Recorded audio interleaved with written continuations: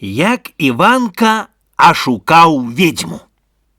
Записано под Туровом. Был сабе дед и баба. Але не было у іх дзяцей. Так яна й каже: Дедухно, мой соколику, пойди ты в лес, вырубай там тележку. Так он пошел, да и принес. А она же вложила в колыску и колыша. Телешику, навару тебе кулешику. Уже стоять ножки, уже ручки, и все уже. Но так уже он и вырос. Вырос и просит у батьки: батюхно ты мой, пойди в лес, вырубай деревинку, човночек зроби, так я поеду рыбку ловить, а мама мне обед принесе. Поехал он рыбку ловить, а мамка обед принесла. Иванко, сыночку, ти по морю едешь, ти рыбку ловишь, ближей човночку к бережочку. А ведьма тое почула ўсе. Он обед з'еў, а рыбку отдал и зноў поехал. Дай ведьма ідзе: Иванко, сыночку, чи по морю едешь, чи рыбку ловишь, ближей човночку к бережочку. Да ён каже ёй: чи то моя мамка клича, чи то ведьма погана. Далей човночку от бережочку. Так ведьма ковалю позвала: Ковали, накуйте мне язык, як у Иванковой мати. Наковали ей язык, и она приходит знов. Иванко, сыночку, чи по морю едешь, ти рыбку ловишь, ближей човночку к бережочку. Ашукаўся он, и ведьма схватила его, да и понесла до своей хаты. Принесла до ворот и клича на дочку: Дорота, отчини ворота, веду я тебе, Иванка. Гляди ты, покуль я иду, гости приведу, чтоб ты, Иванка, посекла, порубала и сварила. Пошла ведьма по гости, а Дорота печку напалила и каже: Иванко, будем грать у печку, ты сядь на лопате. А он, Иванко, то боком, то скоком, то так и говорит ей: ой, я не умею, возьми ты, Дорота, да покажи мне. Села она на лопату, да он ее у печку, да и спек. Зварил, порубал, да сам на явор и залез. Веде уже ведьма гости: Дорота, отчини ворота, гости веду. Ой, шельма, пошла на гулянье. Вошли жаны в хату, да и подъели Доротиного мяса. А ведьма легла под явором и каже: покачуся, повалюся, Иванкового мяса наевшися.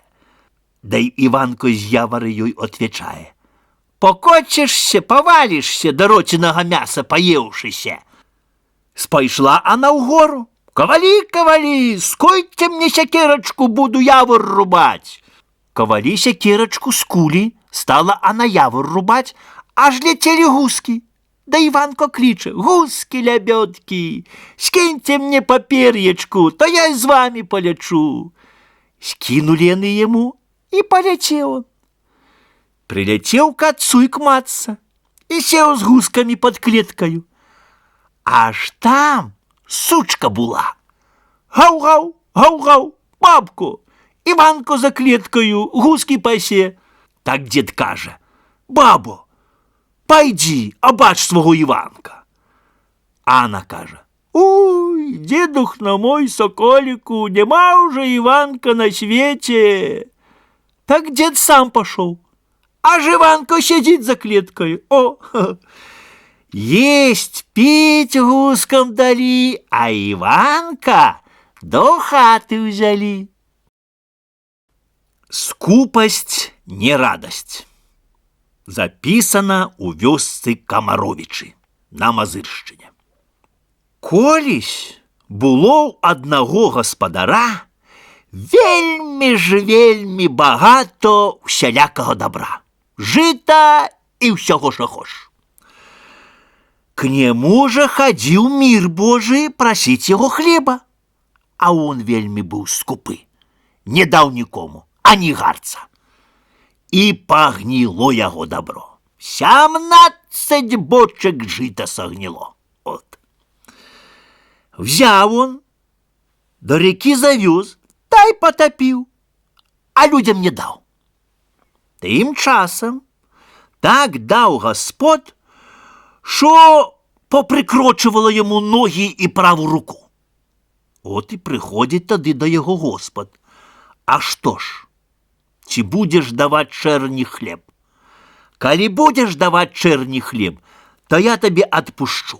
А не будеш давати, будеш топить, то я тебе самого втоплю.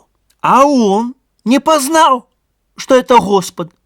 Приходит другий раз и каже: а что ж, ці будешь ты давать черні хліб?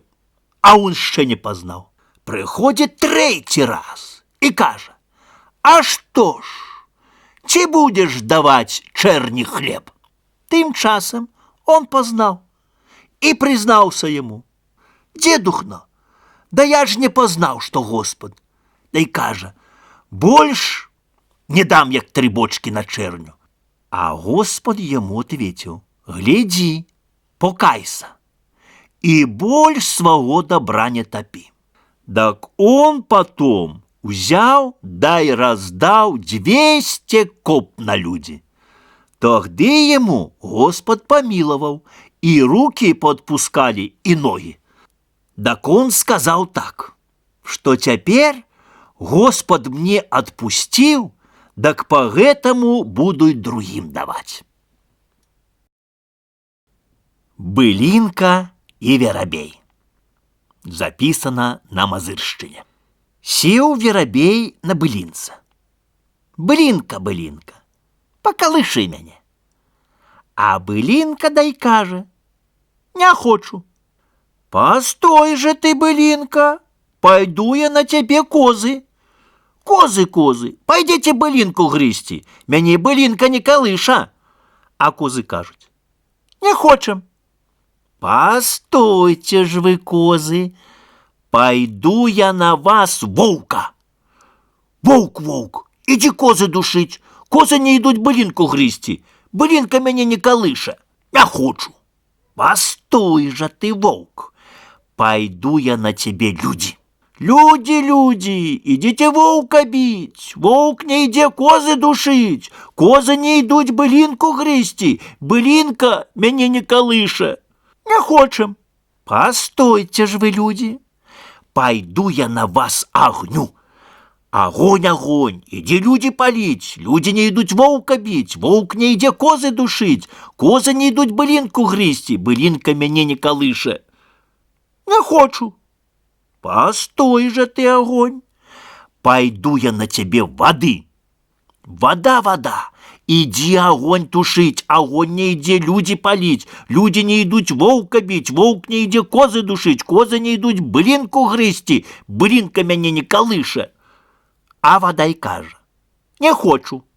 Постой же ты, вода, пойду я на тебе вола. Вол, вол, иди воду пить. Вода не иди огня тушить, огонь не иди люди палить, люди не идут волка бить, волк не иди козы душить, козы не идут былинку грызти, былинка мяне не колыша. А вол каже: не хочу. Постой же ты, вол, пойду я на тебе долбню. Долбня, долбня, иди вола бить. Вол не иди воды пить, вода не иди огня тушить, огонь не иди люди палить, люди не идут волка бить, волк не иди козы душить, козы не идут былинку грызти, былинка мяне не колыша. А долбня й каже: не хочу. Постой же ты, долбня, пойду я на тебе черви. Черві, черві, ідите довбню точить. Довбня не йде вола бить, вол не йде воды пить, вода не йде огня тушить, огонь не йде люди палить, люди не йдуть вовка бить, вовк не йде козы душить, козы не йдуть былинку гризти, былинка мяне не колыша. А черві кажуть: не хочем. Постойте ж вы, черві, пойду я на вас курей. Куры, идите черви ести. Черви не идут довбню точить, довбня не иде вола бить, вол не иде воды пить, вода не иде огня тушить, а он не иде люди палить, люди не идут волка бить, волк не иде козы душить, козы не идут былинку грызти, былинка меня не колыша. А куры кажут: не хочем. Постойте ж вы, куры, пойду я на вас, коршака.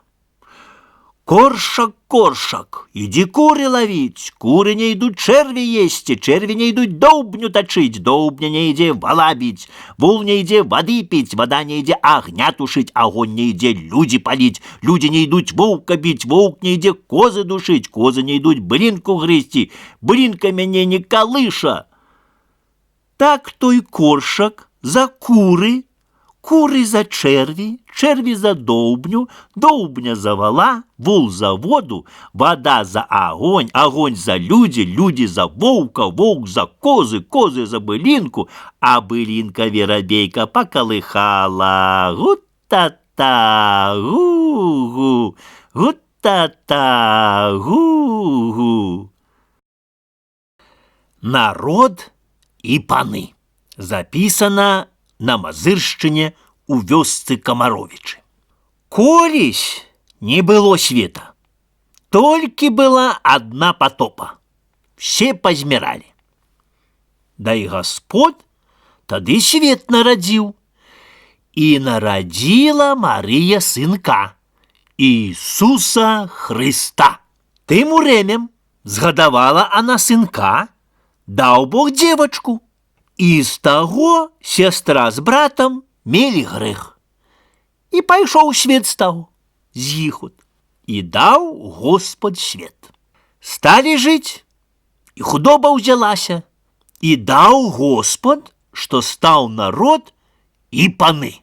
І з паноў узяла пані дзве дзеўкі і паслала ў нядзельку у воскресны дзень траву жаць для телят. Сам Господ ідзе дарогаю, бачыць, яны жнуць траву. Зайшоў Господ кім к дзеўкам, та й кажа: што, дзяўчата, робіце? А што мы, дзедухна, робім? Траву жнем теляткам. А хто ж вам павеліў? А хто нам, дзедухна, павеліў? Пані нам веліла. Да они же и хотели уже вратить, а он сказал: жніце сабе, дзяўчата, і несіце куды трэба. А сам пашоў у лес да пакою да пані і кажа: дзень добры, пані. А што ж ты, пані, зрабіла, што ў воскресны дзень траву паслала жаць, а? А она не познала. Да и отвечая яна ему: а табе что за дело? А як же мне не дело, коли я сам Господ? Як же, пані, хцеш? Ці хцеш 2 годы на одном боку лежать, ці хцеш 2 сыны кормить? А она молчить, ничего не кажа. Так он другий раз путае: ці хцеш 2 годы на одном боку лежать, ці хцеш 2 сыны кормить? Она молчить, ничего не кажа. Так он 3-й раз путае: ці хцеш 2 годы на одном боку лежать, ці хцеш 2 сыны кормить? Она думала, да и кажа: уж, дедухно, 2 сыны кормить. Она, бачите, мысляла, что она может родить 2 сына. А тем часом только он сказал, так 2 вужи и взялись ей за грудь.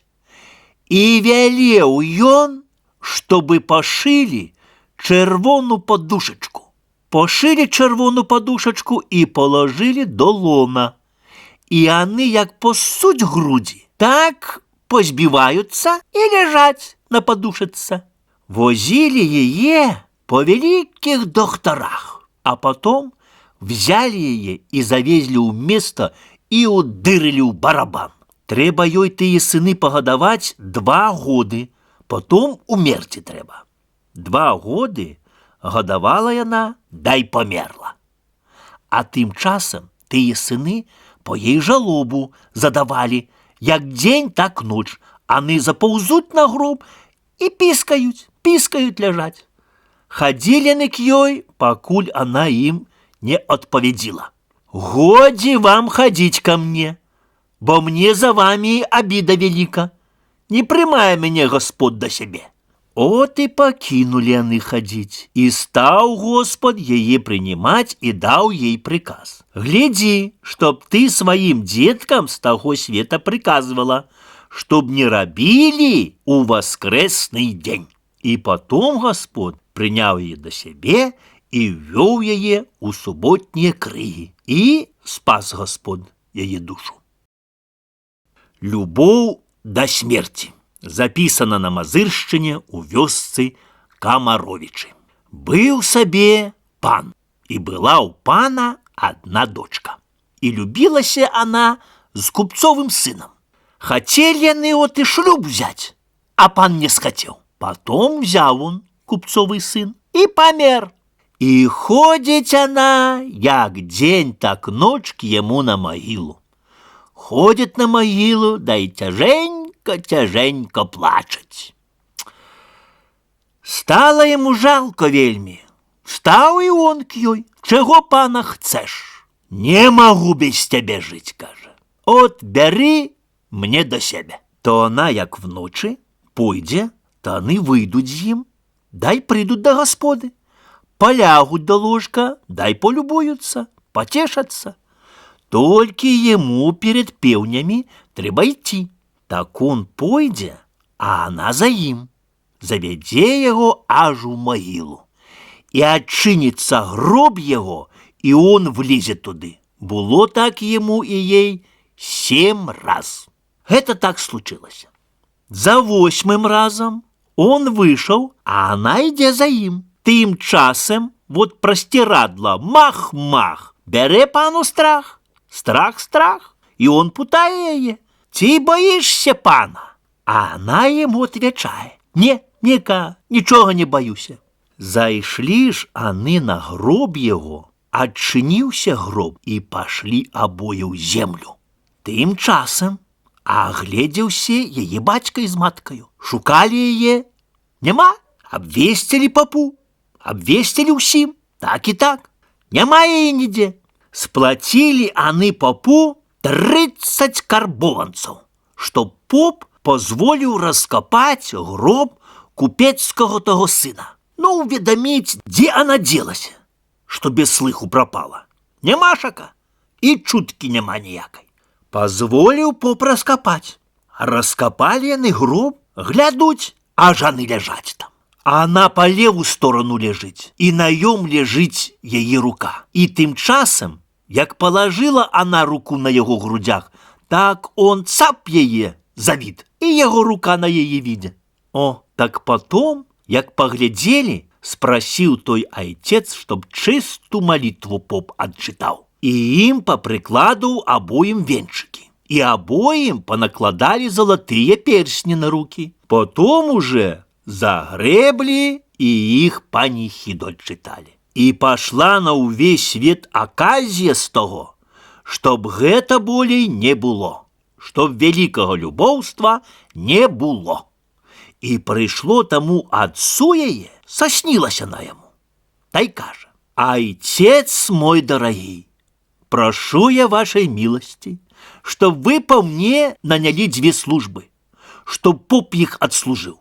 Отслужил поп 2 службы, да снится она снова своему отцу. «Отец мой дорогий, теперь по мне отслужили, да прошу я вашей милости, чтоб и поем по мужу моему справили 2 панихиды». Отсчитал поп, и поем 2 панихиды. И потом дали ему за это аж 150 рублев попутому. Жаніцьба генерала. Запісана на Мазыршчыне ў вёсцы Камаровічы. Быў сабе купец, і вельмі ж багаты ён быў. Меў он дочку. І заляцалася яго дочка за генерала замуж ісці. Прыйшлося так уже ім ісці да шлюбу. А взяла она і захварэла. От сягоння она захварэла, а поютру і памерла. О, да з чаго ж она памерла? Надела она 2 залатыя персні. І сабіраліся там хлопцы да яе, і сталі з яе жартаваць. Ну і хацелі зняць тыя персні ў яе, а тым часам она взяла, посоўвала тыя персні з пальца, та і рот. Хацелі тыя хлопцы пабраць з рта, а она спіралася, не давала, прокаўтнула іх і ўдавілася. Сабралі дактароў, усе мястэчка з'ехалася. Да не далі рады ніякай. Памерла, дай годзе. Тым часам яе прыбралі, надзелі зноў 2 такія персні залатыя і пахавалі. А там 2 хлопцы бачылі, што ў яе персёнкі і вельмі хароша адзежа. Матка з бацькам гатовы ўсе туды класці к ёй, дачцы сваёй. Дак тыя хлопцы пашлі ў нуцы і адкапалі. Узялі і паздымалі ту адзежу з яе, і персні паздымалі, та й кінулі яе ў гроб. А як кінулі, так персні повыляталі з горла, так она толькі «Ох!» дай гукае. «Пожалуйте, хто это зрабіў? Вынесьте мяне, будзе вам нагарода вяліка ад майго бацькі. І вядзіце мяне да майго бацькі, не бойцеся, вам дадуць 100 рублёў за гэта, бо мне зрабілася так, з чаго я памерла. Адбіралі мне персні, я ўлажыла ў рот, да і ўдавілася». Адважыліся яны, да павялі да бацькі яе. А дом там быў вельмі замчысты, мураваны. Прыйшла она пад браму і гукае: «Отец мой дорогий, отчини мне!» Учула матка і кажа: «Просится наша дочка». І знова нагукае: «Отец мой дорогий, отчини мне». І держить она тыя хлопцы ля сябе. Да попужаліся ўсе ў доме, не хочуць брамы адчыняць. Да жонка кажа: «Чаго ж вы пужаецеся? То ж наша дочка просится». Так выйшаў браме айцец і пытае яе: «Кто ты такі?» «Айцец мой дорогий, я ж ваша цурка, бо я не по сваёй смерці памерла. І є ў мяне тут 2 хлопцы, што мяне адратавалі». Так ввялі іх у хату ўсіх 3. І гаворыць она: «Мамачка моя, бацька мой, сплаціце ім, я ім найменавала 100 рублёў. А ще яны пайдуць і маю хату дамавіну прынясуць сюды. Пабачыце, яка мне смерць была». Даждалі яны дня ўсе, пашлі і прынеслі яе дамавіну. І тыя залатыя персні 2, як выскачылі з яе горла, так яны кроўю дужа пабрызгаліся і ляжаць. Цяпер отец даў ім 100 рублёў, пачаставаў іх крепка, а потом пашла публікацца к таму генералу, што з ёй заляцаўся, што она не по сваёй смерці памерла, дай удавілася перснямі. І цяпер трапіліся такія 2 хлопцы, што адратавалі, хацелі персні здымаць і адкінулі яе. Так адбілася тыя персні з яе горла, і яна аджыла. І цяпер, зяцю, даў я гэтым хлопцам 100 рублёў, а ты прыбывай, бяры маю дочку ў шлюб. Вот і прыехаў той генерал, і пабраліся яны. І я там була, мёд віно піла, па барадзе цякло, і ў душы нічога не было. Муж і жонка. Запісана на Мазыршчыне у вёсцы Камаровічы. Муж з жаною сварыўся. Муж гаворыць: «Што вы робіце дома? Гуляеце, да нічога не робіце. З вас ніякага дела няма». Так жонка яму і кажа: «Ой ты, трасса тваёй матары, заставайся дома, а я поеду в поле орать. Толькі ты глядзі, каб мае дзела ўсё пароблена было.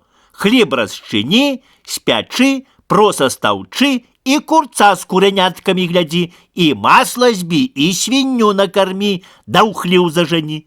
Так ён гаворыць на жонку: «Ну, едь, я твое дело пораблю. Так она поехала, а он у хате остался. Узял хлеб расчинил, а курянята попутал и к старой курце привязал, чтоб нигде не отбегли. Проса начал толкти, да макотер, ну те, что масло бить, привязал себе сзаду, ну, что проса будет толкти и масло разом бить.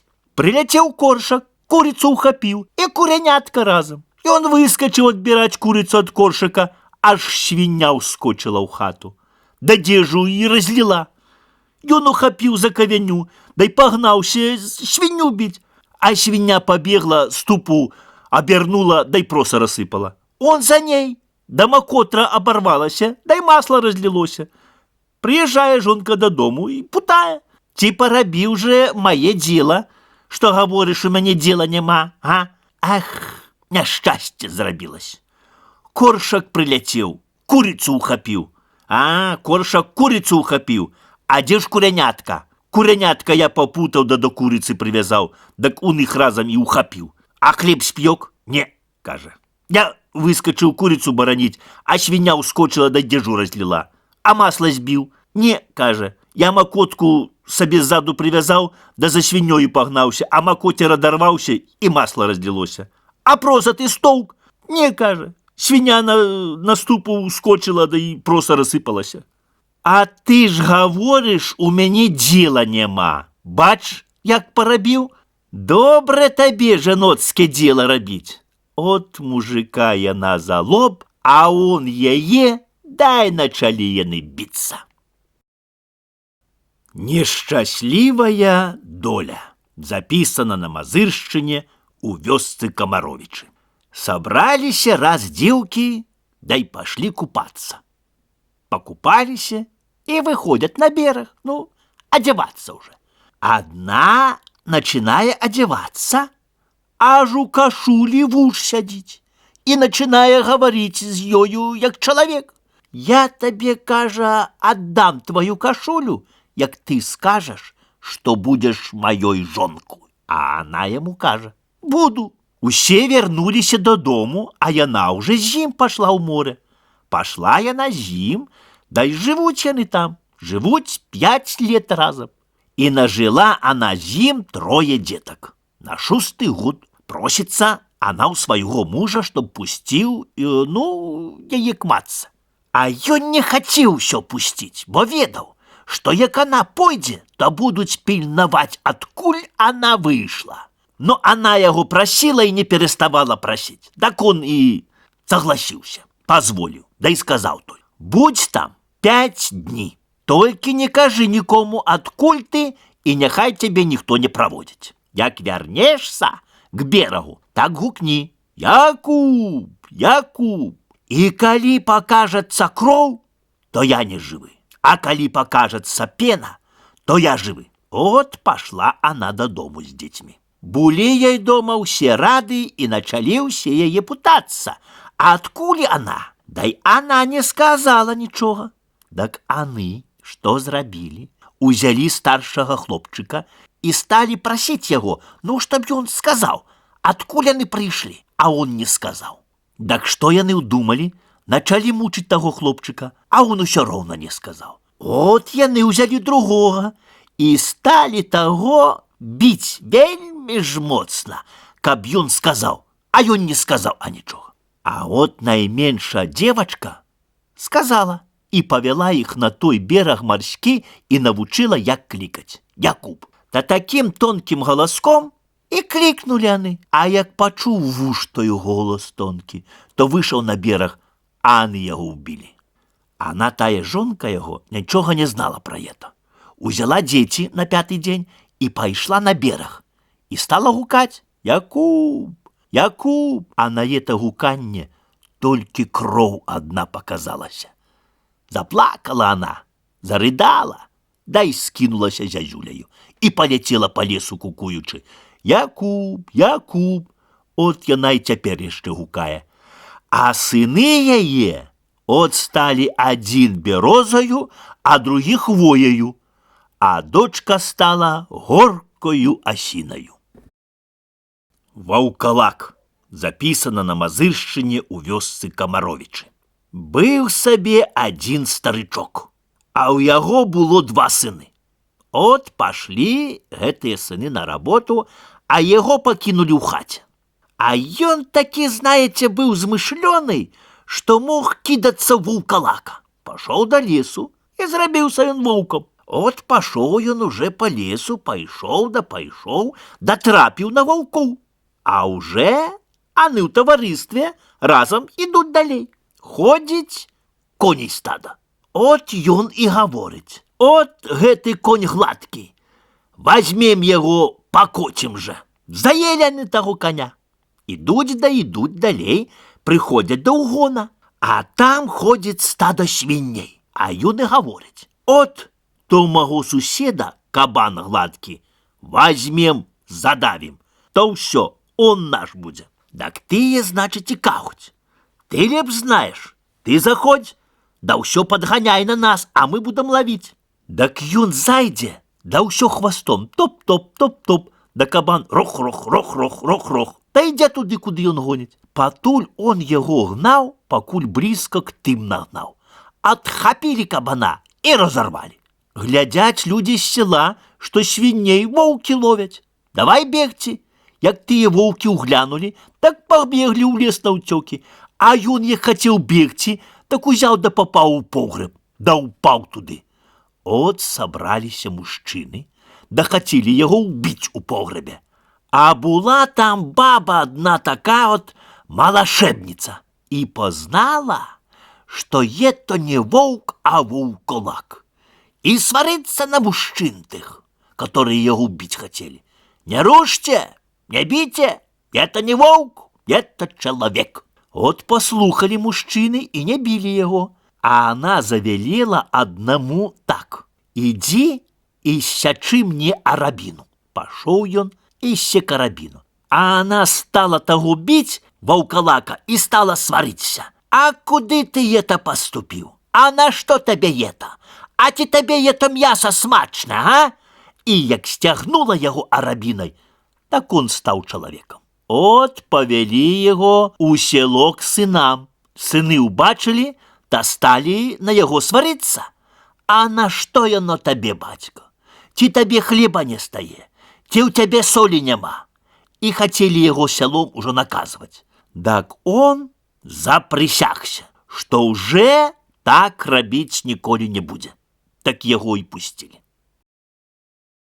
Чалавек з розумам, запісана на Мазыршчыне ў вёсцы Камаровічы. Было ў бацькі 3 сыны. 2 было разумных, а 3 дурень. Як тыя разумныя ад бацькі часць беруць, так і дурень бярэ.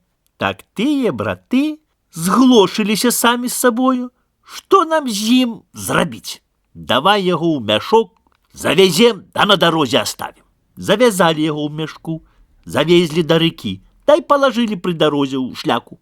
Едзе купец, такі багатыр, у яго 100 мільёнаў грошай у возе ляжала. Тым часам он, той дурень, ляжыць у мяшку і крычыць: «Господи, миленький, не умею ни читать, ни писать, а мяне ў той свет везуть на короля». Той багатыр на хурмана і кажа: «Стой, сунімі коні». Сунялены коні. Той купец злез і спрашвае яго ў дурня: «А чаго ты крычыш?» А он яму кажа: «Я таго крычу, што не ўмею ні чытаць, ні пісаць, а мяне везуць на той свет на караля». Той кажа на хурмана: «Развяж яго». Развязалі яго, а той купец лез у мяшок, думаў, што возьмуць яго на караля. Да аны з хурманом завязалі таго купца, да скінулі ў рэку. А той дурень взяў, да на воз сеў, дай паехаў да бацькі. Заехаў он да бацькі на двор, так тыя браты дзівяцца: «А што гэта такое?»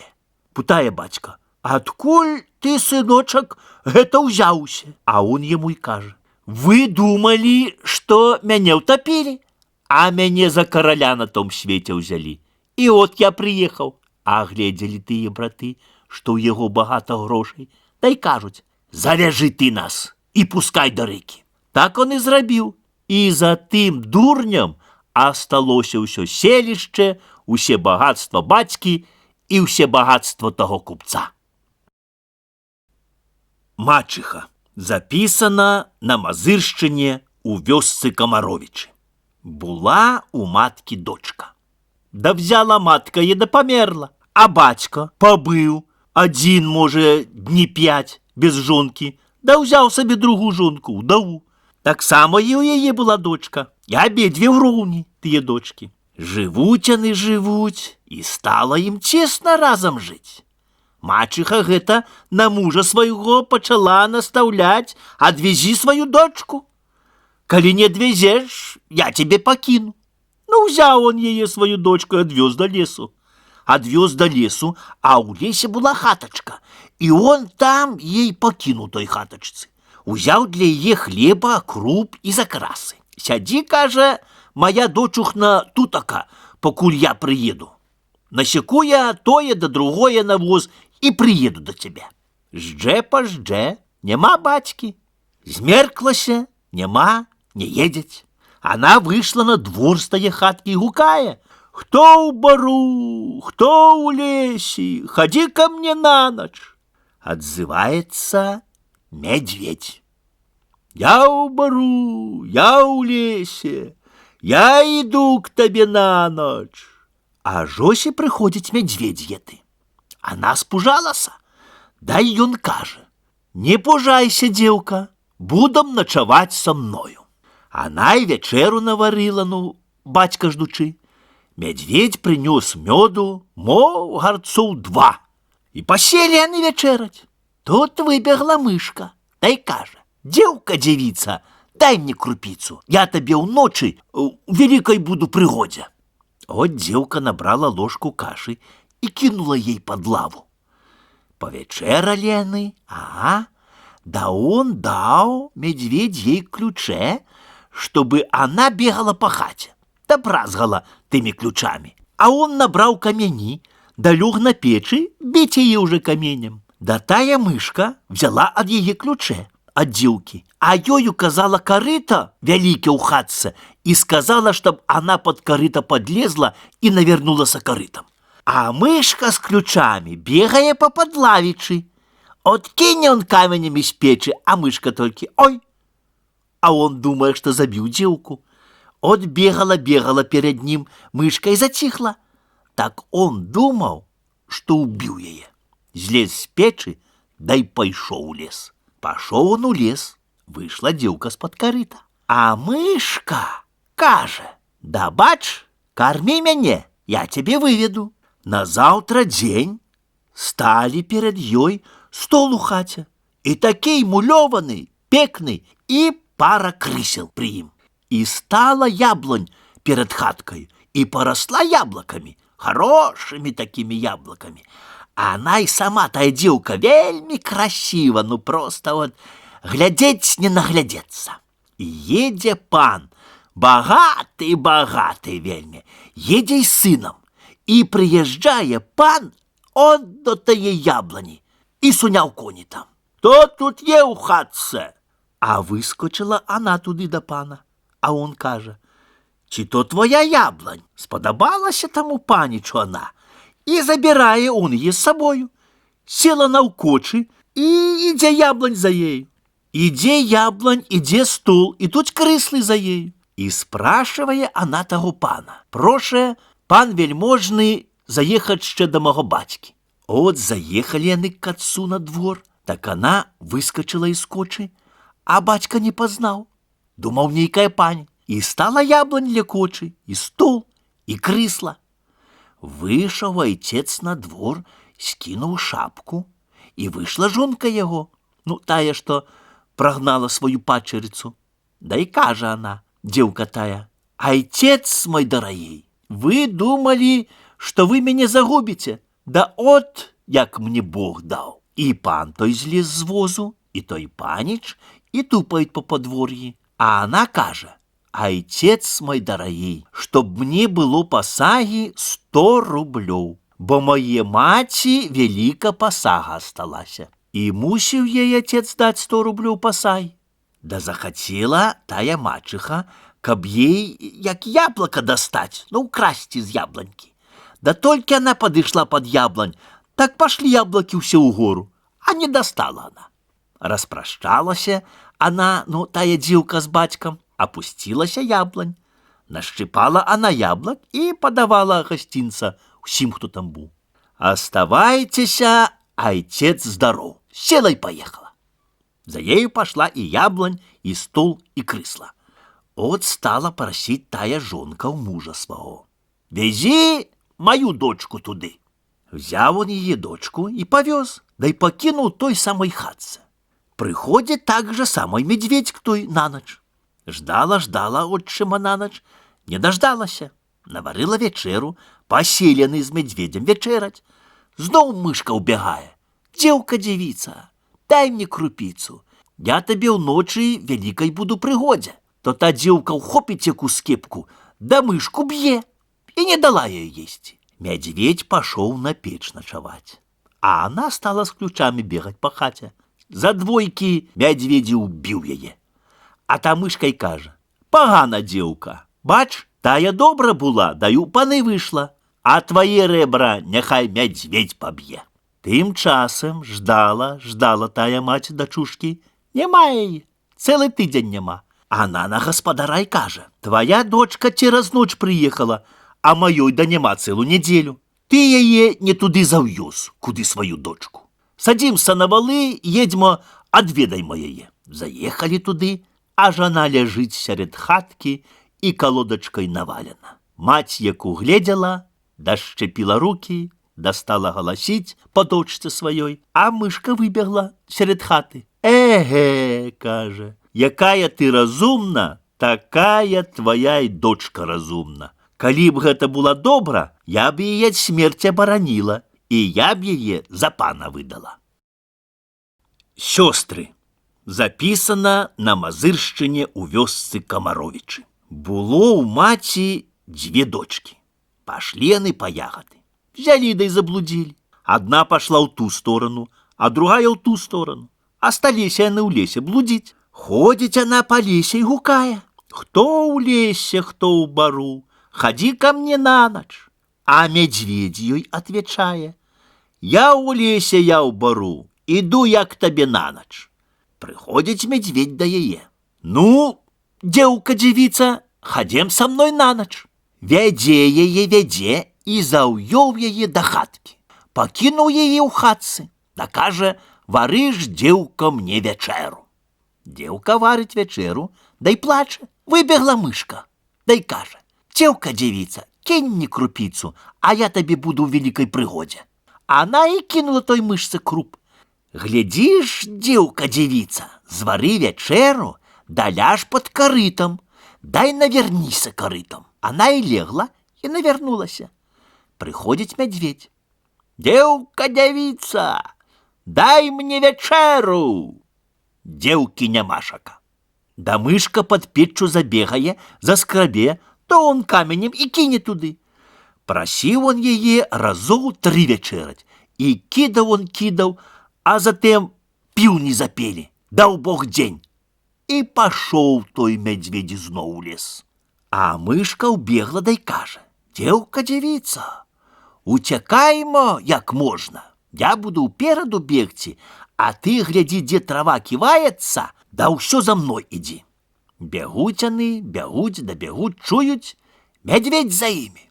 Лезь, девка, на хвою, я сховаюся ў траве. Полезла девка на хвою, а мышка ў траве сховалася. А медведь бегал да бегал, нюхал да нюхал и проминул их, да и вернулся назад. Слезла девка из хвои, и пошли они зноў. Бегли, аж до села добегли, и убегли в село. Ледве ж отдыхнули. Зайшли они до матки, да тая уже не ведая, что робить, ходит да только руки ломить. Пошли девчата у лес, нема да нема. Девка той мышцы насыпала круп, чтоб подъела.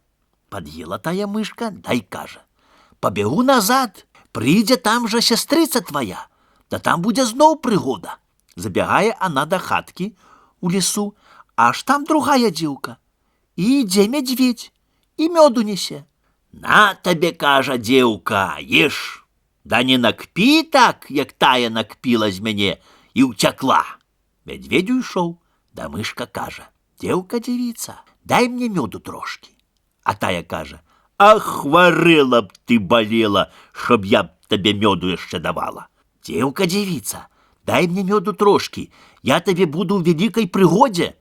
Якая там прыгода, толькі чтоб есть было мне што. Прыйшла ноч, мядзведь прыйшоў, павячэралі і сталі начаваць яны. А та мышка прабегла па стале, да шклянкі міскі ўсё браць, а мядзведзі кажа: што ты мае шклянкі пабіла? Да камнем на тую дзеўку. Як раз даў, да другі, так і ўбіў яе. А мышка выбегла. А што, дзеўка, дзевіца, я табе казала? Дай меду, я табе буду ў вялікай прыгодзе. От знай.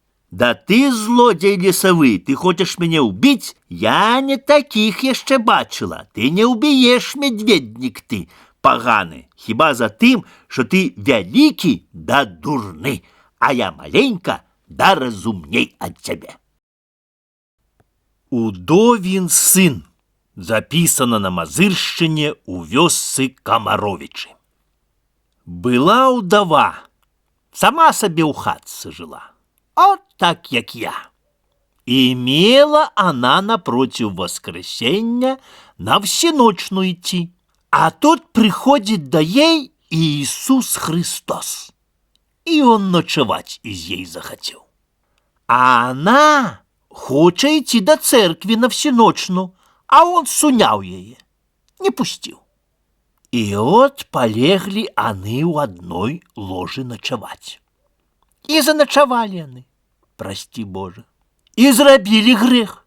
И дал Господ, занялася она, и родила сына. Во лбе месяц, а у потылицы солнце. О, не захотела она его годовать, ну что, кажа, з мяне будут люди смеяться, что мне такое дитя вот Бог дал. И скупала она его, и сповела хорошенько, и полочек навязала, и пустила до мора. Плыве оно по морю, те дитя, плыве да плыве, и выплыло так вот, просто в середине мора. Иде корабель, вышло оно тое дитятко наверх, да так и зазяло все море.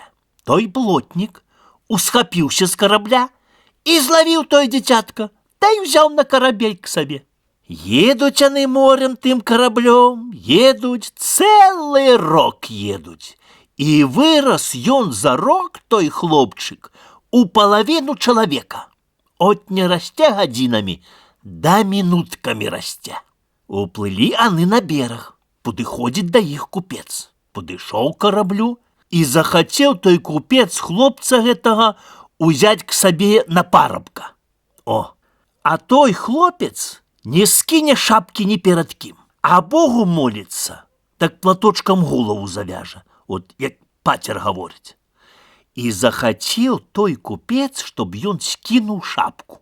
Отвечай ему той хлопчик: коли буде мне 200 рублев, так скину. А не дасте 200 рублев, так я буду твой зять, а ты мой тесть. За дочку меня прими. Пошли они до костела, и присягу он принял. Возьму тебе за зятя, только скинь шапку. Як принял присягу, так он перед попом, перед людьми, знял шапку, зазяла церковь. Зараз же ударили все в барабан и почали спрашивать, чтоб собрались письменные, умные, крепко люди, и посадили их читать.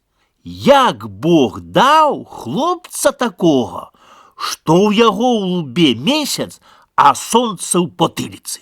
І дачыталіся до того, что прыйшоў, значыць, кудаве сам Иисус Христос ночевать. И зрабілі аны грех, прости Боже. И дал Бог ёй сына такого, и сараматавалася она гадаваць при сабе яго, что будут люди смеяться, так она пустила яго на море.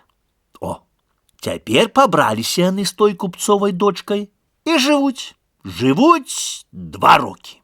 І от хочеться йому до своєї матки довідатися, як вона там. А жонка не пускає його. Жена моя, я там бавляться не буду. Я зараз прийду назад до вас. Да надів он так собі світочку, купив коробку, от як коробейник, набрав краму хорошого і пішов до матки. Прийшов он к матці, у печі палиться, вечеру наготує. Бабушка, бабушка, ті не пустили би мене на ніч? Можна, ночуйте собі. Заночував він. А вона ще так молода. От так скажу вам, середня кабета.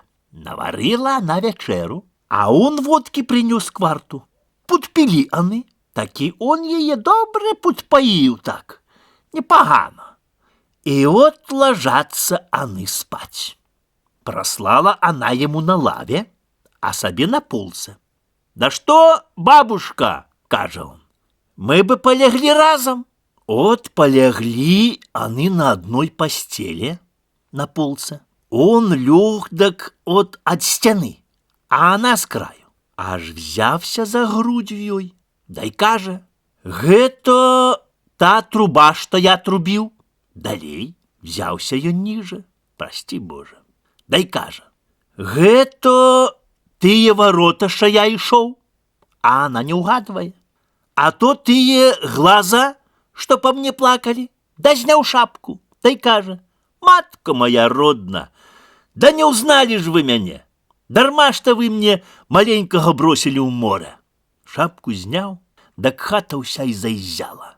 Матка и обомлела, а он ей водой докинул и каже: «Матка моя родна, чего ж вы млеете?» Ну, трошки она отпочнула, да пришлося ему расставаться с маткою. Так он спрашивая матки: «Матка моя родна, хочете, да я вас заберу до себе? Сынок мой дорогий, коли тебе добре, коли тебе Господь дал лёс, живи здоровенько. Уж я остануся тутака. Да мне, мой сынок, присылай письма, чи жива я, чи жив ты, чи здоров ты». Он дал, сколько было у его грошей, одежи покинул и распрощался с ею. Матка после того жила еще 10 лет, а на 11-м померла. И папа матка просила, чтоб он писал и послал до него, а ее хатку, чтоб запечатали, покуль он приедя. Так ее ховали, хатку запечатали и послали письмо. Так он приехал, той хлопчик. О, матчину хатку он продал, не знаю за сколько. Да папу дал 20 рублей, от, чтоб он панихиду по матце спевал. От така казка. Талімон і Хімка. Записано на Мазыршчыне у вёсцы Камаровічы. Быў чалавек Талімон, сын Талімона. Жонку взяв он Хімку. Тая Хімка ходила по воду к священнику до студни, а священник ее полюбил.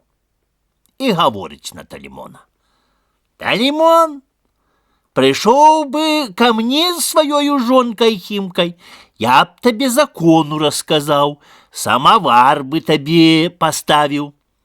Так он каже: «Ты, Талімон, добре, батюшка, я приду». Пошли они до попа, наставили самовар, при столе сели. Ну и говорит поп на Химку: «Химка, ходем покажу тебе мои иконы, что такое есть, ти тебе сподобается».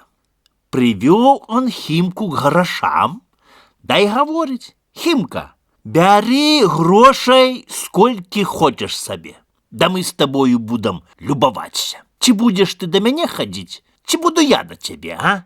Ну, добре. Так они отпогостили и пошли додому. Они были бедны, у них не было ничего. Пошел Талімон у корчму. Да мужики пьют за столом. И Талімона зовут водку пить. А говорить: «Талімон, взяв би ти якое паукватерки, поговорив би, випив би тут сидячи. Ей, братцы, братцы, у меня нема за что пить, нема грошей, нема за что водки брать». Ой, Талимон, взял бы сеновоз, да повез бы на место продать, да были бы гроши у тебе. Пошел Талимон до хаты, дай говорить Химце. Химка, возьму я сеновоз, повезу на место, продам, да будут гроши у нас. А она говорить, як себе хочешь, вязи. Он наклал воз сена, дай повез, на мосту выскочил злый. І растащив сена, разнес по болоте все. Дай побег старшому злому дохвалиться. От что я тому человеку зрабил. Так старший злый насварился на его. А ты дурень, иди ему сена позбирай, и год ему послужишь за тое. Он пошел, дай говорить на Талимона. Чего ты, человече, плачешь?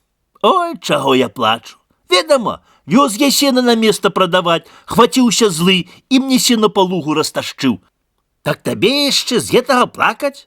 Так мы с тобой позбираем это сено и еще больший воз наложим, як був. Так они зробили. Завезем на место, я тебе помогу торговать. Хотя б рублев 5 взять за воз. Что ты рублев 5? Возьмешь 25 рублев. Повезли на место. Стали они торговаться. Взяли 25 рублев, накуповали всего и едут додому. Он просится, человече, я у тебе давай наймуся служить на год. Ой, дитенко, моє дитенко, мне нема чим платить тебе, нічого нема, нечем платить, нечего есть.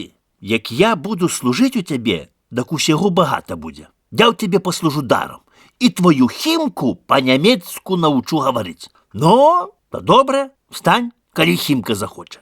Так они заехали додому, і Талимон каже, Химка, гэтый хлопчик хоче у нас наняться на год служить. Так вона каже, да что ж у нас нема нічого? Так он каже, ей, дядночка, что мне треба? Я и так буду у вас служить. Як себе хочешь, послужи. Стал он служить у их. А они вместе понакупляли чаю, сахару, всяго-всяго, и привезли Химце. Так вот, поехали они орать на поле на целую неделю. И набрали с собою на неделю всяго. И Химце кидают. Это тебе, Химка, а это нам. Так они поехали. Что треба за 3 дни орать, так они за день зробили. Тим часом к Химце пришел поп на ночь.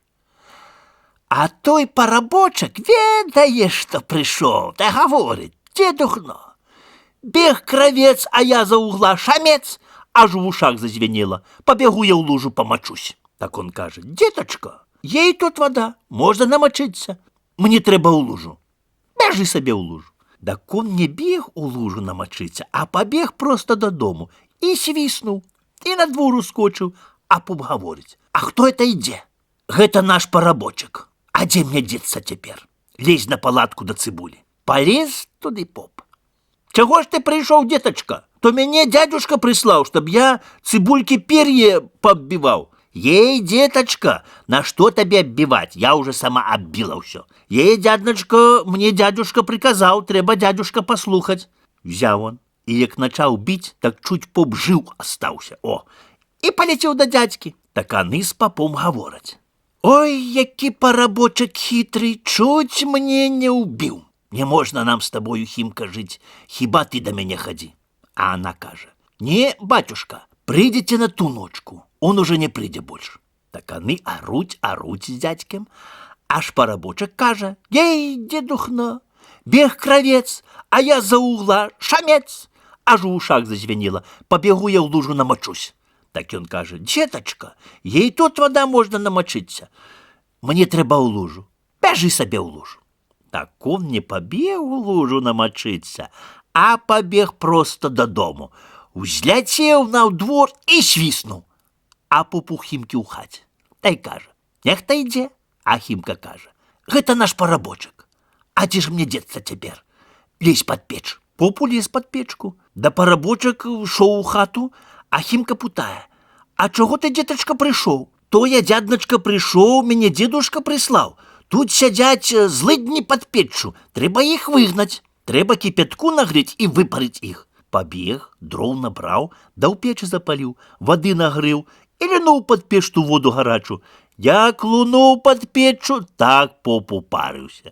Выскочыў і пабег. Так он кажа: «О, бач, дзядначка, былі злыдні пад печу, выскочылі, пабеглі». Так ён пабег да дзядзькі, а руць знованы цэлы дзень. Да парабочак кажа: «Ей, дзедухно, бег кравец, а я з-за угла шамец». Аж у вушах зазвенела: «Побегу, я в лужу намочусь». Так он каже: «Ей, деточка, ей тут вода, можно намочиться. Мне треба в лужу, бяжи сабе в лужу». Так он не побег у лужу, а побег просто додому, узляцеў на двор і свіснуў. А пупух Хімкі ў хаце. О, і каже: «Нехта ідзе». А Хімка каже: «Гэта наш парабочак. А дзе ж мне дзецца? Ён усё знае, дзе я схаваюсь». Так она гаворыць: «Ідзі в авечкі, за овцами постоишь. Скинь кашулю и голый за овцами постой, так он не познае тебе». Поп скинув кашулю и схаваўся за овцами. А Хімка парабка пытае: «А чаго ж ты, дзетачка, прыйшоў?» «То я, дзядначка, прыйшоў, што нашы авечкі не пояны. Трэба іх напаіць». Дай Хімка кажа: «Я ж сама напаіла, не трэба іх паіць». «Ей, дзядначка, мне дзедушка прыказаў. Трэба дзедушку паслухаць. І там є баран дужы такі, што авечкі б'е. Трэ яго выгнаць». Пашоў, взяў пугу і начаў таго барана біць. Папа голага, без кашулі. Біў, дай пабег зноў да дзядзькі. Хімка кажа да папа: «Батюшка, придите на ту ночку». А он каже: «Не, Химка, уже не приду. Так приходьте хоть под окно». Приехали с поля до дому Талимон с парабочком. Так Химка им на полце простилая, а сама ля окна ложится. Так парабочак гаворыць: «Не, дядначка, мне вельмі горача. Я ля окна лягу, вы ложитесь с дядьком». Она сопротивляется, не хоча, сподівається на папа. Да муж ей гаворыць: «Нехай он сабе ложится ля окна, коли хоча. Он послушный хлопчик, а ты ложись со мной». Так и полегли. Поп приходит, стукая в окно и кажа: «Химка, выйди ты ко мне». А парабочак за Химку отказывая: «Не можно мне выйти, муж дома». Ну, лежить Талимон и гаворыць: «Нешта батюшки не видно. Може, хворый, ці что? Химка, зварила б ты ему да понесла б, что такое». Она кажа: «Что я ему занесу? Трэба хіба курку зарезать да понести». Зарезала на курку, зготовала, да й кажа: «Спадница моя чорна, не ведаю, ці так идти, ці новую надеть». А муж кажа: «Приберися, да иди». Пошла она у клеть одеваться. А парабочак выхватил курку з горшка, а туды укинул, а тую курку с дядьком съели себе. Химка взяла горшочек и понесла до папа, да й кажа: «Батюшка, встаньте, от росолку я зварила». Так он устал, взял, помешал, а яно усе наверх вышло.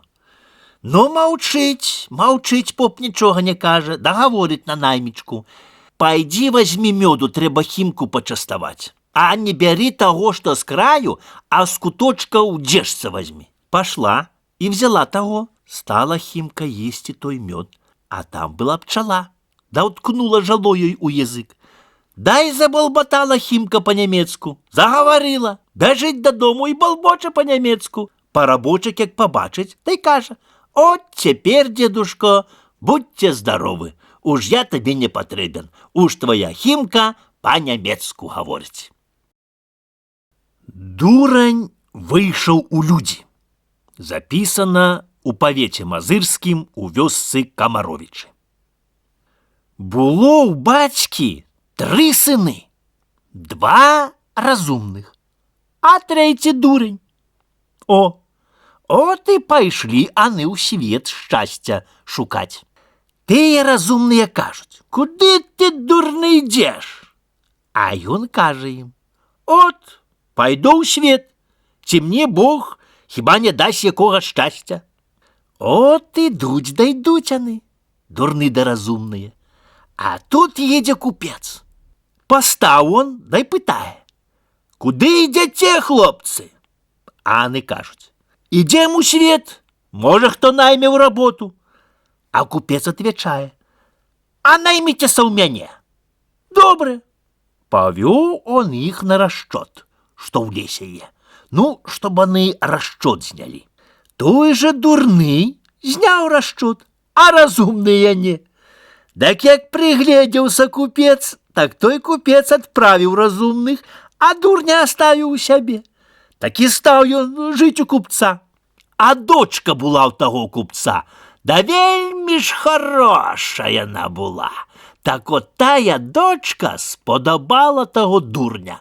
Сподобала от, что он удалый на расчет. И просит она своего батьки, чтоб поженить их. Той купец яе не пускае. Что, кажа, така волоча, такі ён да такі, на шо ён табе? А она кажа, что, татко, да я його ж вельмі хочу. Взяли яны, да и поженили. Поехали они в гости до его батька.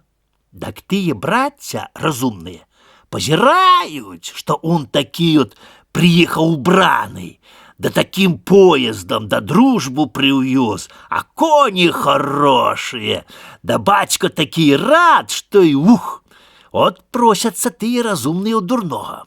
И мы с тобою, братья, поедем разом, може и нам Бог счастье такое и дасть. Поехали они. Приехали у той дом купецкий. Так купец и каже, откуль они? Что они будут робить, коли расчету не умели знять? А она, тая дочка, да и каже, таточка, поставим их на воду, лес отваливать, нехай идут на приказчики. Пошли ж они на лес. Достали на приказчики. Як стал той лес адваливаться от берегу, так стал лес крутиться, ну, ведомо на воде. Так стали они кричать, что млин меля. Гвалт, гвалт, млин меля. Да стали все с тых разумных смеяться. Ого, что дурень, да вышел на люди, а разумные, да дураками и остаются. Бедность не загана. Записана у павеце мазырскім у вёсцы Камаровічы. Була у бацькі дочка, да вельмі ж красивая она была. Прыходзяць к ёй 3 кавалераў. 2 убераныя, что толькі от глядзець і не наглядзецца, а 3 у таких латах, у таких шатах, что не можно и позирать на его. Так стали они ту паненку сватать. И той сватае, что в латах. Так тыя уберанные смеются над ём, да кажуць, ты нягудный, да латунь ты, куды ты лезешь? Она, тая паненка, уберана, хороша, а ты в латах.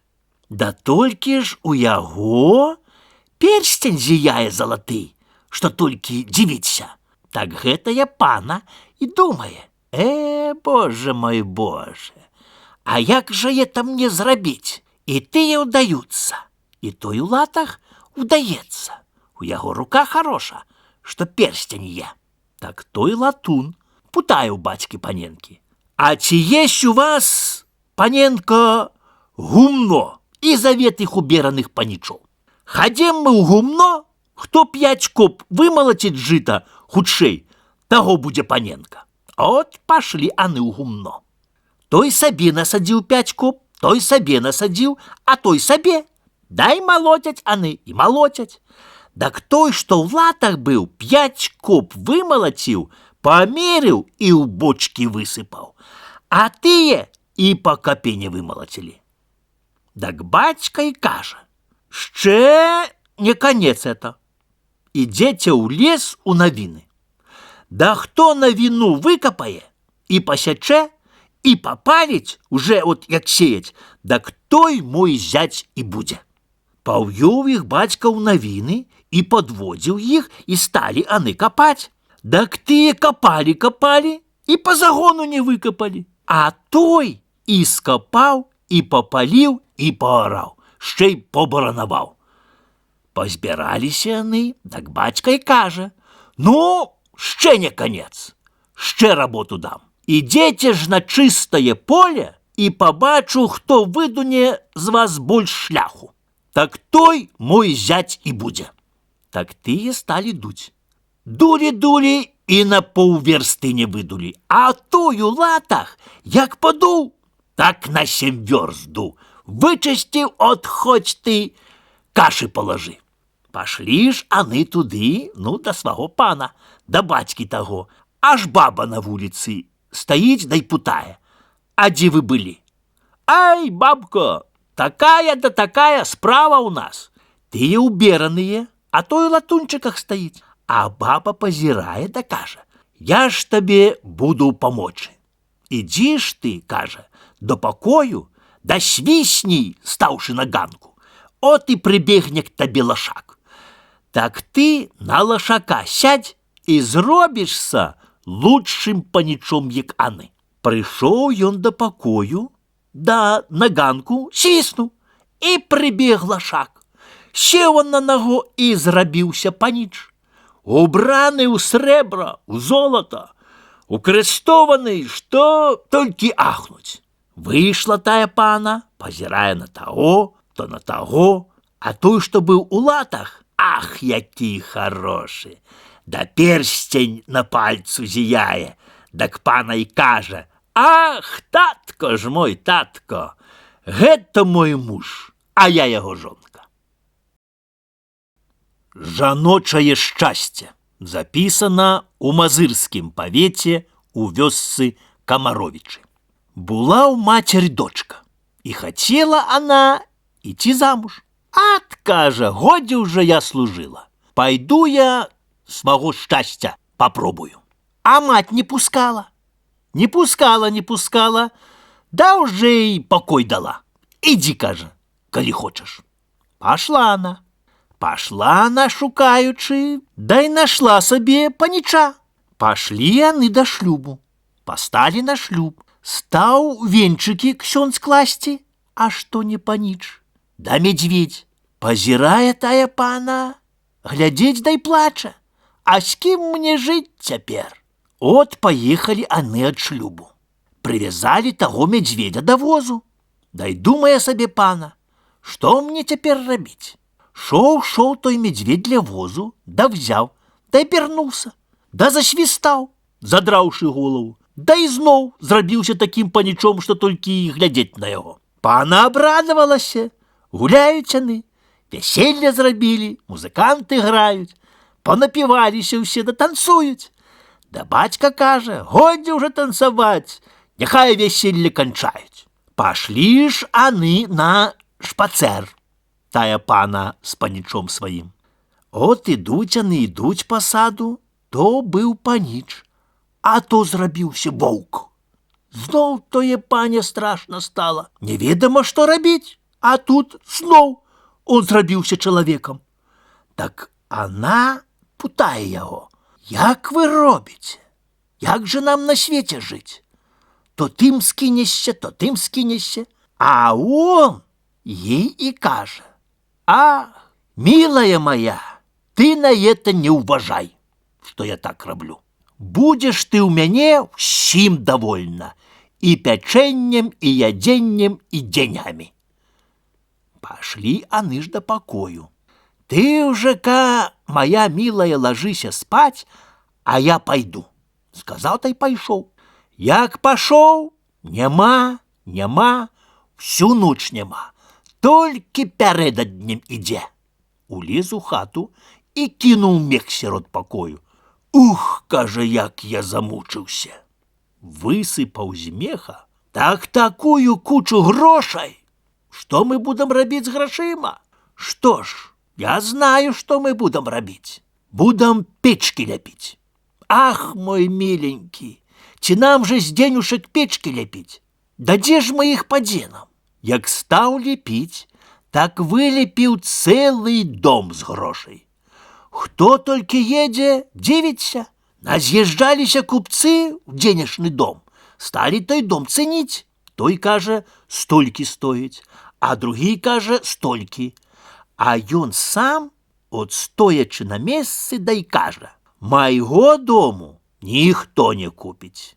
Толькі як наложыць грошы, поўван дом, дай замуруе дзверы. Дак той тады толькі і купіць. Боже, як сталі ехаць. Да як сталі грошы звозіць, да запакавалі дом, а самі голыя асталіся. А яму ўвесь той дом напакавалі грашыма. Прадаў жа дом, спакаваліся яны з жонкаю ў брыкі, да і паехалі сабе. Сквапны гаспадар. Было ў бацькі 3 сыны, 2 разумных, а 3 дурень. І яны бедныя былі, няма ім з чаго жыць. Пайшоў от адзін брат у свет, дзе стаць за парабка. Ідзе, да ідзе сабе, а бачыць стаіць чалавек на варотях, да й пытае: куды ты, чалавеча, ідзеш? Іду, кажа, у свет зарабіць, ці хто не найме. Найміся ў мяне, дам табе 60 рублёў на год. Ну, добре, пашлі яны, даў яму вечераць, павечералі, полегли спать. Завёў он его, той гаспадар, назаўтра малаціць. Малаціў да малаціў он, уже аж до поўдня. Няма гаспадара, ніхто есці не нясе. Да папоўдні прыносіць той гаспадар ведро вады, а есці не дае.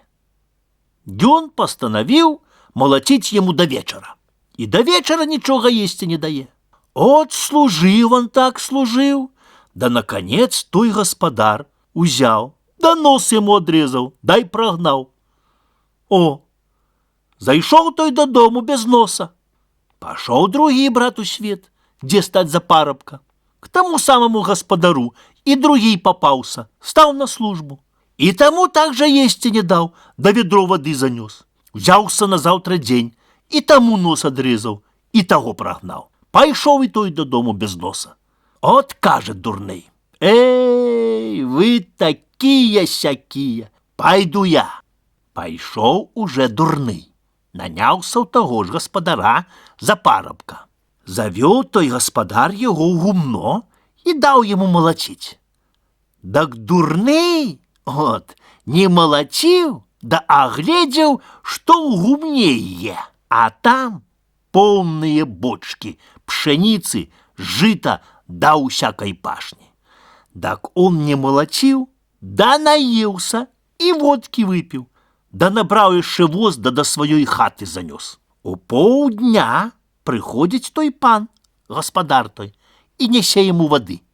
А ён і кажа: эх, добры мой хазяин, што ты нясеш вады, вже я піць не хочу. Так як он помолоціў з нядзелю, так поочышчаў тыя бочкі і павыносіў дадому ўсе. Огледзеўся той гаспадар, што пустыя бочкі, прыйшоў да хаты, та й кажа: эй, бабо, адправі моє тога парабка, няма нічога ў гумне, вычысціў нам усе бочкі, даймо 60 рублёў і адправімо. Пытае дурны: калі ж ты мне, паночку, адправіш? А калі ж, як зяўзюля закукуе? Да от ён яму, таму дурному, дае есці, водкі яму даў, а на бабу сваю і кажа: на дворе груша стаіць, то ты злезь на грушу, а я яму есці дам, так ты тады закукуеш. Баба пашла на тую грушу, та й села там, а ў хаце хвузія стаяла. Ён бачыць той дурны, што баба ўзлезла, да будзе кукаць, да за тую хвузяю выйшаў, да бабу застрэлю, да ўлез у хату. От, паночку, кажа, я зяўзюлю ўбіў на грушы. Той гаспадар шчапіў руки, да кажа: боже, то ж ты бабу ўбіў. Та не, кажа, паночку, то зяўзюля кукула на грушы, да я яе ўбіў. На табе 60 рублёў, бяры эту хвузію і адчапіся, ідзі ты з Богом дадому. А ён нарыхтаваўся, да за нож, да таму гаспадару ўзяў, да нос адрезаў, так як яго братам. О, да забраў тыя пянензы 60 рублёў і пайшоў дадому. От табе й дурны. Чараўнік. Запісана у павеце мазырскім, вёска Камаровічы. Быў сабе чалавек. Пашоў он у лес, набіў у пянёк клінкоў, скінуў адзежу і стаў перакідацца цераз гэтыя клінкі. Дай зрабіўся ваўком. Пайшоў он у лес. А сусед это ўсе бачыў. Прыдумаў он, да ўзяў аднаго клінка, выняў і кінуў у воду. Няма яго, таго чалавека. Няма год, няма два. Да прыходзіць ён назад. Прыйшоў к таму пню і перакідаецца назад. Не можна. Весь чалавек, да хвост воўчый. Думае, нічога не будзе. Няма клінка. Стаў адзежу надзяваць. Да ўсё не так. Стаў штаны надзяваць. Хвасцішча доўгае. Неведама, што рабіць. Всадзіў он гэты хвост сяк-так у штаны, упакаваў яго, да і прыйшоў дадому. Да лёг на лаве, да і ляжыць. А той сусед, ён пільнаваў уже, як он прыйдзе. Як угледзеў, што уж дома той, так пашоў у карчму і азнаёміў людзям. Такая і такая у нас, браткі, справа є. Такі чалавек ён, што душыць свінне да коні. Сталі яны пытаць, як, што? Да не верылі, не далі веры яму. Ну, кажа, не майце мне веры, так прывядзіце яго ў карчму. Он і знаком. От пазбіраліся дзясятнікі, сотнікі. Дай пашлі яго, прывядзі сюды ў карчму. Дабраліся да яго. Ты нам кепства робіш. Взялі яго раздзяваць. Як пацяглі за штаны, так прыгнуў хвост. Так і стаў дуба. От павялі яго ў лес. І назорылі, чтоб он перад усімі пазабіваў тыя кліны. Пазабіваў он кліны.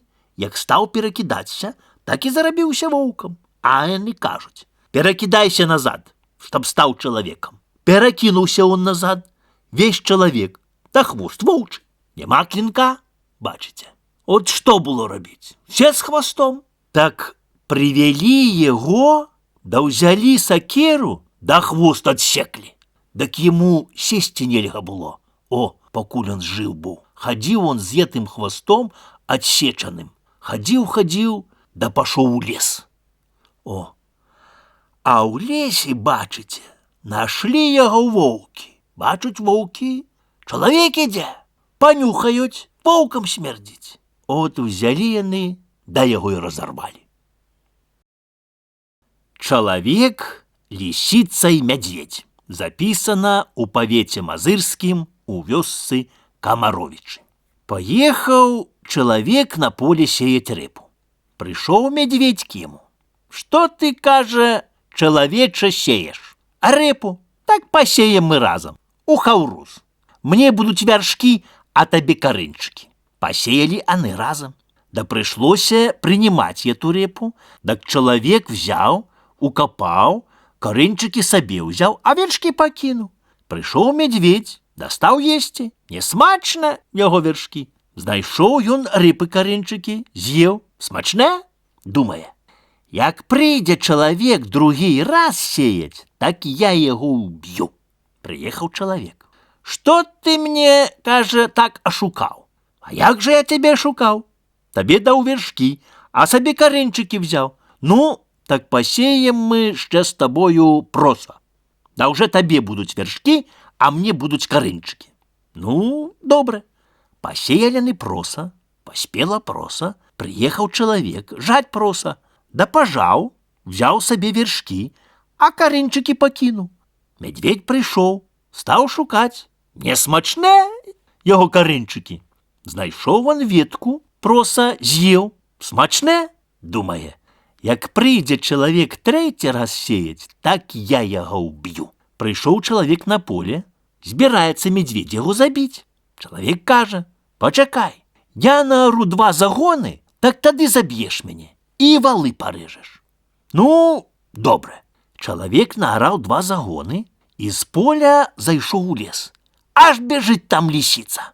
І стаў он ей гаварыць. Так і так, кажа, он хоча мяне ўбіць. А она кажа, я тебя адратую. Прыйду, буду пытаць, ці не бачыў медведя. Так ты, чалавеча, адкажы, што не бачыў. Вараціўся чалавек на поле, аж медведь ляжыць пад возам. Бегне лісіца. Ці не бачыў ты, чалавеча, мядзведзя? Ідзе паляванне, леснікі ідуць. А он кажа, не бачыў. А она пытае, А что у тебя под возом лежит? Так медведь говорит человеку: скажи, что лучина. А лисица отказывая: так а лучина на возе лежала б.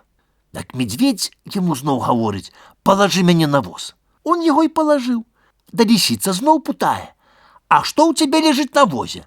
А он каже: лучина. А, каб лучина-то бы веровкой була б прив'язана. Так медведь і говорить: привяжи мяне веровкой. Привязал человек медведя веровкой, да лисица знов путає: каби лучина, то була б секіра на возе. Так медведь говорить: убію мяне сякеру. А человек, як став бить, так і убив медведя. Забив он того медведя і пайшов до лисицы.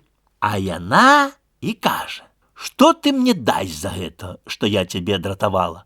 Дай пару курей гостинца. Добре, я тебе пару курей принесу, так ты возьмешь их себе.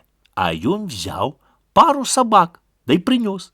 Так она каже: а не повтекают? Не, каже, я полову. От он взял, да й пустил, а тие собаки на лисицу. Втекла у нору лисица, да й каже у норе: ножки мои, як вы добре втекали, а очки мои, як вы добре глядели, а хвостище дурнище то за пень, то за колоду, что собаки схопили меня. Тетки-рабки, натя хвост дурный, чему не утекал добре? Так собаки за хвост схватили, да и вытягнули лисицу, да и съели ее. Лисица и волк. Записано у павете Мазырскім у вёсцы Камаровичы. Лисица несла сабе рыбу, да сустрэла воўка. Путае воўку яе: а дзе ты гэту рыбу наловила? Так лисица каже: я всадила хвост у прасечку и сказала: ловися, рыбка великая и мала. Воўк і каже: заведи мяне, да прасечку покажи, то я себе наловлю. Завела она его на реку до прасечки и каже: води хвост, дай кажи: ловися, рыбка великая и мала. А он не каже: ловися, рыбка великая и мала, да каже: ловися, рыбка велика-велика. Так ему хвост примерз, не можна ніяк оторвать. Лисица, як гэта бачила, так побегла под окно, да й гукае: люди, люди, бежите воўка бить, что хвост ему примерз. Угледел той воўк, что бегут люди, так рванулся, хвост оторвал, да й побег. Каже воўк да дика и медведя: пойдем, да заб'ємо яе, ці якой штраф наложим на лисицу. Пошли утрох. А лисица ведала, так сабе взяла кота, індыка и піўня, и ідзе біцца з імі. Так піўун ідзе і спявае. Так им здаецца, что далека ще, а індык балбоча, так им здаецца страшно. И кажуть яны: ну, что будзе, то будзе, а утекать не будем. Медведь полез на хвою, а дик вкопался в траву, что только в уши видны. А волк стал за хвою сзаду. Иде кот, бачить, что маленькая в траве кивается. Да думає мышь, а то в ухо дика кивается. Кинулся просто за тое в ухо. Дик спужался, схопился утекать. Кот спужался дика, что он таки великий, да на хвою. Аж там медведь. Медведь поглядел, что дик побег, да бачить, что кот бежит по его уже. Спужался, да и скочил с хвои, да об землю. А волк тады утек, як побачил все это диво. Все поутекали. Беда. Был себе дед с бабою. Живуть яны, да живуть, гарують, працують. Да так працують, скажу вам, что не дай Боже. Але нема нічого в їх. От гаравалі, нема нічого. Что ты, баба, ведаешь? Дед каже: пойду я под грушу. Пошел он под грушу. Аж его беда лежить до горы ногами, да перебирая ногами да руками лежачи. Приходить он до яе, да каже: а что ты это робишь? А что? Я гуляю. Так а кто ж ты такий? А кто ж я такий? Я ж твоя беда. Ну, то ходим со мною. Поможешь дело нам робить. Ходим. Привел он яе до хаты. Беда на печь, да все ногами перебирая, да играя на язык. а дзела рабіць не робіць. Всё адно, дзед кажа. Нема ў нас, бабка, ні хлеба, ні солі, ані долі. Што ты, баба, ведаеш, што зробім? Паедзьма дзе ў госці. На якую нядзелю? Ці не захоча она есці і ці не пойдзе ад нас? Паехалі аны на ўсю нядзелю. Уздумаў дзед на браду, што забыўся лапці на печы. Ты ж, кажа бабка, постой, а я пабегу лапцей узяць. Баба стаіць у браду, а он вернуўся па лапці. Палез он на печ, а бяда яго за шыю. О, а ты думаў, кажа, уцекці, чтоб я тут з голаду памерла? Няма рады. Прыйшоў к бабе, а бяда на шыі. Уже бабка, авось, учапілася на плечы. А што ты, дзеду, ведаеш? Ці грэх, ці два, убі яе. Дак дзед за тую беду да пачаў біць. Біў, да і урэзаў яе. І ўтаптаў, і ў колоду налажыў. От пагасцілі ані там, да і прыехалі дадому. Палепшала ўжо ім. І хлеб есть, і хлебу е.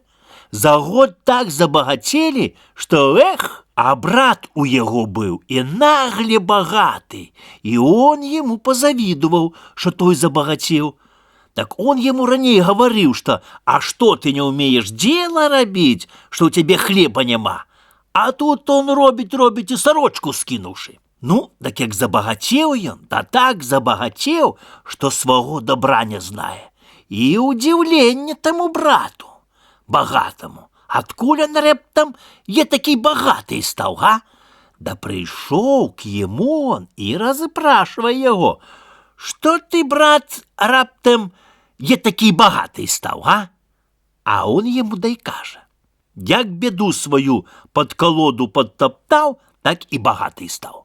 А той сабе думае, то беда яму багатства дае. Дапытае яго, а дзе ж ты, браце, яе падтаптаў? А он яму отвечае, у том браду, под купінай падлажыў і колодай навернуў. Пашоў той брат, шукаючы той бяды. Он думаў, што она яму багатство прынесе. Ідзе і прыглядаецца, дзе будзе купіна і колода прывернута. А жось і найшоў. Ён узняў тую колоду, так бяда ўскочыла, та за шыю і ўчапілася. Эх, ты мой хазяінко, як я высохла за год. А той рад, думае, высохла за год, то она мне запаможа.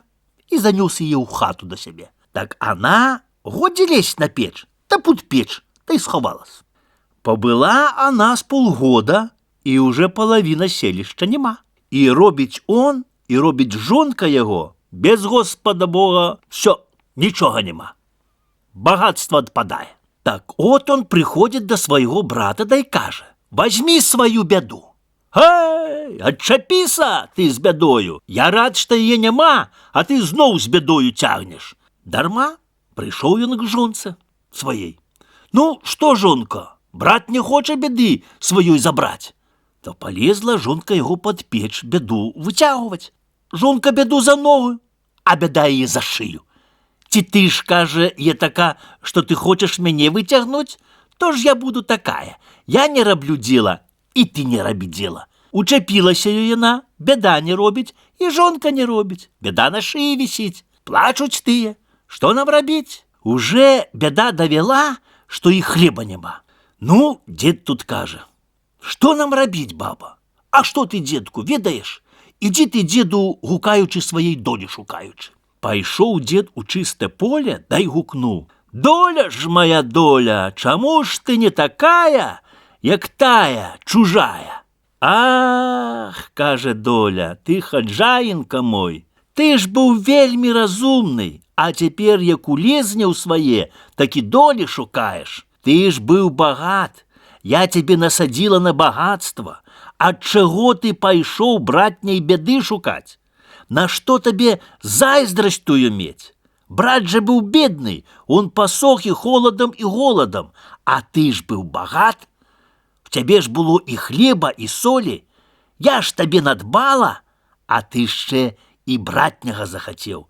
да яшчэ і братнюю бяду адкапаў, а няхай бы яна там прападала, гультайка. Дак як стаў он плакаць, да так плакаць перад сваёю доляю, так она зжалілася да й кажа: «Ну, ще поратую». Да пошла она, да стала беду просить, да и спросила с бабиной шеи, да повела ее под грушу, да повесила ей звоночек, да беда до горы ногами лежить и в звонок звонить, да и сама себе балуя. Человек и медведь. Павет Мазырский, вёска Камаровичы. Был у бацькі один сын, да и той дурный.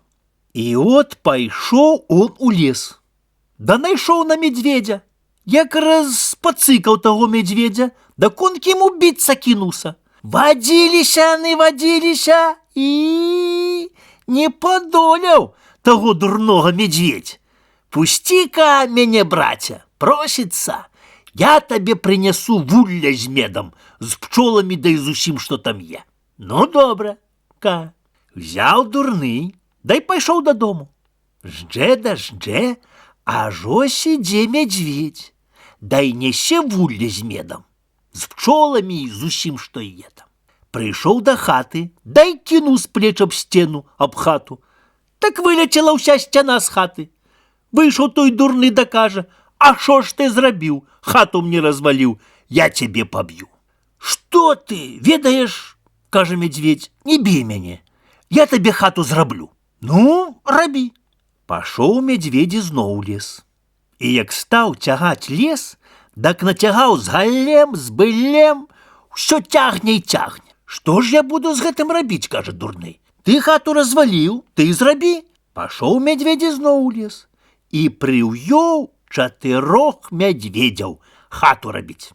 Як сталі ту хату рабіць, прагаладались, есці хочуць, а няма чаго ім есці.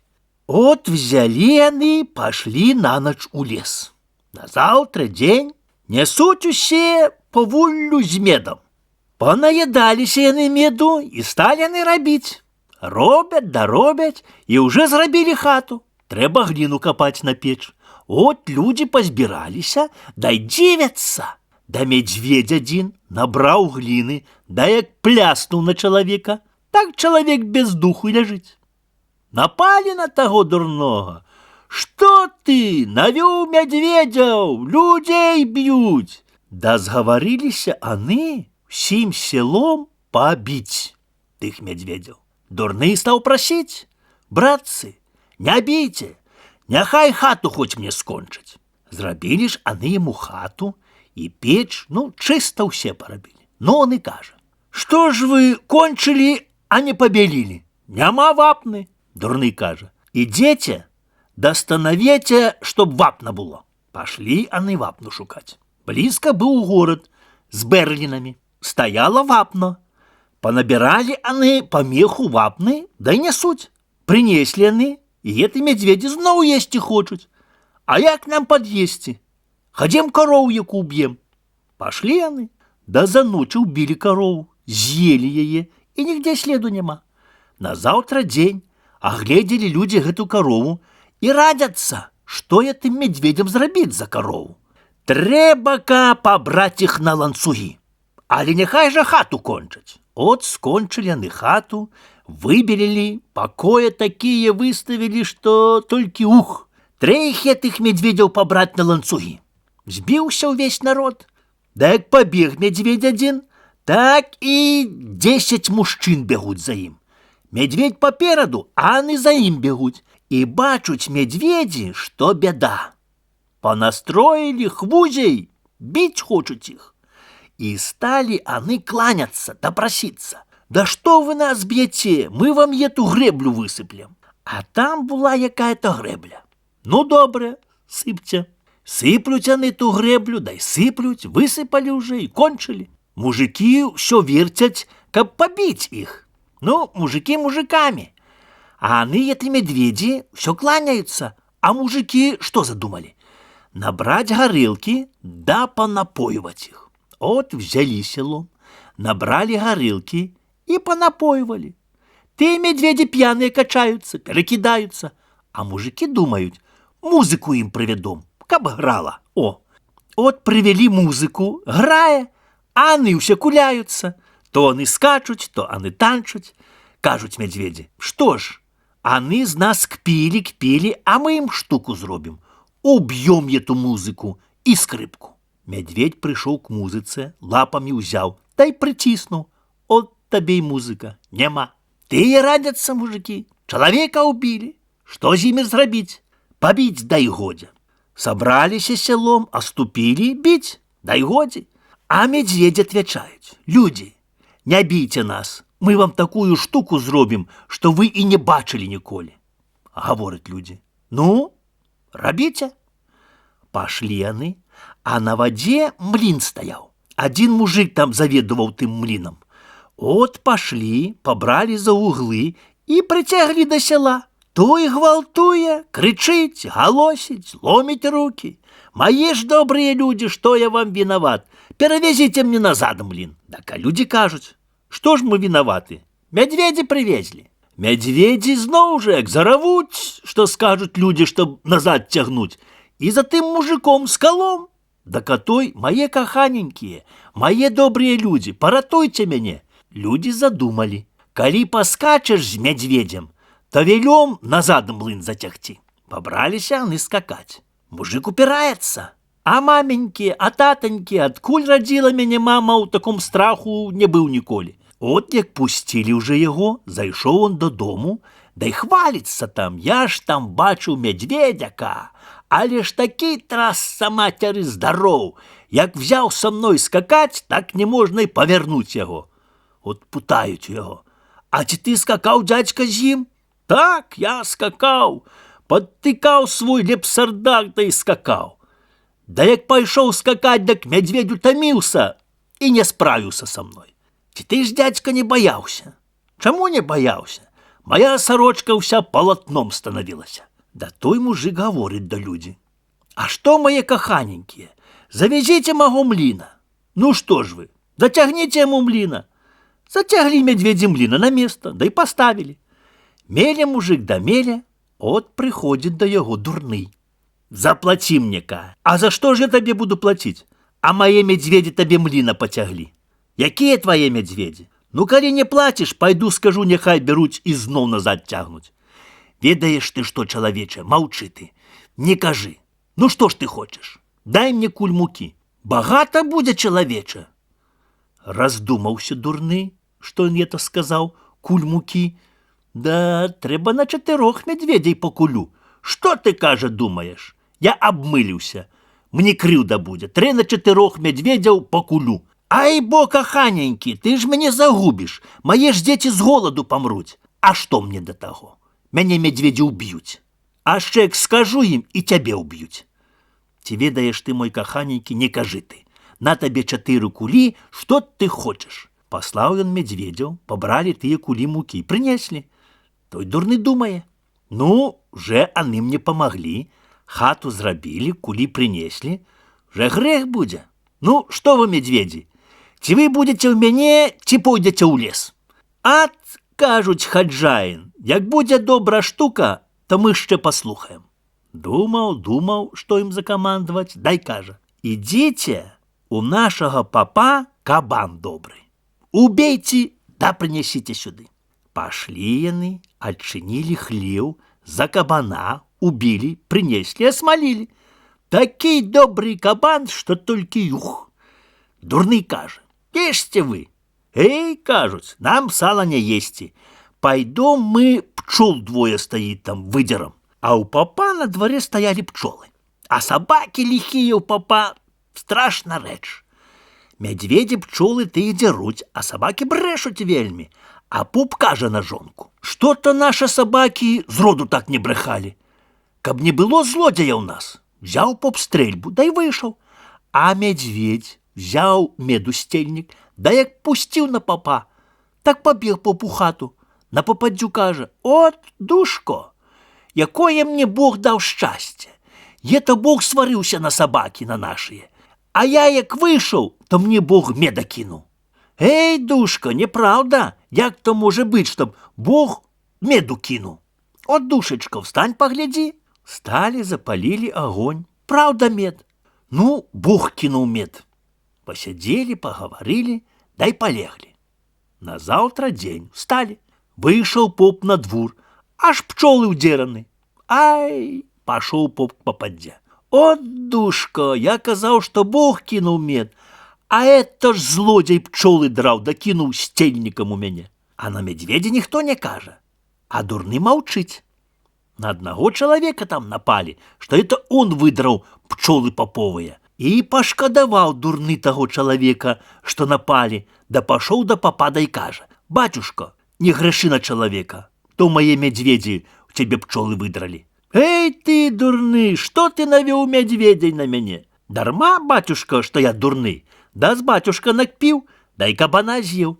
«Як ты моего кабана съел? Мои медведи принесли. Я тебе приставлю». «А куды, батюшка, меня приставить? Я тебе в турму саджу. Дай, батюшка, 100 рублев, то жив будешь, а не дашь, то придут медведи и убьют тебе». Ты дурный, я же их постреляю». «Да, сказал так поп, да й думай сам себе. Правду, придут да й заб'ють меня. На тебе, человече, 100 рублев, да скажи, нехай не ідуть». От дурний взяв я ще собі 100 рублів грошей, да й відправив їх у ліс. Жанітьба. Була у батьки дочка. Да вельми ж дуровата, да ще й слепа трохи. А вони були страшно багатые. От прийшов до їх дядюк і сватається к той дівце. Подбив он її, да й каже: «Я тебе возьму за себе». А вона рада. От увечеру поведе її он на двор і все подбиває її, щоб вона шла за його замуж. А вона його цілує, обдимає, а потім улізе у хату і хвалиться вже: «От, матка, полюбив мене, який хороший». «Хто ж тебе полюбив?» «Солдат, матка, да хороший он хороший, круглый, широкий, и руками я его не обняла». Ну, вернулся он другий раз уже, да и подмовляет девку, а її мать не пускає. «А куди ти, дурна? Сяди дома, куди тебе замуж?» Полегли батьки, поснули, а їх от сон не бере. Вийшла вона із хати, пайшли яны разом, да з клеті все повиносили, на воз поклали, да й успаковали. А он каже на яе: «Я тебе хусточкой очі завяжу, бо в нашем селе собаки такие, як глянешь, так спужаешься». Завязал хусточкой очі он і повез кружком села, да й привез на той же двор до батька знов, да й каже: «І злазь, да лезь у хату, а я позаношився у клеть». Да сам завернувся, да й поїхав, куди йому треба, з усім тим добром. А вона влезла у хату, да залезла на печ, да й села. Такая хатка, як у мого батьки, такая ж печ, як у мого батьки. Проспалися батьки і чують, що вона говорить, да й путає мать: «А ти ж де это?» «Я замуж пошла». «А куди ж ти замуж пошла?» «А за солдата». Так мать каже: «Встань ти, деду, да пойди побач, чи є що у клеті нашій». Встав той дід, пойшов, аж клеть розчинена, а нічого нема. Били тую дочку, да й стали путать: «Як же он тебе увез?» Успаковали на воз, каже, да завязал мне очі хусточкой, да й поехали. А далее, як приехали на двор, так он каже: «Лезь у хату». Так я й улезла у хату. Здарення. Павет Мазырский, вёска Комаровичи. Был старый дед с бабою. От взяла тая баба, да й померла. Плаче дед: «Ах, боже мой, боже, что мне робить цяпер? Як мне жить на свете далей?» Думал ён, думал, да й надумал жениться. Взял, запрог коника, да й поехал. Едет, да едет он, от приехал он в одно село. Заехал до корчмы, а там мужиков назбиралася полна корчма. Расспрашивает его: «Куды ты, старик, идешь?»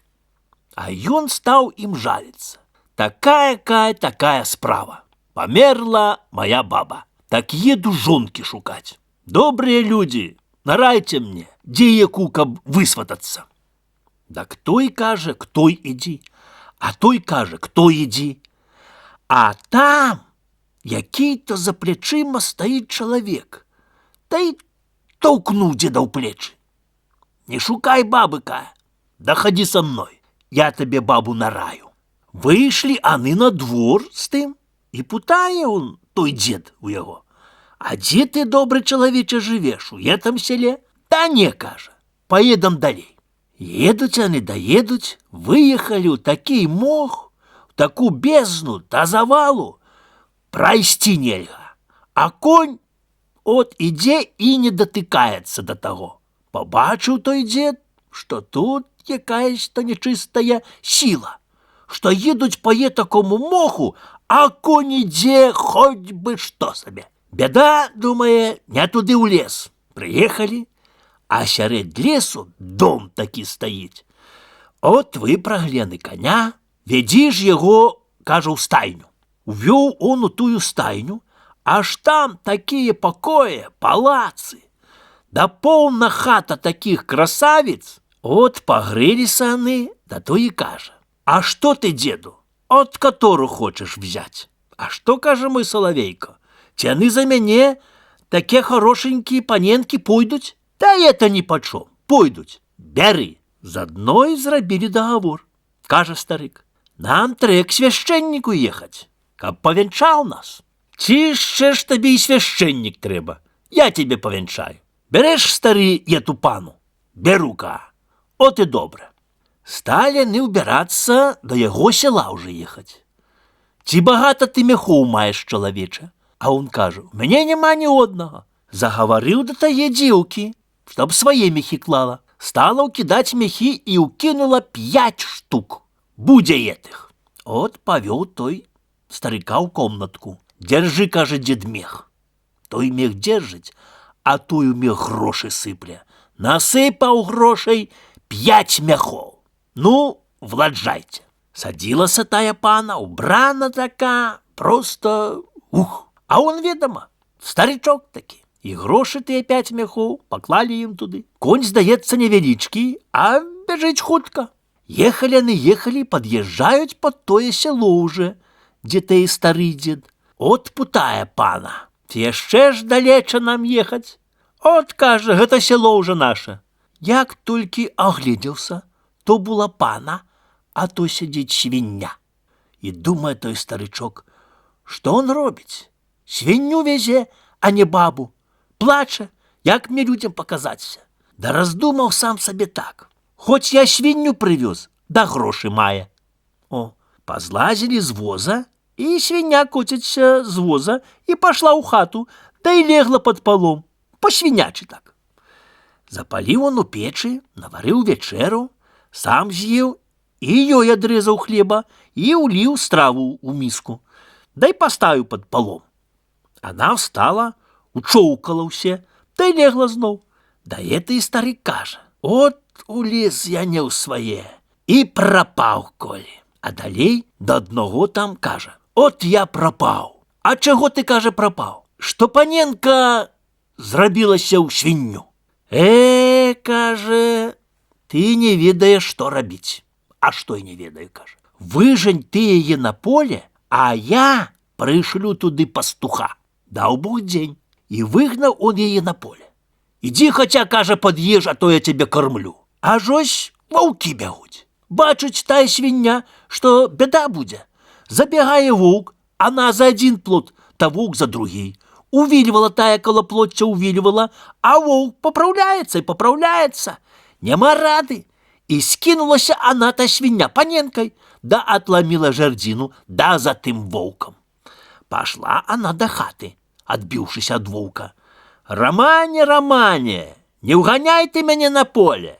Не буду я такой, як була. Коли будеш ти у мене господинею, то не буду тебе гонить. Коли ты этого пастуха-вовка зловишь, то я буду в том доме твоем господинею». Пошел он ловить того вовка. Зловил он поросятка, сел на хвої, да й потиснув поросятка, а поросятка віщить. Прибігає вовк. Як став он його ловить, вовк сюди, туди, як стяганув його на пісок, зловив, та й у село тягне. Привел в свою хату, где тая паненка. Эх, каже она, ты, брачухно, вовчухно, ты хотел меня съесть? Каже девица-сестрица, я не тебе да свинью хотел. Каже вовчухно, брачухно, то, что я була. Каже девица-сестрица, чому ж ти така хитра була? Так я сердита була на своїх братов, що мене за старого віддали. А що ж ти, девица-сестрица, думаєш? Бігім ми на випередки. Коли ти мене випередиш, то будеш тут господинею. Побігли вони. Вовк як біг, то і сюди, і туди верне, і бягуть вони, бягуть, і нічого не вскурає. Аж ось іде мужик. Ах ті, так же бігті, як розогнався той мужик, так догнав вовка. Узяв за лапи, да й кинув об землю. Вовк без духу, не живий. А вона стала, да й каже, а що, брачухно-вовчухно, я тобі казала, що наскочиш на свого. Пошла у хату. Ну, каже діду, уж я тут буду господинею. Да ти мене взяв, а хаджайства ніякого не показав. Повів он її у свіронок, у клеть показувати. Да й каже, та які ж у мене хазяйство, я бідно живу, нема нічого. А мяхи мої де, що брати дали?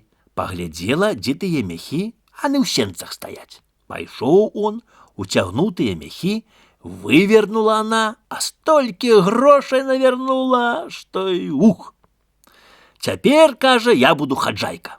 Он повеселел, думая, хоть она молода, я старый, будем жить. Ты ж иди, каже, деду по горелку, моя мать у гости приедет, а ті багато горелки взять. Бери горцов 2.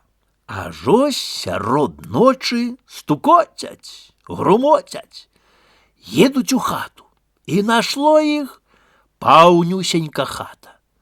Едзе й мать у гості. І от ні гола, ні адзета, ні на козе, ні на свине, а чорт ведае на чом. Прыехала ў хату. Хата была чорна, а то зрабілася ясна, чыста. Не было нічога ў хаце, а то і сталы пасталі, і крэсла, ўсё от як трэба. Пазірае дзед, што будзе далей. А тая мать кажа, ще ж приїде мой син у гості. І приїжджає той син. І йде з такою колодою, що не можна там ні сісти, ні стать. І все з той колодой ходить. Понапівалися всі там. Каби мужика, то би потанцевали, каже. От пошел дед, привел мужика, напоили мужика. Играє той мужик, а вони скачуть. Да прийдуть к столу, да помочуть пальця, да й мажуть по оку. І пойдуть скакать знов. Дед той позирає, да й думає, що это они мочають да мажуть. Возьму і я помажу. Як тільки они загляділися, он подошов, помочив пальця, да й помазав око. І бачить он, що то не люди, да все черті. І они не в хаті, да в корчмі. Да так мужиков натикають, щоб ті мужики билися поміж собою. А мужики почали биться. А один кривий чорт без ноги подштурховує других. Бійтеся. А он, той мужик, терпів, да не витримав, да й каже, що ти криву чорті підтикаєш? О, а ти, каже, нас бачиш? Бачу, каже. А на которе око бачиш? А на леве. А той кривий скочив, да як сунув йому пальцем, да й вискочило око. Коли ж ти, каже, нас бачу, то не бач тепер нічого. Думає той дід, нехай би я лучше мовчав, но мені треба було. Прийшов до тає маті он. От, каже, що ваше мені наробили, висунули око, а що ти мочав пальця, да їх бачив? Думає он той дід, що мені робить? А тут Бог його нав'яв. Плюнь ти, каже, да скажи, злий лихий, отшапись від мене. І он узяв, пережагнувся, та й плюнув. Чфу, каже, згинь, пропади ти, мара. Так ті всі полетіли через комін, а потім комін упав. Парабак і бусел. Павет Мазырскі, вёска Камаровичы. Ходзіць бусел по болоце. Насталі уже зазімкі. Ён і астаўся тудака. Не прымаюць яго ў гору летець. Выйшаў парабак з аднаго хаджайства быдла паіць. уже по снегу йде і бачить, ходить бусел по снігу, да й ноги подимає, то тую ногу, то тую. Так ён падышоў до яго, да й каже: «Буслік, буслік, хадзем у хату». Да за яго закрыла, да й вядзе ў хату. Ваўёў ён у хату, а хаджайка кросныче, да й каже: «Ой, буслік, ты змерз». А далей каже яшчэ: «А ў яго побач чалавечы ногці, дай погляджу». От только она протяглася яму глядзець на ногці, так он яе дзюб у нос. Як дзюбнуў у нос, так і вырваў половину носа. О, бедуе ж она, что без носа засталася, да кажа: «Бусля, бусля, что ты мне зрабіў ето? Ты ж мяне калекаю пасадзіў». Так ён ёй каже: «Калі хочаш, чтоб я цябе выгаіў, леці ты со мною». «Як же, каже, я полечу, я ж крыл не маю». «Ходим, каже, на двор, я тебе крылом напрану, дай полетим». Вышли они на двор, он напранул яе крылом, поднялись они, дай полетели. Поускакивали все с хаты. Удивление такое. Плачут дети. Полетела мать. «Давай от они того парабка лаять. А на что ты бусла привел? На что ты бусла привел, да ён нашу матку забрал?» Так парабак каже им: «Да калі ён умерз, на одной нозе стоял, так а что мне робить?» Так они як полетели, так и полетели. Да полетели они аж на море. От ён у море загаїў ёй той нос, дай на жонку сабе яе ўзяў. О, живуть они, да й живуть. Гадоў 3 уже они прожили и навели уже себе бусляняток. А что? Яна каже так: «Летим мы в мою сторонку. Проведаю моих детей, ну ты что первей у меня были». От прилетели они уже сюды, ну где она была, да с теми детками, с busлянятками. Села на озероде на своем том, да все закидая голову: «Кле-кле, кле-кле». И тые буслянятка так само: «Кле-кле, кле-кле». А тые дети, ну, что яна покидала их, выходят с хаты, да бачут, что клекчут буслы. Да стали они плакать, и радятся они поміж собою: «Что это буслы так вот прилетают, да клекают? А может, а наша мать?» Кажут так они: «От кабы нам ее зловить, давай разопнем тенято, да и погоним ее, те не улетит она». Собрались тые дети, тенято настроили, разоп'яли перед озеродом, да и стали уже они гонить туды буслоутых. Да та ж буслиха ведае, что то яе дети. Она, бачите, и сама хоче, чтоб як ее зловили. Так они распинают тенята, а она сидит, не летит. А як стали гонить, она полетела, а они тенята разгорнули, да и стулили. От узяли, выняли с того тенята яе, да и унесли в хату. А она знает, что это дети яе. А у их на дворе груша стояла, а на груши тые буслянятка посядали. Ёй и тых шкода, что на груши, и шкода тых, что у хате. О, что робить? А той бусел яе ждал, да прилетае и он туды. Да и он сядае каля детей на грушу да клекае. Думае она: что робить? Что тут зробишь? Завидно ей, что вот бусел клекае. Да пришла она к окну, да тюб у окно, а окно то и пробилося. Так она туды кле-кле, кле-кле, а тые з груши и позлетали до яе, да и у хату. Налетела полна хата буслов. И на стол яны все посели, да лоп-лоп-лоп-лоп-лоп-лоп. Так стали тые дети словечно спрашивать: «Ты, кажуть, наша мать?» Да перед ёй и плачуть. А она кле-кле, кле-кле, да и каже: «Я ваша мать». От сговорились яны пустить их усих с хаты. Отчинили двери, повыводили усих за крыла, вылетели они из хаты, да и полетели за море. Парабак и бусел, павет мазырскі, вёска Камаровичы. Ходил бусел по болоте, да напали зазимки, ён и остался тутака. Выйшаў парабак з адной хаты быдла паіць, а ён, той бусел, ходзіць па снегу, да падымае то тую ногу, то тую. Так той парабак падышоў да яго, да й кажа: «Буслік, буслік, хадзім у хату». Да за яго закрыла, да й вядзе ў хату. Да й у хаце он той бусел пагрэўся. А тут якраз на ту пору ідзе гаспадар. Да й гаворыць на парабка: «А на што ты яго прывёў у хату? Чаму не пабіў етага падлюдша?» Да бусел той, як падняўся, да ўляцеў на голову таго чалавека, дай дзюбнуў яго ў голову, дай прабіў яму голову. О, Боже мой, Боже, што мне рабіць? Я ўжо калека вечны. А бусел взлецеў на хату, дай клекае, а той чалавек плача, да кажа: «Буслік мой голубчык, дай мне раду яку, што мне рабіць?» А ён, той бусел, закінуў галоўку, дай зляцеў, лопнуў крылом, да пад крыло таго ўхапіў, дай панёс. О, і паляцелі аны на море. Стаў он яго там гаіць. Да так за месяц он яго і загаіў. Просіць он яго, таго бусла, той чалавек, чтоб яго вывеў з гэтага мора. А бусел та яму й кажа: «А як жа я цябе выведу з мора? Ці ты скажаш, дзе быў і хто цябе выгаіў?» Той кажа: «Я мужик, я слепы і дурны, а вы свет летаете і море знаете, ваш розум большы, як у мяне. Прашу милости вашей, научите мяне». «Добре, ідзі ж са мною».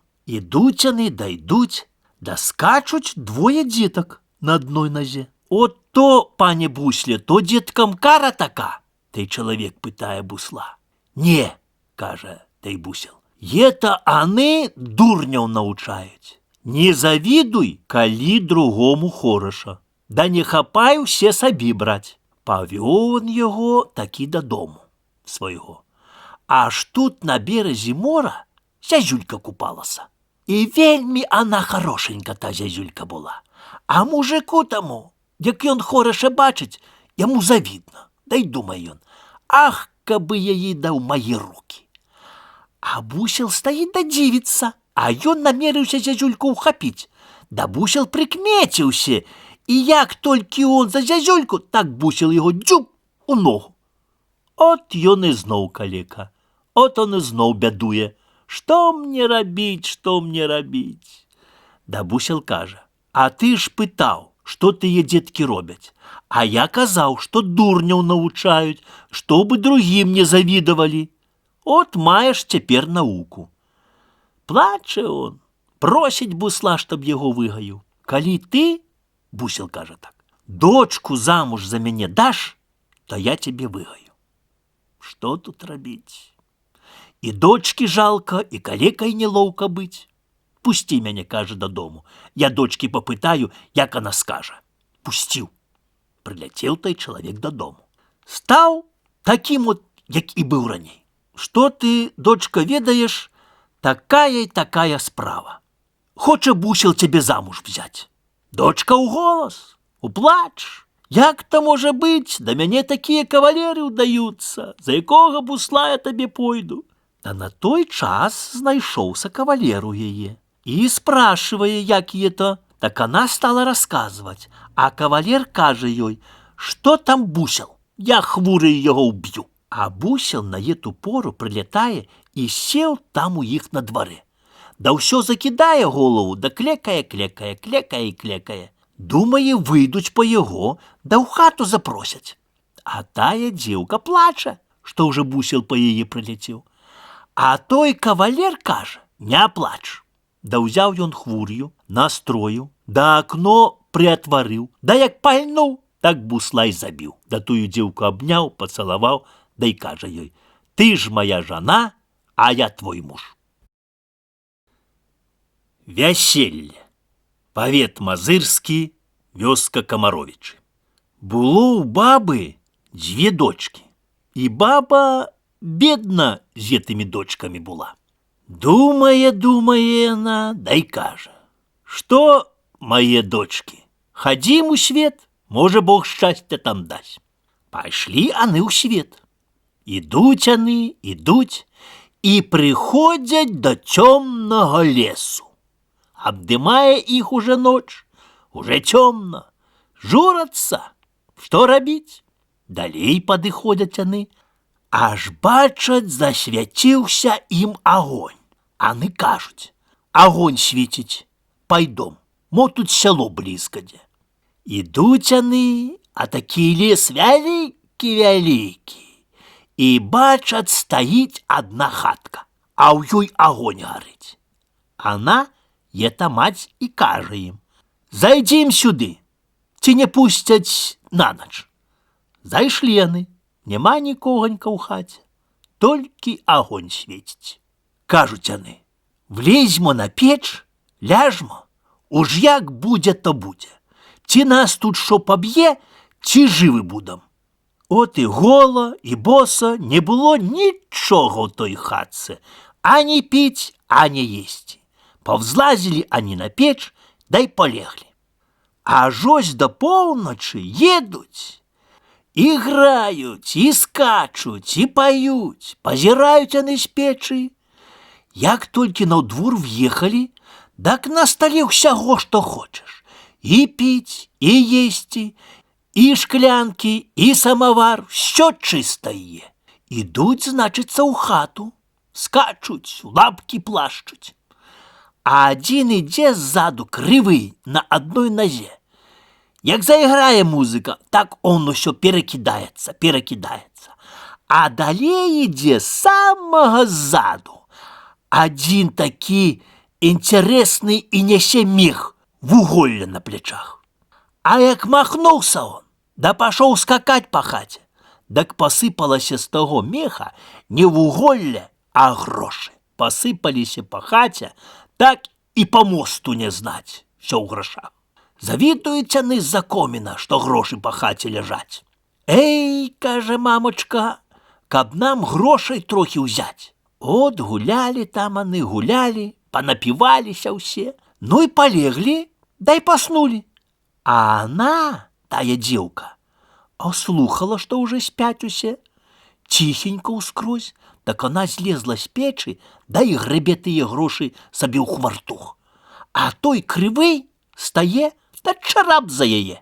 А, кажа, моя ты душачка, а адкуль ты прыбыла сюды? А она спужалася, да не ведае, што адказаць. А далей трохі ачухалася, да ўжо кажа: мы падарожныя. Ну, якія вы падарожныя? Мы бедныя саўсім, пашлі мы ў свет шчасця шукаць. Няма нам чым пажывіцца. А з кім жа ты тут? Путае той. Шчэ, кажа, у мяне маць на печы і сястра. Найміцеся ў нас, будзе вам піць і есці. Ну, можна, кажуць. Так а што вы хочаце за год? Што ласка ваша? От служаць яны, служаць, уже паўроку мінула ім. От уже ім надаела ў іх трохі служыць. Заплаціце нам, кажуць, да пойдам ад вас уже. Яшчэ паслужэце, аны кажуць тыя. Будзе у нас от веселье, так паможаце адправіць. Ну, добра.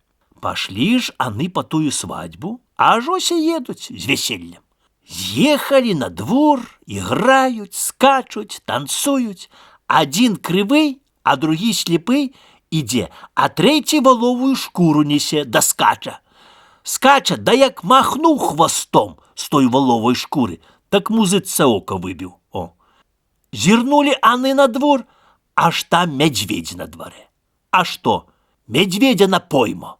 Пашлі яны за таго медведя, дай доўб'яць у хату. Як пабачыў медведь гарэлку, захацелася: дайце мне, браткі, гарэлкі. Далі яму гарэлкі. Напіўся ён. Да напіўся так, што яму дурыць у галаве. Пашоў ён скакаць. Скакаў, да пабіў ім шклянкі і самавар, да ўсе чыста пабіў.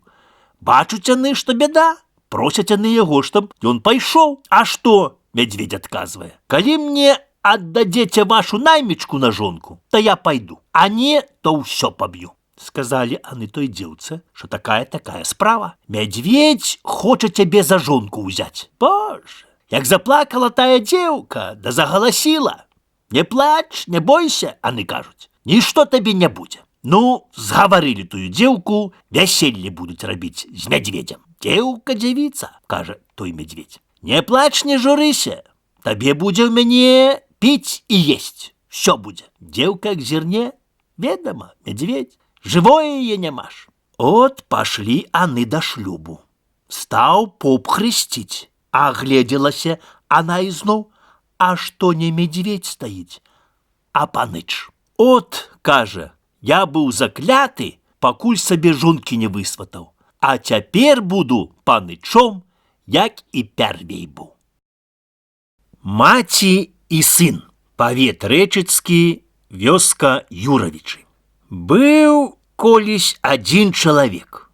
Да вельма ж ён быў багаты, а не меў он дзяцей. Так он пачаў ездзіць па розных знахарах. І радзіла яго баба сынка.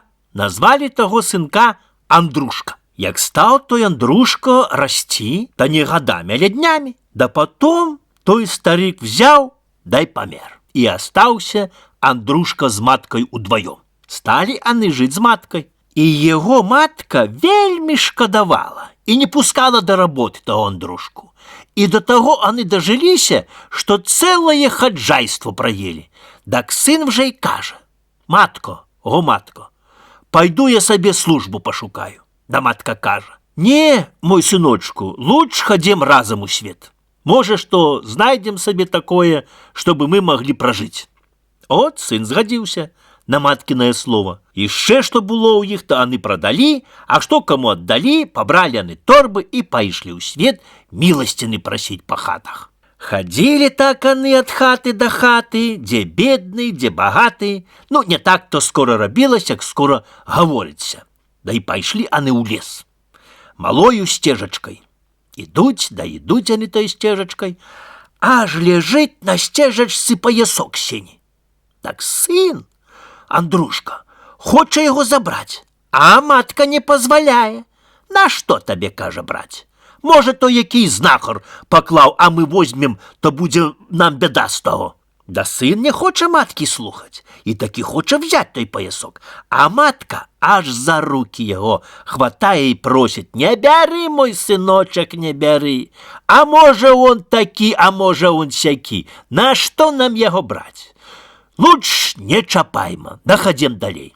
Хто паклаў, той няхай і возьме. Сын стаяў і доўга думаў, ці браць, ці пакінуць. Да матка загаварила яго, загаварила, і пашлі далей яны.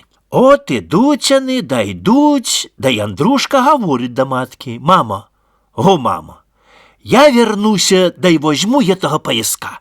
А матка ізноў начала яго прасіць: а мой ты сыночак, я ж тебе шкадую, я ж тебе прашу. Не чапайма, не чапайма, хадзім мы далей.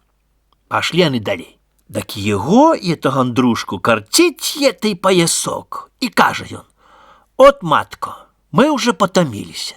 Потомилися і вельма, давай сядамо, да хоть трохи аддышам. Матка яго паслухала.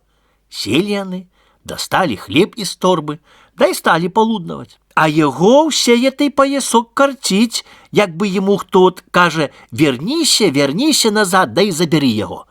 То ён кажа зноў на матку: от, матка, цяпер, як мы пад'елі, то варта было б нам і заснуць трошки. Нашыя ногі надта ж баляць уже. Матка паслухала, легла спаць. А он кажа: а я, мама, посижу ля цябе. От посидзеў ён трошки, бачыць, што матка уже спіць. Так доўга не чакаючы, завярнуўся он назад на сваю дорожку і пабег да таго паяска. Прыбег туды, взяў яго, да няма дзе яго схаваць ад маткі. От думаў ён, думаў, да скінуў аднаго рукава і заматаў той паясок на голае цела, чтоб матка не побачила. І надзеў зноў той рукаў назад.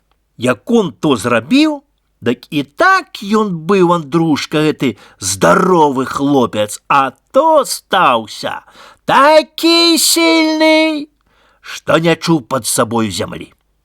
Пайшоў ён ізноў да маткі, прабудзіў ён яе і гаворыць: цяпер, мамо, хадзем смела ў свет. Пашлі яны сабе далей. Ідуць атаны, дайдуць, аж стаіць на дарозе вялізная хвоя. Кажа Андрушка: от, мамо, я этую хвою одним пальцем повалю. Эй, мой сыночек, Ты яе і сякіраю не зрубаеш, не то, чтоб ты яе адным пальцем поваліў. Андрушка, недоўга чакаючы, захацеў сваю храбрасць паказаць. Толькі адным пальцем хвою таўкнуў, так она з карэннямі павалілася. Да матка, як пабачыла, што ён такі здаровы, так она і здагадалася, што ён взяў той паясок.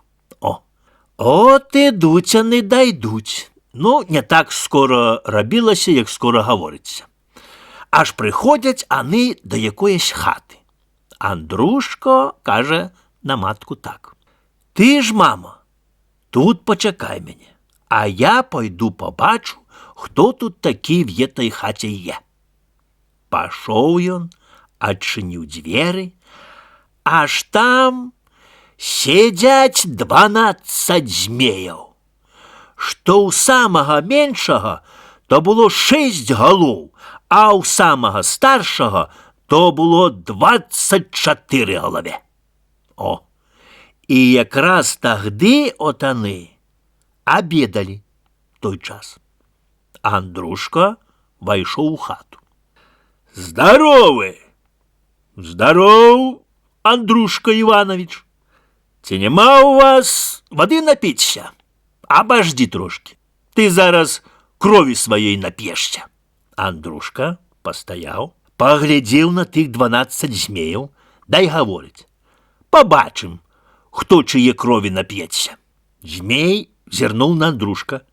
«От яшчэ такі мерзавец будзе тут гаварыць. Мой самы меншы брат, як возьме цябе адным пальцам, то ты зараз і памрэш тут».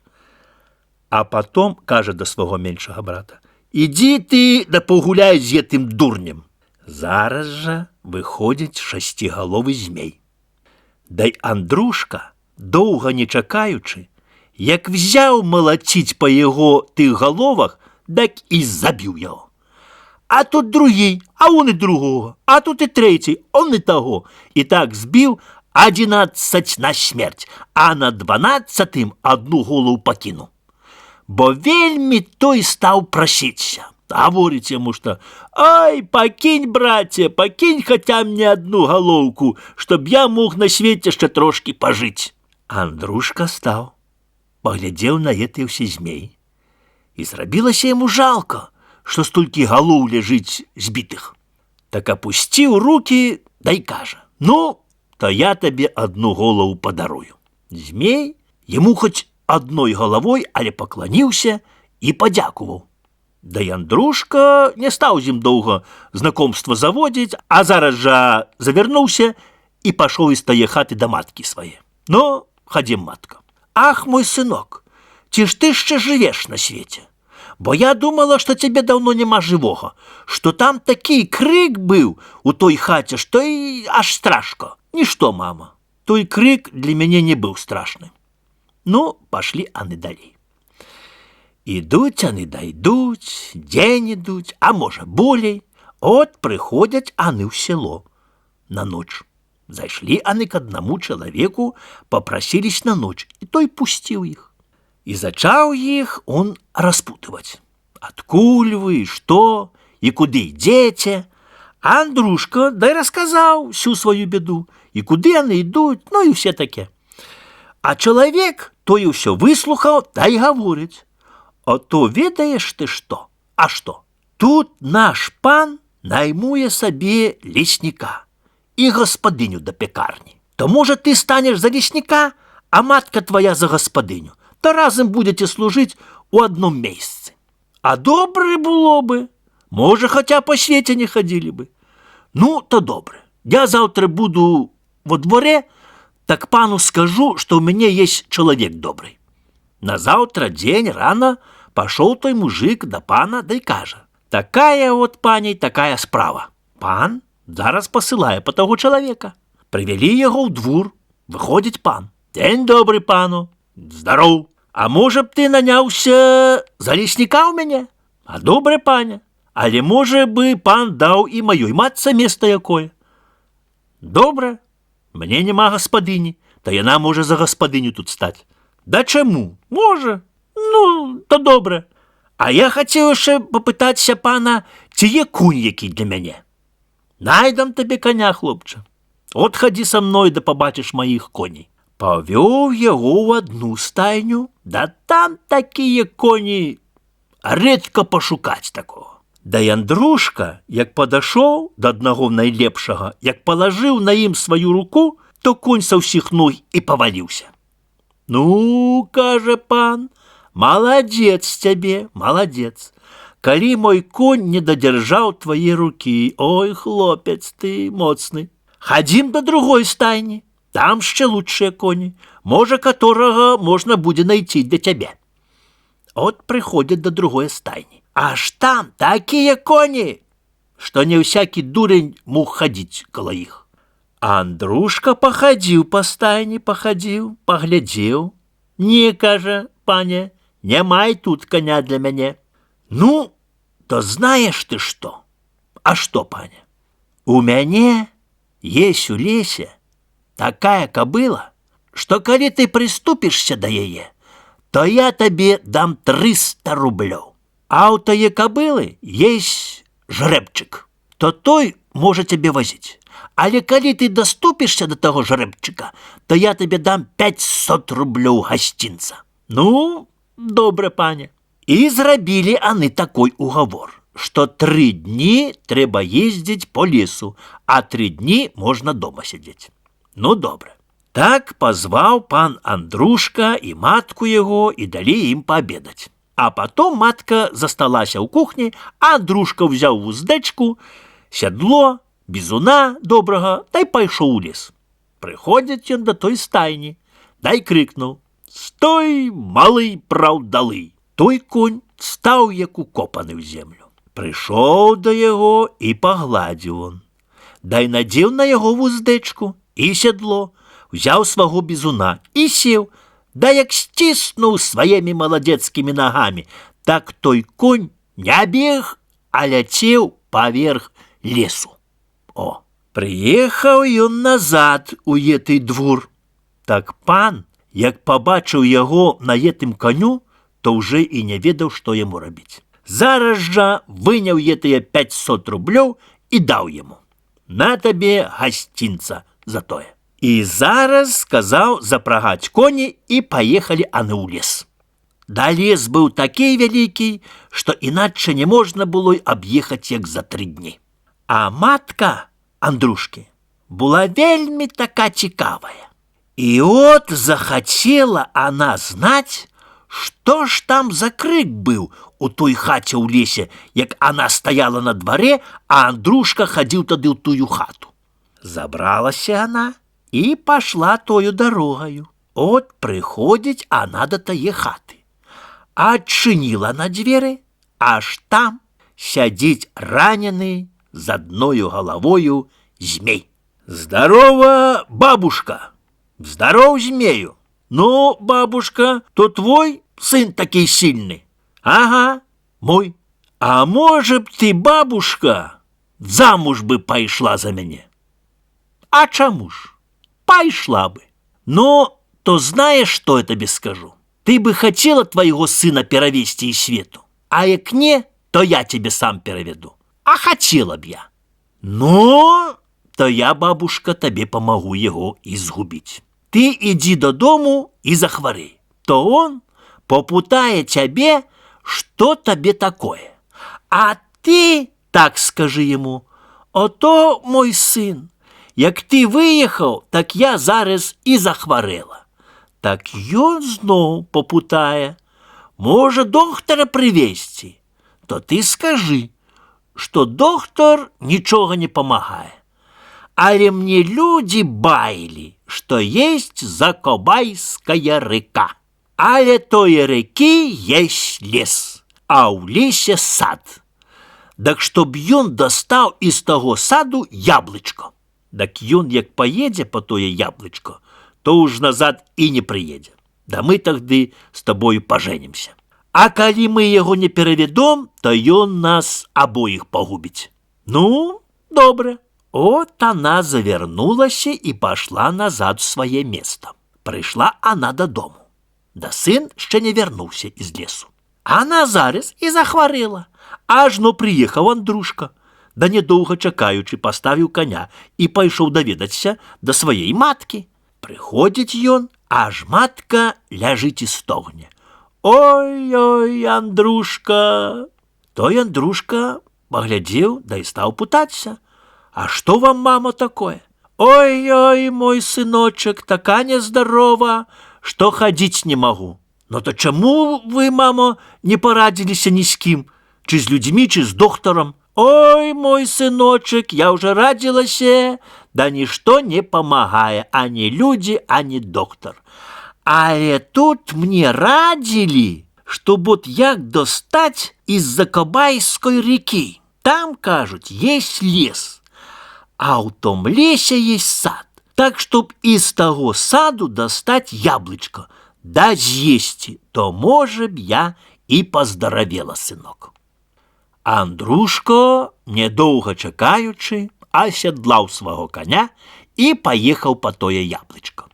Ехаў ён і выехаў на столбовый шлях. І едзе сабе па том шляху. Ажно конь спатыкнуўся і зараз жа стаў на месцы.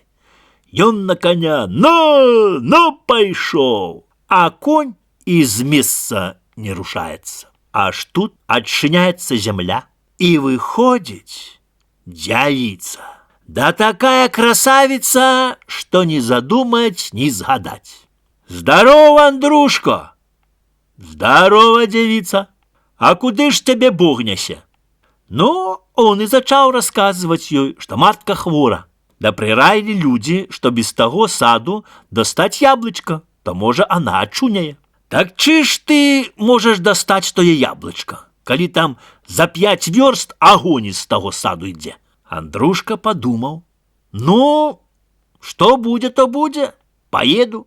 Но, то знаешь ты что? А что? Я тебе жалею. На тебе эту хусточку, то ты, як приедешь до того саду, пусти эту хусточку, то она тебе принесет тое яблочко, а ты сам стой на одном месте и не руш. Андрушка подякував, взял тую хусточку и поехал.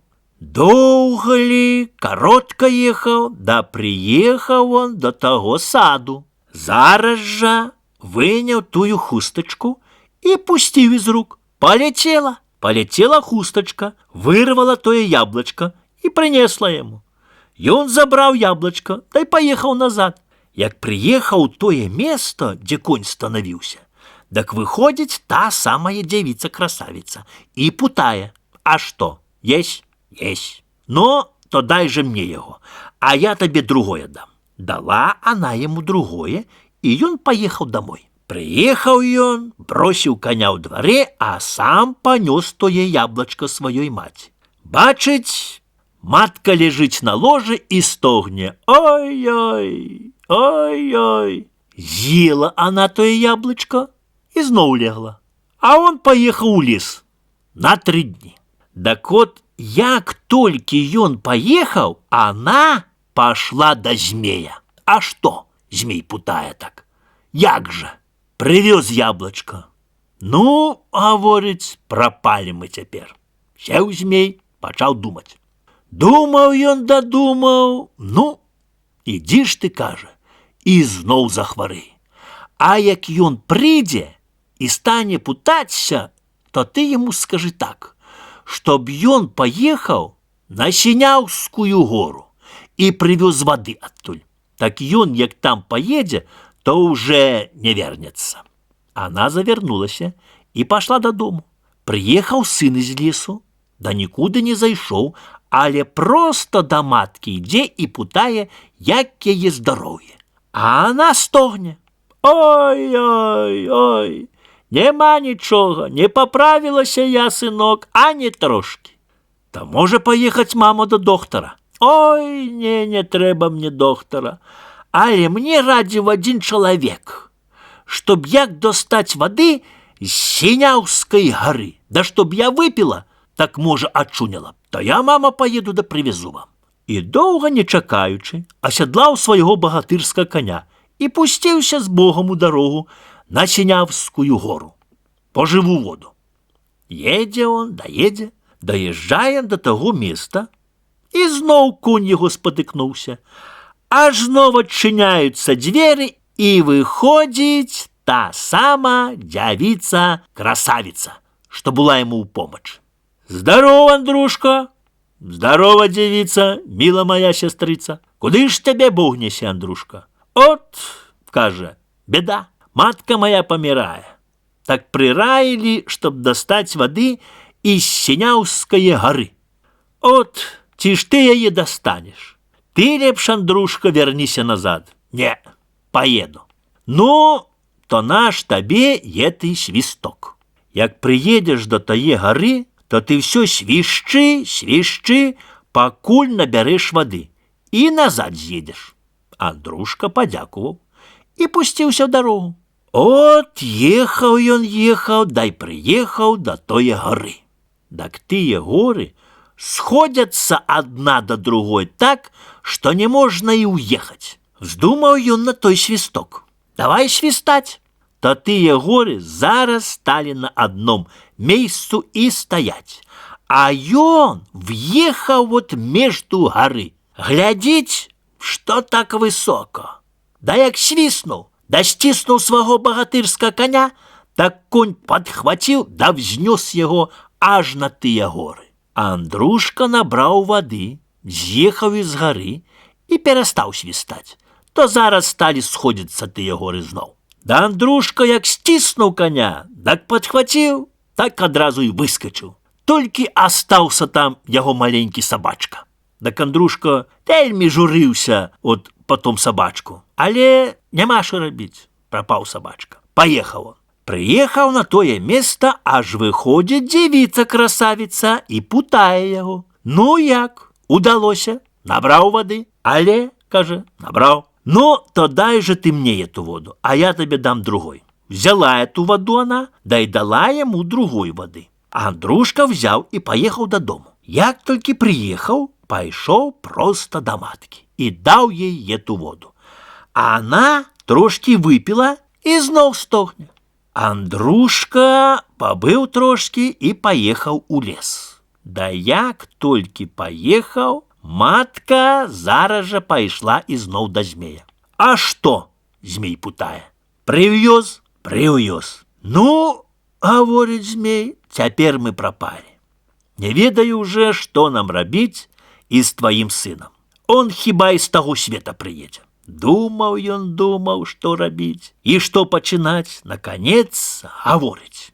Маю я ще одну загадку. Калі ён и тою и зробить, то уже не ведаю, что мы зробим. Есть за Синяўскаю горою Огняна гора. И там есть одна баба, которая за 100 верст огнем смалить. Ты ему скажи, чтоб ён там поехал и убил тую бабу, дай достал из ее сердца и привез тебе. Коли он уже туды поедет, то назад уже не вернется.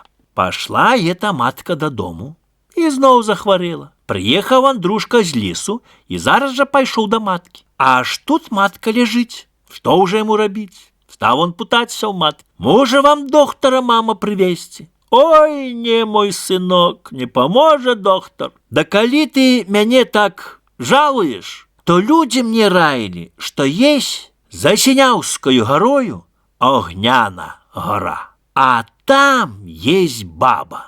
Да чтоб ту бабу убить и сердце достать, да и зварить мне его, то я б тады очуняла.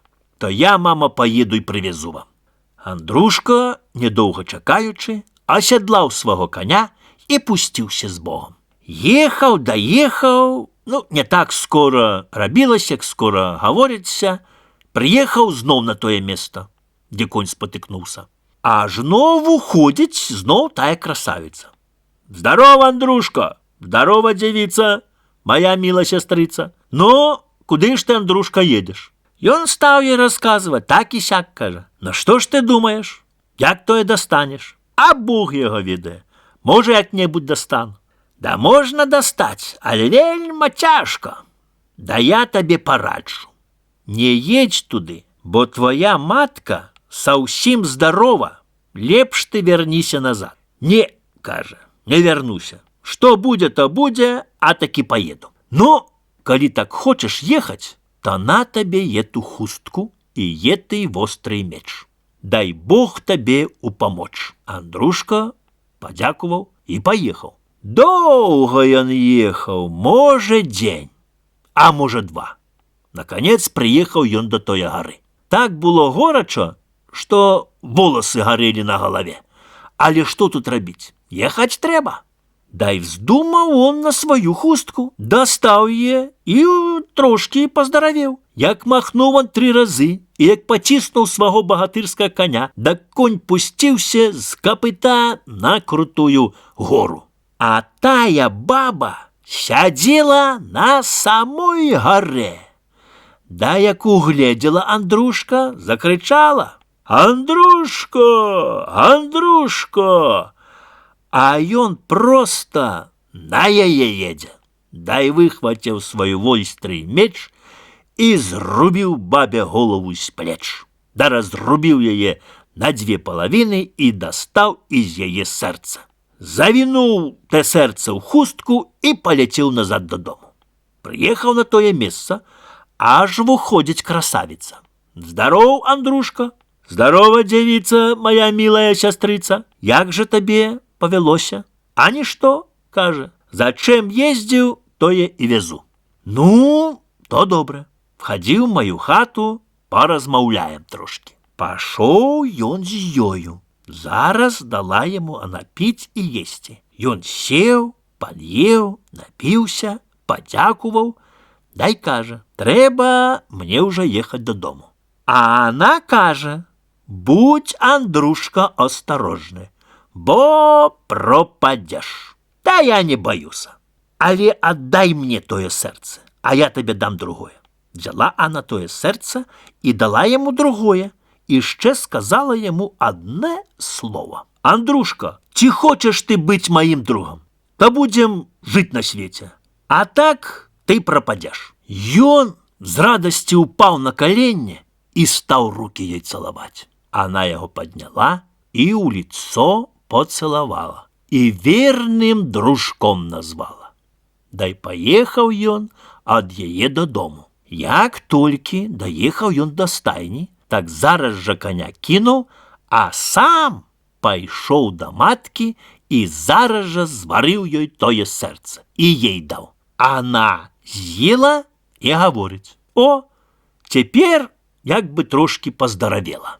Ну, то дякай Богу, хоть лекарство мама найшоў». Назаўтра Андрушка збіраецца ехаць у лес, а матца говорить, чтоб нідзе не выходзіла, бо зноў захварэе. «Да не, сынок, где ж я пойду? Я рада, что хотя трохи поздаравела. Теперь буду сидеть у хаце». Поехал ён сабе ў лес, а баба, недоўга чакаючы, забралася і пайшла да змея на параду. О, приходзіць, аж змей такі вясёлы, дожидае бабу свою. Як толькі баба это ў хату, так змей закрычаў: «А что? Поехал?» «Поехал, да и приехал назад, а то я привез». Але, кажа, привез. Так змей, як пачуў, так и голову опустил. Стал думать. Думал, что рабіць з гэтым человеком. Наконец он говорит: «Иди ты, баба, додому и нагрей баню. А як ён придзе, то попроси его с собою до бани. Як ён там скине свой поясок, то я зараз его и схвачу, да и убьем его сами, бо так его никто не убье». Пошла она додому. Приходит з лесу Андрушка, да яна кажа: «От мой сыночек, от того лекарства то я трохи поздаравела. Але яшчэ, мой сынок, пойдем у баню.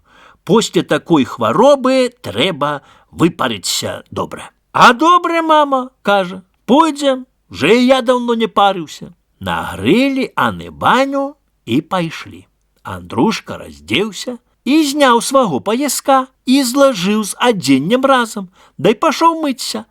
А змей, недоўга чакаючы, падкраўся да за паясок и у ноги. Дай матка ему выбегла навстречу, дай кажа: «А что, наш паясок?» «А наш, кажа».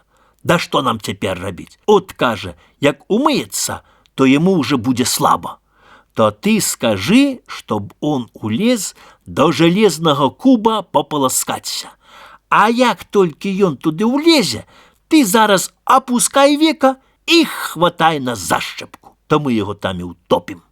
Вярнулася матка ў лазню, а жон кажа ёй: да што-то, мама, мне якось недобре. Да улезь, она кажа, мой сынок, до того куба, да пополашчыся, можа, поздаравееш. А Андрушка паслухаў маткі. Да як толькі ўлез до того куба, та матка опусціла века.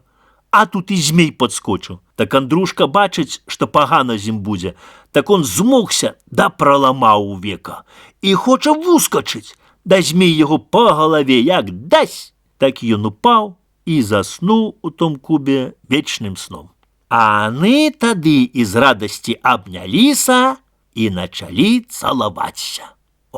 А потом сталі думаць, што рабіць. А што, кажа змей, закопваць яго не будам. Да пасадзім яго на коня, да няхай нясе яго конь куды хоча і куды знае. От вынялі яны Андрушку з куба і пасадзілі на коня. Да я думаліся, што яго конь усе знае. Трэба-ка коню очы повыпякаць. От взялі, да і выпеклі коню очы гарачым железом. Да і пусцілі ў Божий свет. А самі паехалі до венца і сталі жыць да пажываць, да свае неспадзяванай смерці дажидаць. А Андрушкін конь пашоў блудзіць по цёмным лесу, да по чыстом полі, да по шырокім балотам, да і по несходзеным лугам.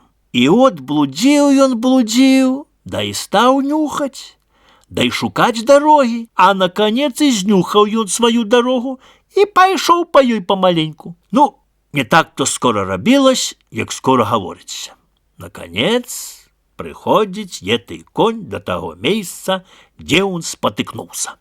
Ажно выскочила эта красавица, а як побачить она мертвого Андрушку, так обомлела и упала. А потом все же она дошла до памяти. Взяла Андрушку, сняла с коня, да и достала свою воду живущу и вытерла его. Так ён притворил очи и говорит: ах, як я долго спал! Да ты уже был заснувший на вечные часы. Коли б не твой конь, да не я, ты б и навеки не устал уже. Да и Андрушка придумал себе, что с ним сталося. Огляделся на коня, аж его конь слепой. Так ему, коню, эта красавица потерла очи живучою водою, и он стал таким, як був раней. Да и Андрушка все, як было, ёй рассказал. А она ему и говорит: а я ж тебе казала, будь осторожный. А ты думал, что матка твоя приятелька, ажно она твоя изгубница, а теперь она уже замужем за тым змеем. Да и он, Андрушка эты, долго сидел, да и думал, что тут робить. А потом надумался не подаровать этого ни матце, ни змею. Поеду, дай познимаю им головы обоим, а своего я им не дарую.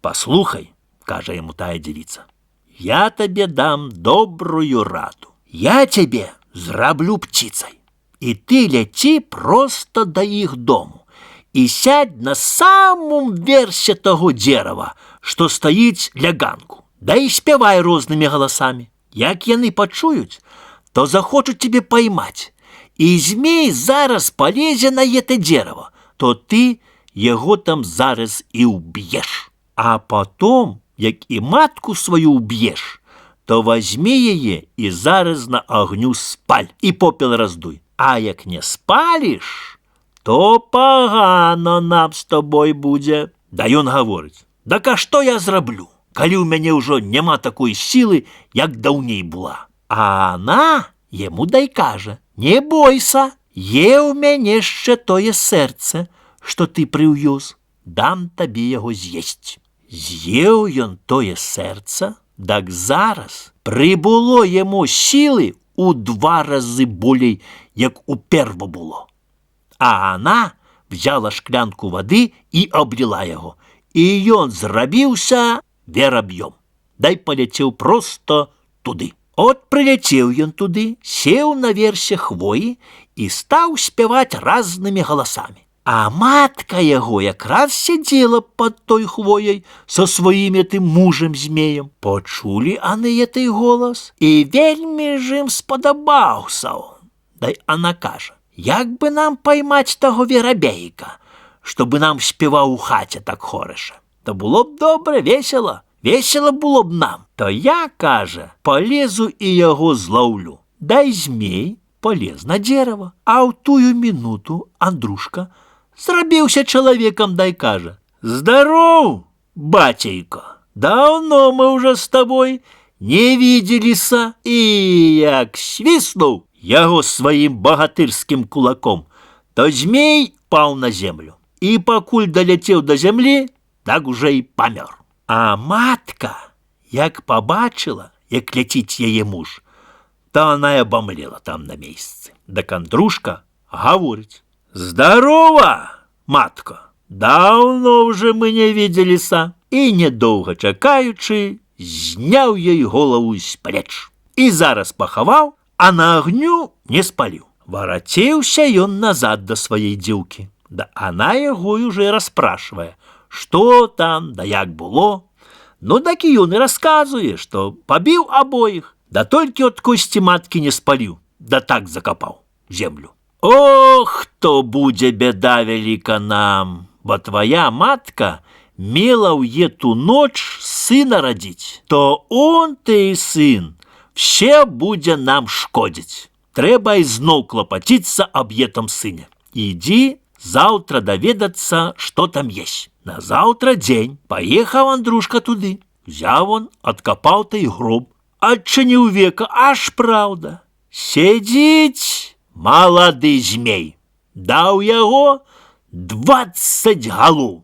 Як толькі побачив Андрушку той змей, зараз же й закричав: «Здоров, Андрушко! Здоров, молодый змей! Так те будем биться, те мириться. А пойдем мы на Богорнійськую гору, да там мы с тобою погуляем и один другому подякуем». Пошли они на Богорнійськую гору. Да той змей взял Андрушку, да и ударил об землю.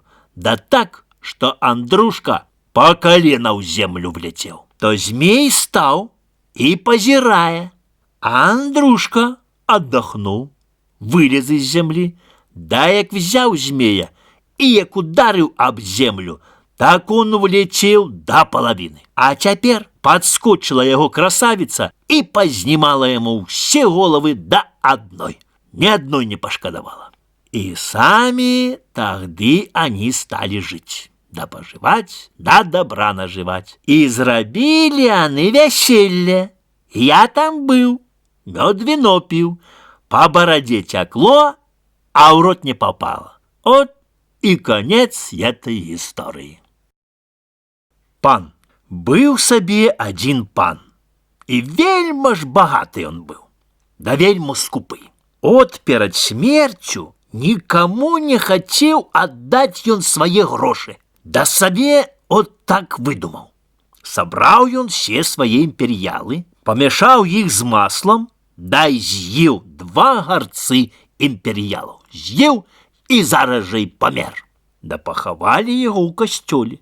Так як только его поховали, он зачал ходить да стукать, да ломать усе, так что не было рады.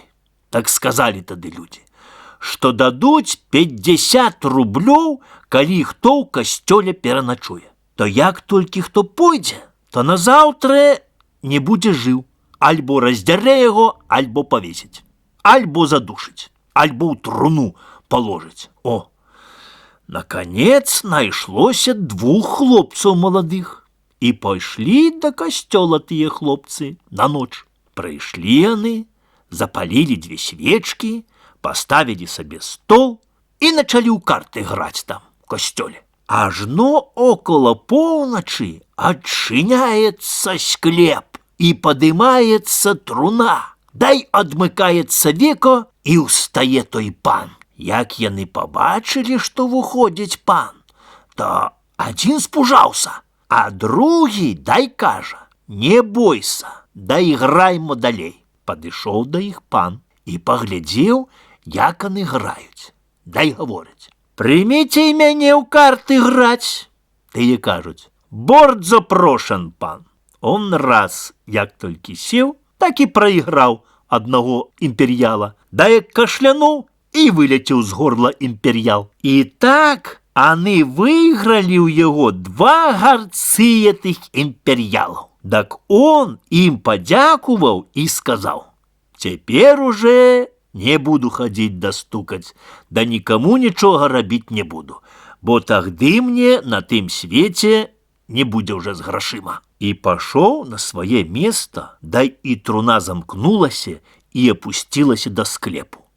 А тыя хлопцы да дня яшчэ сабе сядзелі да ў карты гралі. А назаўтра сабраліся людзі хаваць гэтых хлопцаў. Прыходзяць, ажно аны яшчэ па гарцу імперіялаў дасталі. О, а потом уже пан ніколі не хадзіў, дай не стукала нічога ўжо па касцёлу.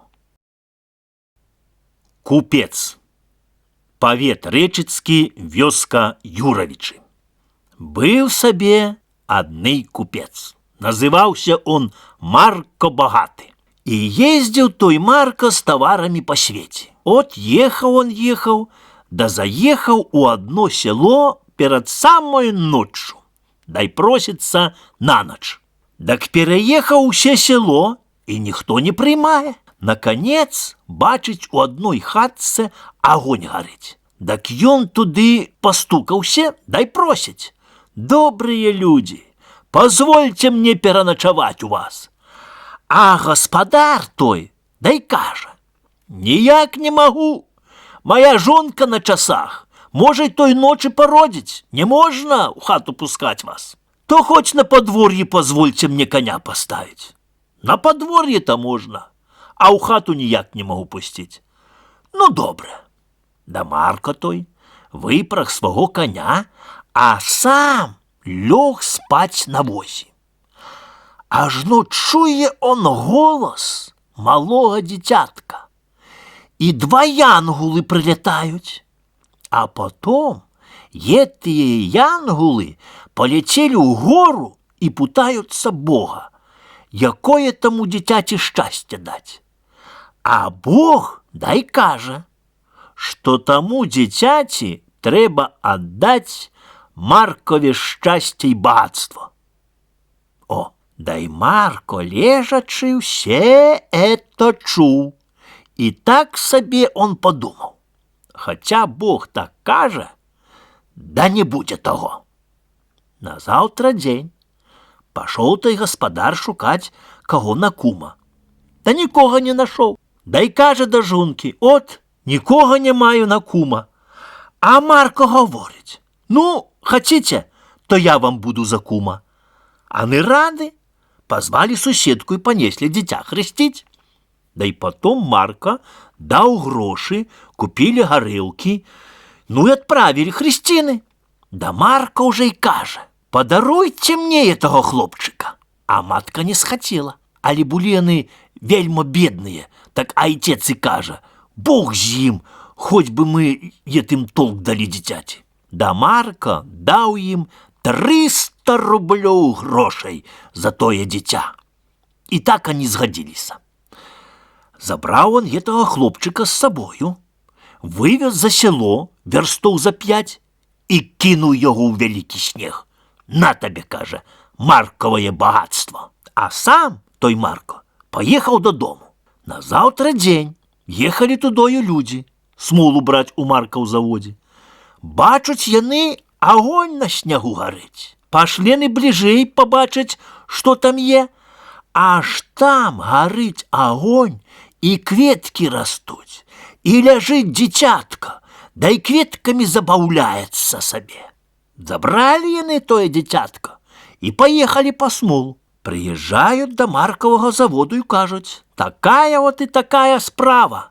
Да і Марко той зараз таго хлопчыка ж пазнаў, Да й говорить ім: ведаеце вы што? Да што? Бярыце сабе смолу даром, а мне аддайце таго хлопчыка. Тыя падумалі: ну добра, няхай будзе і так. Набралі сабе смалы, а те дзіця пакінулі, да й паехалі. Дак Марка той, недоўга чакаючы, влажыў яго ў бочку і ноччу пусціў на море. О, і доўга плавала тая бочка па мору, аж прыплыла яна в адне сяло. А ў том сяле была цэркаў ля самага ад берага.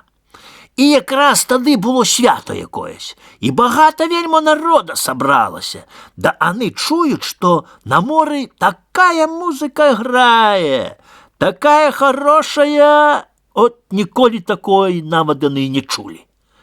І бачуць аны, бочка плыве. Так сабраліся яны ўсе і тую бочку на бераг цягнулі. Прыкацілі яе, адбілі дно, ажно там няма ніякае музыкі, а толькі дзіця маленькае сядзіць. От занеслі яго, тое дзіця, да папа, перахрысцілі і далі яму імя Знайдзён. Да і аставілі яго ў таго папа. Як стаў он расці, той Знайдзён, так стаў поп багацець, сам не ведае, адкуль бярэцца тое багацтва. Да і бедным дае, і цэркву убірае, а грошай ўсё шмат і шмат. Уже не ведае, што рабіць з тымі грашыма.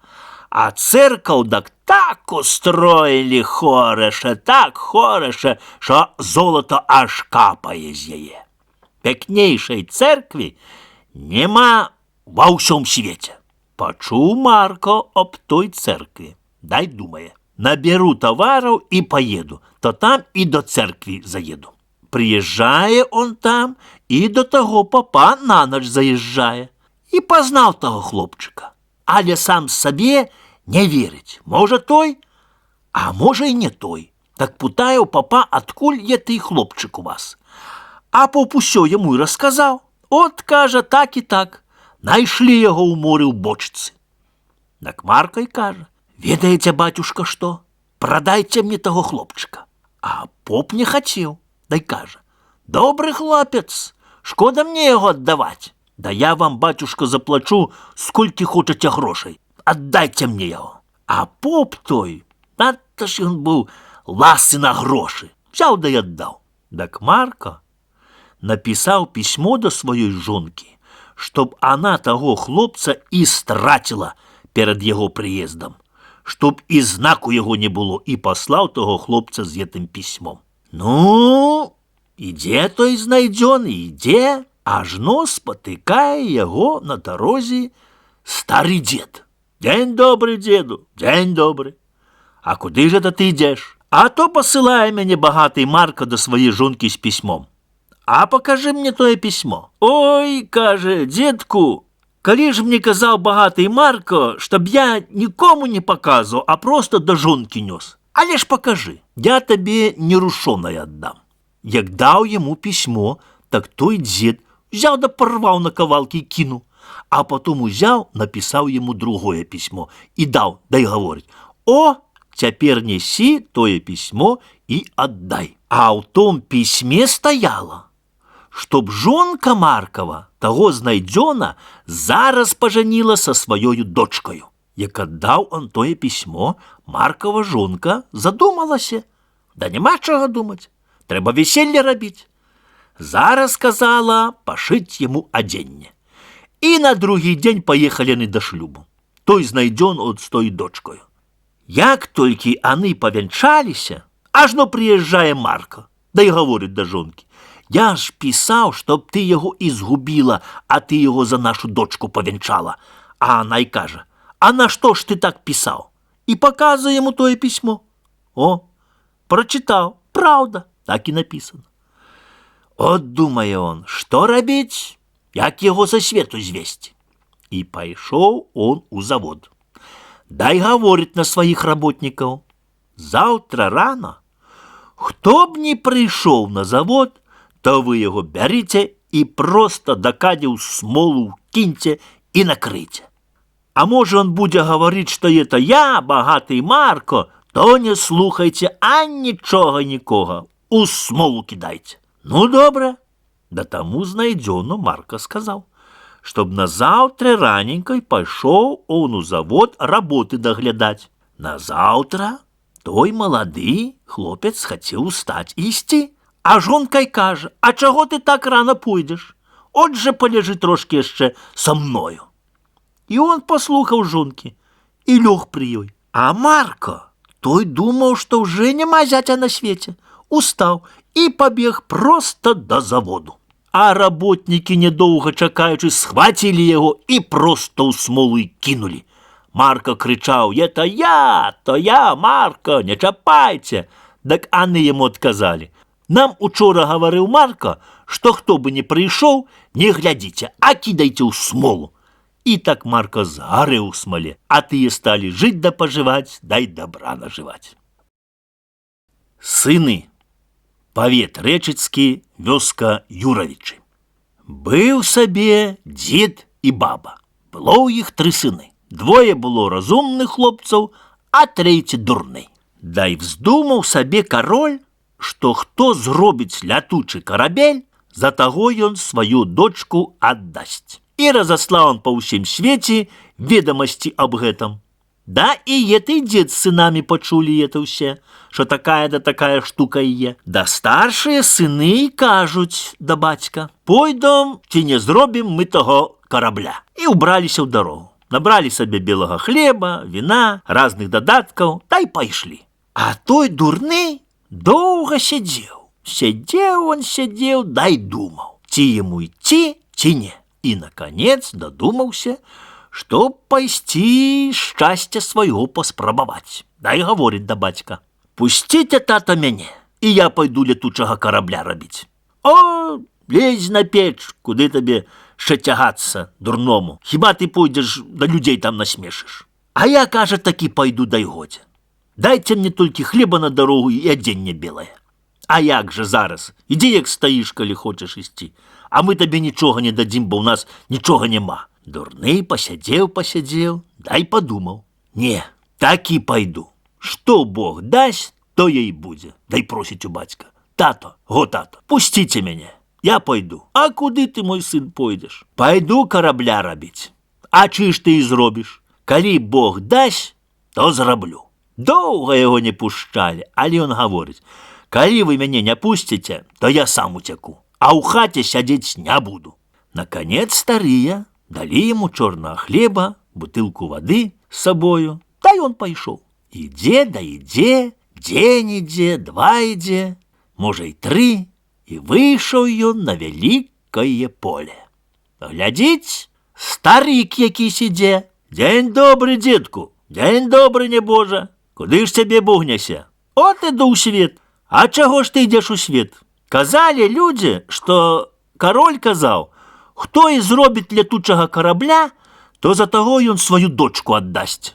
«А чы ж ты і зробіш?» «А Бог яго ведае, ці зраблю, ці не, а пайсці схадзіць можна». «Ну, добра, так сядзьм от. А можа, маеш што есці, то разам з'едзім». Да дурны кажа: «Ой, дзедухна мой саколіку, у мяне такі паганы хлеб, што і стыдна людзям паказваць». «Ну, дарма, дзед кажа, быў бы хлеб». Зняў дурны торбу, развернуў, дай глядзець, далі яму чорнага хлеба, а тут белы, а ў бутылцы была вода, а цяпер віно. Так яму таму дурному стыдна стала перед дзедам, што ён дзеда падмануў. Дай просіць сядаць, дай кажа: «От то, дзедку, у мяне быў чорны хлеб і вода, а цяпер белы хлеб і віно. А як гэта зрабілася так?» От кажа: «Што Бог даў, тое і ежмо». От паабедалі яны. Дзед падзякаваў, дай кажа: «Куды ж ты цяпер пойдзеш, небожа? А Бог яго ведае, куды тут ідці». «Так я табе скажу, небожа, ідзі ты проста ў лес. І як толькі прыйдзеш да першага дзерава, то ўдары 3 разы сякераю ў дзерава, а потым перахрэсціся і лажыся спаць. А як цябе пабудзяць, то ўжо будзе карабель стаяць. Сядай і ляці. А каго на дарозе стрэнеш, то забірай з сабой на карабель». От падзякаваў таму дзеду, дай пайшоў у лес. Як толькі прыйшоў да першага дзерава, то перахрысціўся і сякануў 3 разы з сякіраю у дзерава тэ, а сам лёг спаць. Спіць он, спіць, ажно чуе, што хтосьці будзіць яго. Падняўся он, аж стаіць перад ім карабель.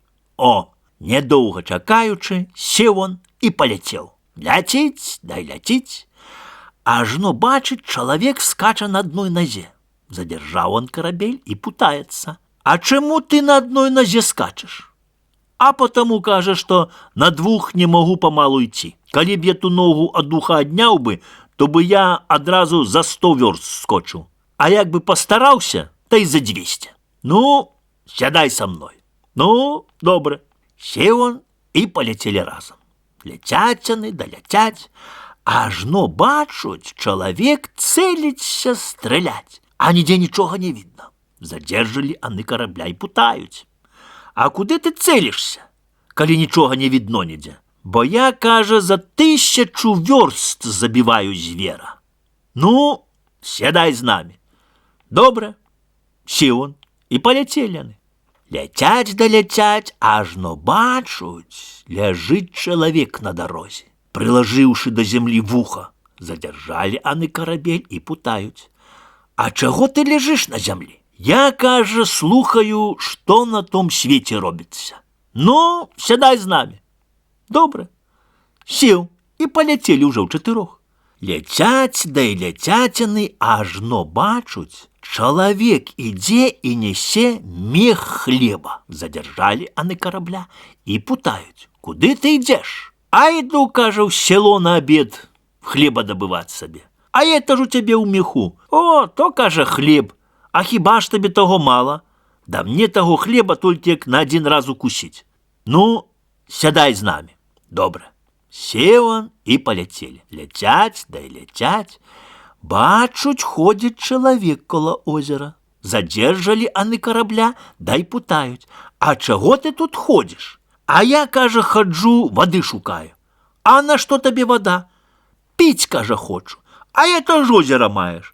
Таго озера толькі мне на 1 раз будзе. Ну, сядай з намі. Добра. Сеў і паляцелі ўжо ў 6. Ляцяць да ляцяць, ажно бачуць, ідзе чалавек у село і нясе куль саломы.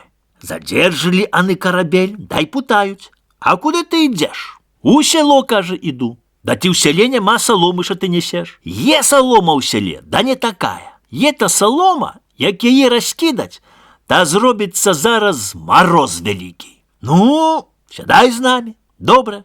Сеў он і паляцелі. Ляцяць да ляцяць, бачуць, ідзе чалавек у лес. І нясе ў лес з сабою вязку дроў. Задержалі карабель, да і путаюць. Куды ты ідзеш?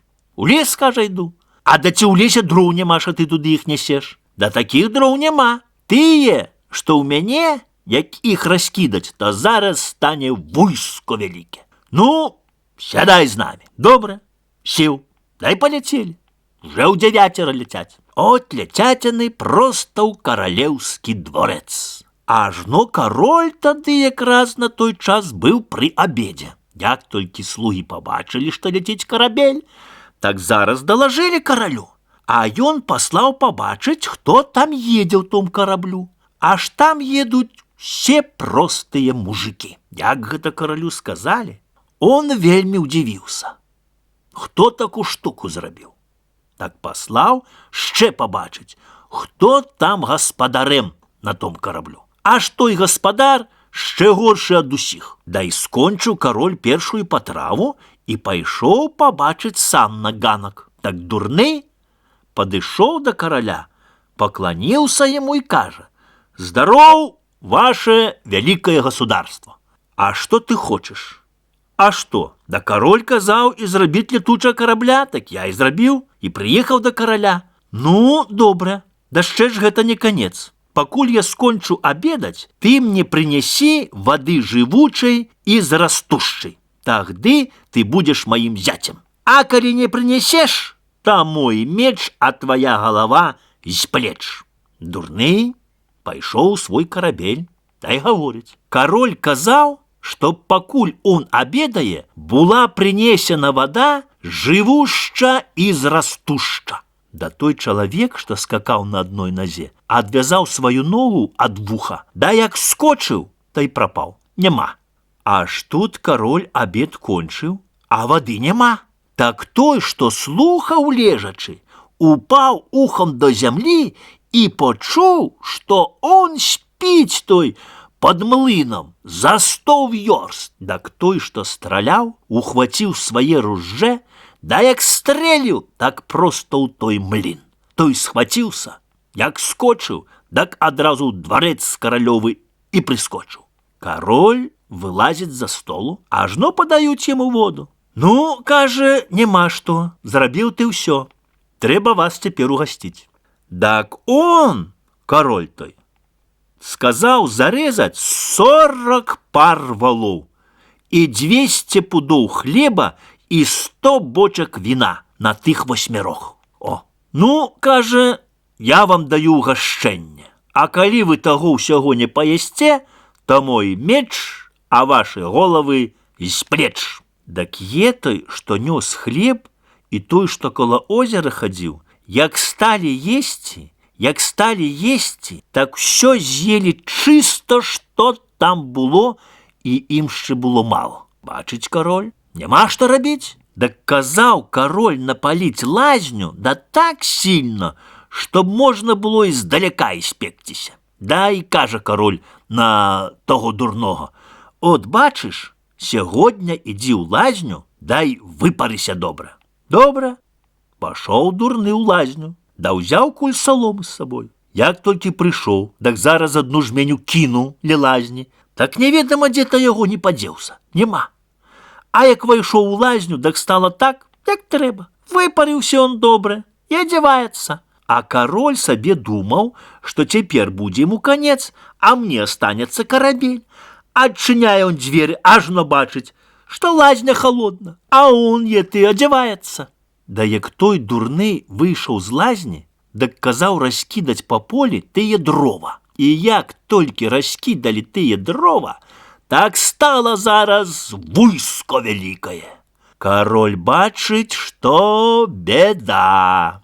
Так зараз жа прысылае он яму адзенне свае і просіць яго да двара. Дурны влажыў адзенне і паехаў. А як толькі прыехаў, так кароль яго абняў, пацалаваў і сваім зяцем назваў. Дай казаў, чтоб вяселле гатавалі. А яго, того дурнога, паўёў да свае дочкі. А потом уже зрабілі вяселле. І я там быў, і мёд віно піў, па барадзе цякло, а ў геньбе не было. Мужик, павет рэчыцкі, вёска Юравічы. Быў сабе адзін багаты мужик. Такі ён быў багаты, што і летам, і зімой гумно поўна было хлеба ў яго. А вельма ж быў скупы, і нікому ні кавалка хлеба не даваў. Да як жыта от ён вымалаціў, так засыпаў у яму, а калі тое жыта ўжо падгніло, тады ён толькі хлеб п'ёк. Да чаго сам не з'еў, то ў поле выкінуў, а нікому не даў. А нічога. От раз да таго гаспадара заходзіць дзед і просіцца ў яго на ноч. Да ён гаворыць: калі мне заўтра 2 капы жыта вымалаціш, то можаш пераначаваць. Добре, дзед той кажа так. Толькі, чтоб ты тады не прыходзіў у гумно, як я буду малаціць. Ну, добре. От улез той дзед у хату, ажно аны вячэраюць сядзяць. А яго не просяць за стол. Сеў ён на куточку, дай пазірае. Так яны кончылі самі вячэраць, а то, што не даелі дзеці, то яму ўжо падалі. Ну, нішто, падзякуваў і заета ён. І лёг спаць. Назаўтра дзень. Гаворыць дзед: хадзем у гумно, то я табе вымалучу за начлег. От пашлі аны ў гумно. Той гаспадар аддзічыў яму 2 копе жыта, он замкнуўся і малоціць. Так той цікавы быў, і яму інтарэсна было хоць адным вокам пабачыць, што дзед той робіць там. Дастаў і цераз дзірачку падглядае. А дзед той взяв, да й запалив те жито на таку. А сам ходить наоколо, да поворочує його і каже сам собі: гоц-гоц, гоц-гоц, гоц-гоц-гоц. Да й вимолотив тоє жито, да так добре вимолотив, що жито особно, солома особно і м'якіна особно. О! Да й ще за ночліг подякував йон, да й пайшов собі. А той господар, от як побачив, що дід так молотів, так вийшов на вулицю і говорить до свого побратима: от як я вмію молотить. А як же ти, каже, вмієш? Гей, коли б ти бачив, не повіриш, як я скажу. От ходім у гумно, то я тобі покажу зараз. От пошли они у гумно. Наскидали жито на ток, запалили його і стали говорити, як той дід: гоц-гоц, гоц, гоц-гоц-гоц, гоц-гоц, гоц-гоц. А огонь став розгоратися. І зробилося горяче у гумні. То вони вийшли на двор, да все кажуть: гоц-гоц, гоц-гоц. А уже стала криша загоріватися. А вони не стараються, щоб потушити, а ще подворачують, да все гумно згоріло. Так вони бачать, що погано, да почали тушить, да кричать почали, аж вже і хлів зайнявся. Так і кілька домов і хлівів спалилося. Тоді вони познали, що це не дід був, а це був сам Господь Бог. Да к тому господару осталося тільки то жито, що було у ямах, і совсім він збіднів. Як напекли хліба з того жита, он, господарити, взяв хліб країть і говорить до своїх дітей: «Єжте, мої дітки, хлібу потрошку, бо тепер він вельми ж дорогий». Дайте й хліб, випав його з рук, а нож йому в живот. І кишки випали на стол. Да й діти осталися сиротами. От так. Казак. Павет Речицький, вёска Юровичи. Был собі в одного пана казак. Того казака посилали то з письмами, то з грошима. От їхав он раз з письмом, аж тут уже поздно зробилося. Ночь запала. От думає он, що би мені як до села от доїхать, да де на ночь попроситься. Да приїжджає он у одно село, да всюди огні потушені. Спять уже. Тільки у одной хатце бачить, огонь горить. Ну, добре, думає он собі. Заїжджає он до тієї хатки, да как он його захрапів перед тою хаткою. Да, а що робить? Треба ж куди заїхати на ніч. От зліз он со свого коня, прив'язав його до плоту, да входить до хати той. Входить он, аж но лежить мертвий чоловік. Он перекрестився, аж той мертвець встає. Встає і бере його за руку і говорить: «Стой! Чого ти втікаєш? Не можна мене одного оставить. Верніться назад. Не бойся». А казак спужався. Але що робить? Іде за ним до хати. А той мертвець достав із печі м'ясо печеное, хліба принес, да й поставив на столі. І просить вечерять. Казаку воно не хочеться їсти. Да що робить? Нема ради. Повечеряли разом, да й той мертвець каже: «А може ти пива вип'єш?» «Ой, на що нам, каже, тоє пиво? Ми собі трохи поговоримо, да більш нічого не треба». «Ні, так і пойдем по пиво». Да бере ведро і каже: «Ходім». А казаку тому не хочеться того пива, а боїться того мертвеца. От пошли они на вулицю, да до одной хати подошли под окно, аж тут он упав. Казак його подняв, і пошли под другую хату, да й там он упав, да пошли под третю хату, да і там он упав. Да пришли под четвертую хату, і он, той мертвец, полез у окно. А потом вылез назад, да й несе повне ведро крові, да й говорить: «О, тепер буде у нас що пить». От пошли они до хати. Да казак каже: «Треба мені побачить мого коня, чи не утек ён? Та куди ж он пойде отсюль?»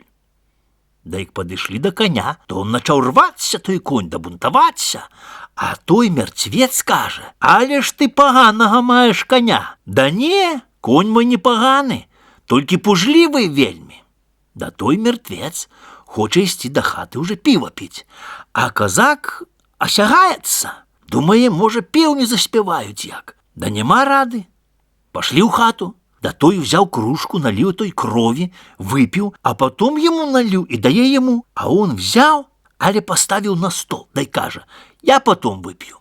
А сам шукає якогось от разговора, покуль от півні не заспівають, да й каже, а почему вы упали перед первым окном?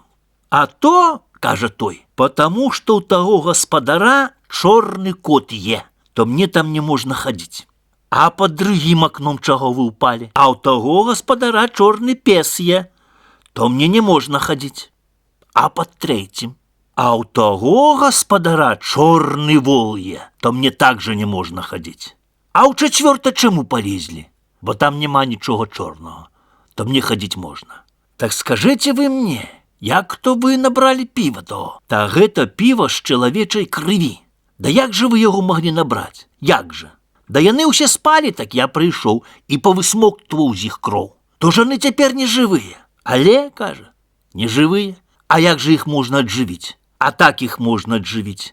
У мяне ў клеці є закопаных 2 бутэлькі. Адна чырвона, а друга бела. Так тыя бутэлькі дастаць і з чырвонай памазаць мужчыну, а з белай жэншчыну, да аны паўстаюць. Дык ізноў он сабе таго піва наліў і казаку так жа наліў. Да й казак гаворыць, няхай пастаіць, пайду я свайго коня пабачу. Да выпію перот піва, да потом пойдзеш. Ай, не, кажа, трэба первей пайсці. Ну, дык хадзем разам. Ну, добра. Да расчынь мо агонь, да я табе пакажу свае добро, што є ў мяне. От запалілі яны агонь, да пашлі да клеці. А там бочкі стаяць, паўнюсенька насыпаны. Угледзелі аны тыя бочкі, аж падходзяць да адной, да гары дном перавернутай. Да й падняў ён той мертвец і выцягуе адтуль авечу шкуру поўну грошай, аднаго золата. О, паглядзелі аны на те золата, да й усунулі назад і пашлі да хаты. Да той мертвец ізноў яму тое крові налівае. Да он кажа, няхай пастаіць, а потом вып'ю я. А сам сабе думае, кабы уже хутчэй пеўні заспявалі. Да й путае таго мертвеца. А вы уже даўно так лежыце ўмёршы? Да уже, кажа, 2 года, як я уже помер. А почему вы тут лежите? А потому что мяне не могут пахаваць, бо я колись быў вялікім знахарам, і цяпер ніхто не можа да мяне даступіцца. Каб хто ведаў, як тое зрабіць, то можна бы мяне пахаваць, да ніхто не ведае.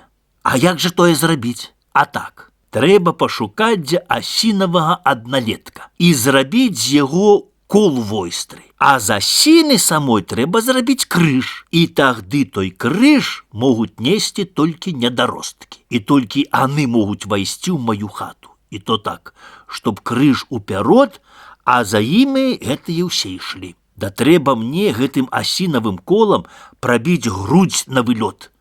Да я тады магу са ўсім памерці, а то іначай ніяк не магу. І тады можна будзе мяне ўжо і пахаваць.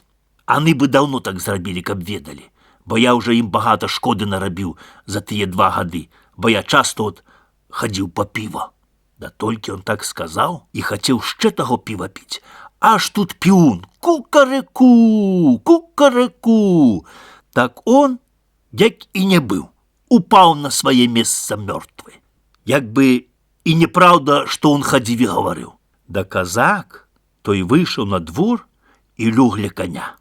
А назаўтра дзень устае он, бачыць, всё позаростала, хата там мохам абрасла і клець у моху. От выйшаў он на селішча, да было трохі людзі на вуліцы. То тыя людзі папужаліся ўсе, думалі, што, можа, то мертвец-то ідзе. Давай яны ўсе ўцякаць. Так он стаў іх гукаць.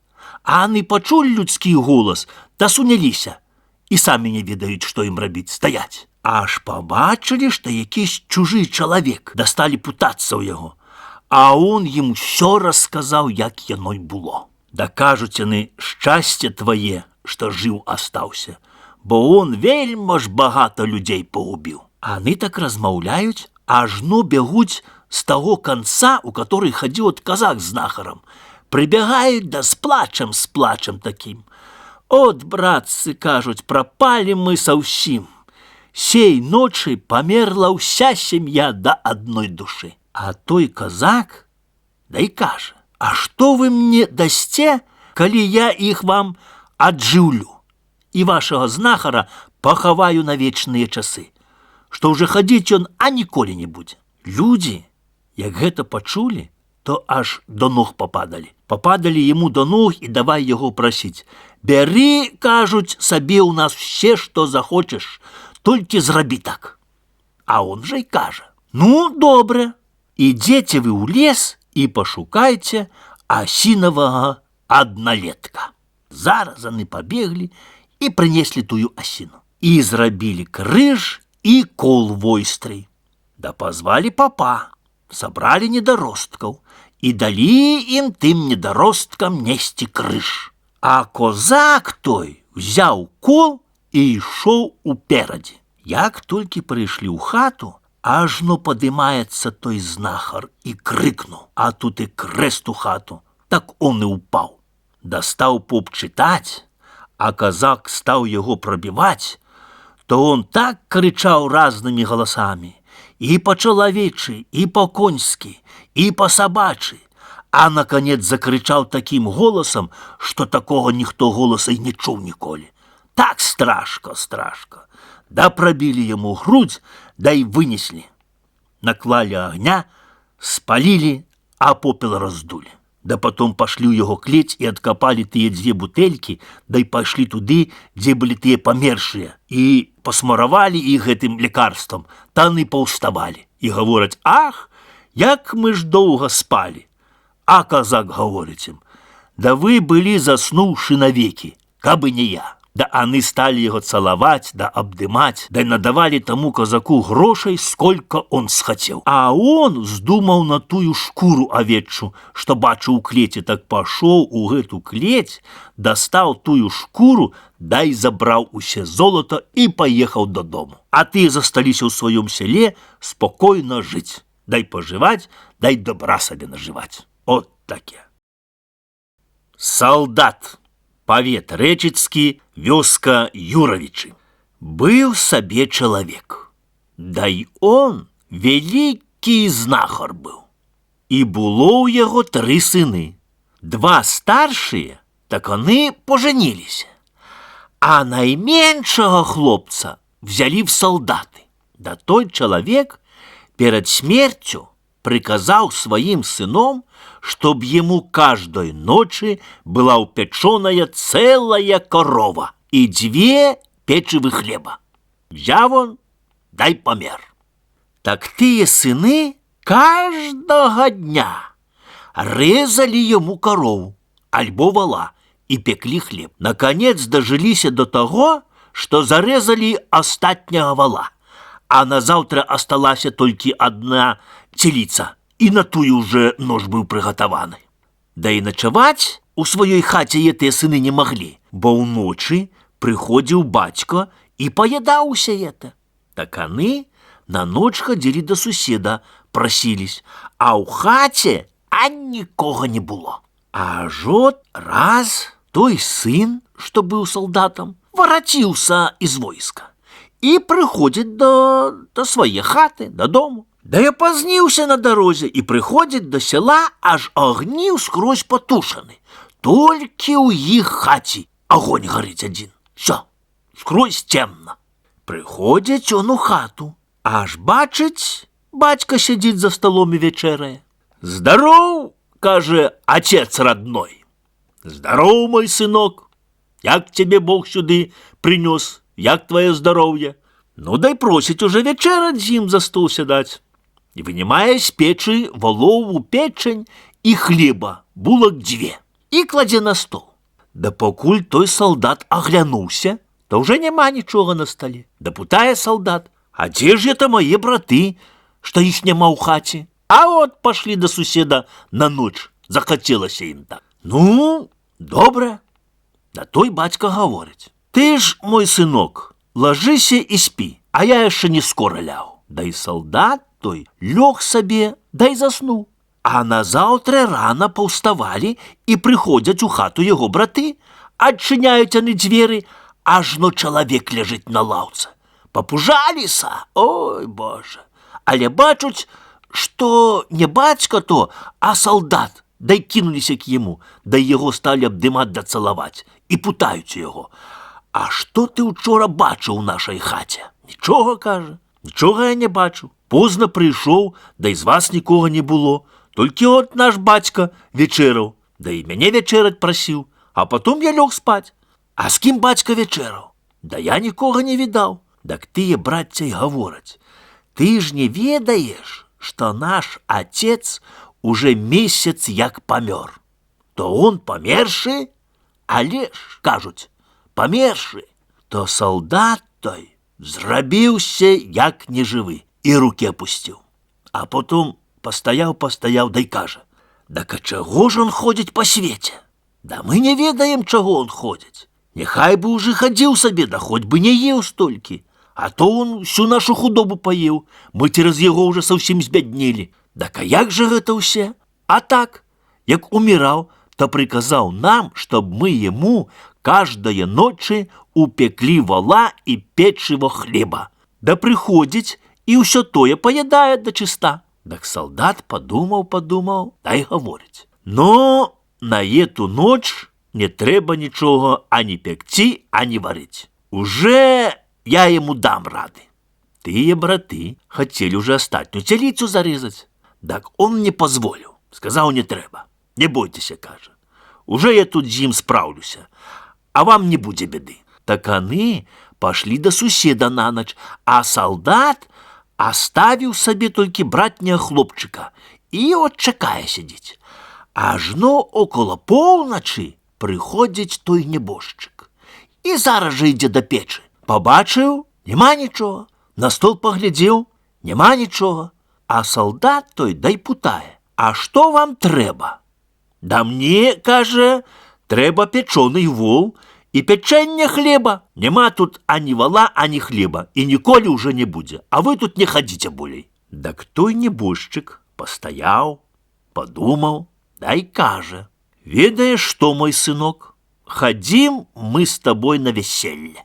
Солдат-то стал, одевся, и пошли они. Пришли на тое веселье, так зараз же того солдата все познали и стали его угощать. Да як наставляет на стол усяго, то так у одну минуту неведомо дзе той поделася все.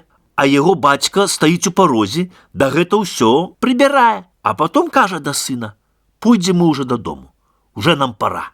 От вышли они на вулицу, то той отец каже: «А ведаешь ты что? А что?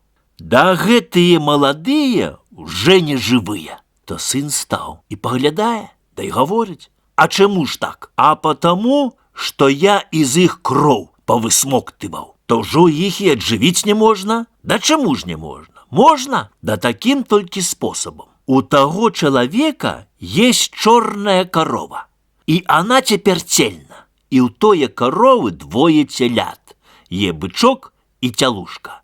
Так узять ту корову, зарезать и достать тые телята, поразрезать, вынять их сердца, из сердца телицы помазать кровью молодую, а из сердца бычка молодого, то они отживуть одразу».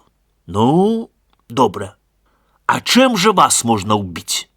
«А мяне іначай не можна ўбіць, як гэтым калом, што адзін канец у зямлі сагніе, а потом перавернуць яго другим концом.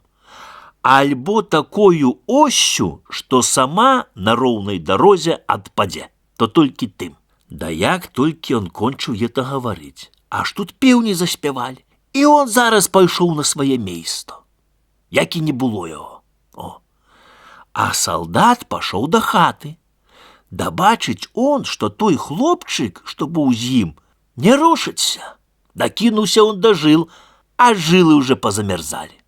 О, но нема што рабіць, трэба дня дожидаться. Так он лёг на лаўцы и заснул. Назаўтра рано попрыходзілі его браты. Ажно солдат спіць, але хлопчык лежыць мертвы. Уже и холод от яго ідзе. Так они у голос, у плач. А солдат им говорить: не чапайте, не рушьте, буде жив. Так они його не чапали. Тільки от накрили і оставили так от, як лежав, нехай лежить. А солдат, ён одевся і пошел проверить, ці молодые тые померли, ці не. От приходит до тае хаты, аж там не веселье уже, а треба могилу готовить на вечные часы. Так той солдат і говорить: не бойтеся, они будуть живы. То они все, як тое почули, то вже не ведали, де його й посадить. А он і каже: у вас є чорна корова? Є, кажуть. Так її треба зарезать. Пошли они за хлев, зарезали корову и достали тые телята. А потом порезали тые телята и подоставали из их сердца, и помазали молодых. Та они зразу и поуставали. О, так они пошли и помазали ще того хлопчика, и он также встал. Ну, добре, солдат-то и каже. А теперь ведаете что? А что, кажуть? Пошукайте мне кола перевертма.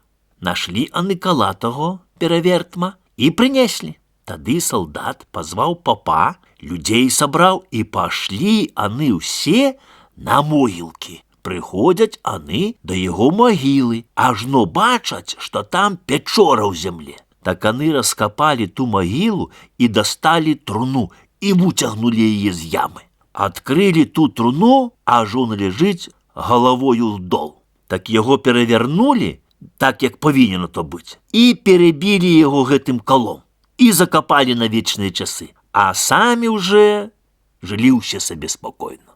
От. Царский сын, павет рэчыцкі, вёска Ужынец. Жил сабе человек, и померла жонка его, а оставила она ему 2 дочки. Да ён узял, да и с другой оженился. Эта жонка другая не хочет с ним жить, да за этих детеюся. Да и говорит ему: коли ты этие девки где-либо поденешь, так я буду с тобой жить, а так не хочу. Вот он и взял тых девочек, побрал на ночь, да и каже: пойдем у лес, вы будете ягоды брать, а я дров насеку, да вы и щепки позбираете. Взял он этие девки, посаджал, да и повез. И завез у лес. Збирайте, каже, ягоды, а я пойду недалечко да дров насеку. Стали они ягоды брать, а он пошел, да их и покинул, а сам поехал додому. Они збирали ягоды, потом огляделися, нема батьки, давай не гукать, да шукать. Гукали, а наконец посели коло березки, да и плачут сидять. От плакали они, плакали, аж пошла слез река, и та река пошла аж под царский дворец. Царский сын вышел с хаты, да и глядеть, откуль эта река взялась. То не было, а то стала река. От ён сказал гіляру выстроить, сел и поехал побачить, откуль река взялась. От приезжая, бачить, девочки 2 сидять под березою и плачут. От он забрал тые девочки на ту гіляру, дай повез у свой дворец и казал зрабить там такую избу, чтоб не бачили анікога, ни людей, ни солнца, только нанял гувернаров, чтоб их поучали и доглядали, покуль они не вырастут. От уже они повырастали. От этой царский сын вечером пошел под их окно и стал слухать, что там они говорят. Большая говорить так: от моя сестра. Каб мяне ўзяў царский сын за сябе, я б ему зрабіла войска і з ружьем, і з усім, больш як он бачыў. А менша говорить так: от каб мяне ўзяў царский сын за сябе, то б я ему родила 12 сыноў, як колосов. У лобе месяц, а ў патыліцы звезда, по локце ў золоце, а по колено ў срыбрам. Царскому сыну не сподобалося войско, а сподобалися сыны. Взяв он и оженился з меншою тою. Дак старейшай сястрыцы ён купіў от на шляху карчомку, пасадзіў я ў ту карчомку, чтобы она торговала, та и жила там сабе тихенько. От жывуць яны да жывуць, да и убраўся царскі сын у другое панство и покинул яе, жонку беременну. От она и обрадзілася. И якраз радзіла она 12 сыноў, як колосов. У лобя месяц, у патыліцы звезда, по локця ў золоце, а по колено сребром. Еты и цар, айцец яго, вельмі рад, что такие дети породились. А тады не было гэтых там телеграм, машин. А вот даць кому письмо, да кто и несе. Так вот и той айцец назначил одного солдатика, дал ему письмо и послал своему сыну его. От еты солдатик ішоў, да зайшоў у карчомку, где тая большая сестра жила да торговала. А она ж зразу распыталася, да зачала его поить, трактовать. Он напился и заснул. Так она убрала конверт, распечатала, письмо прочитала и написала другое, что твоя жонка 12 штанят родила, и все музыки. Той солдатик проспаўся и пайшоў.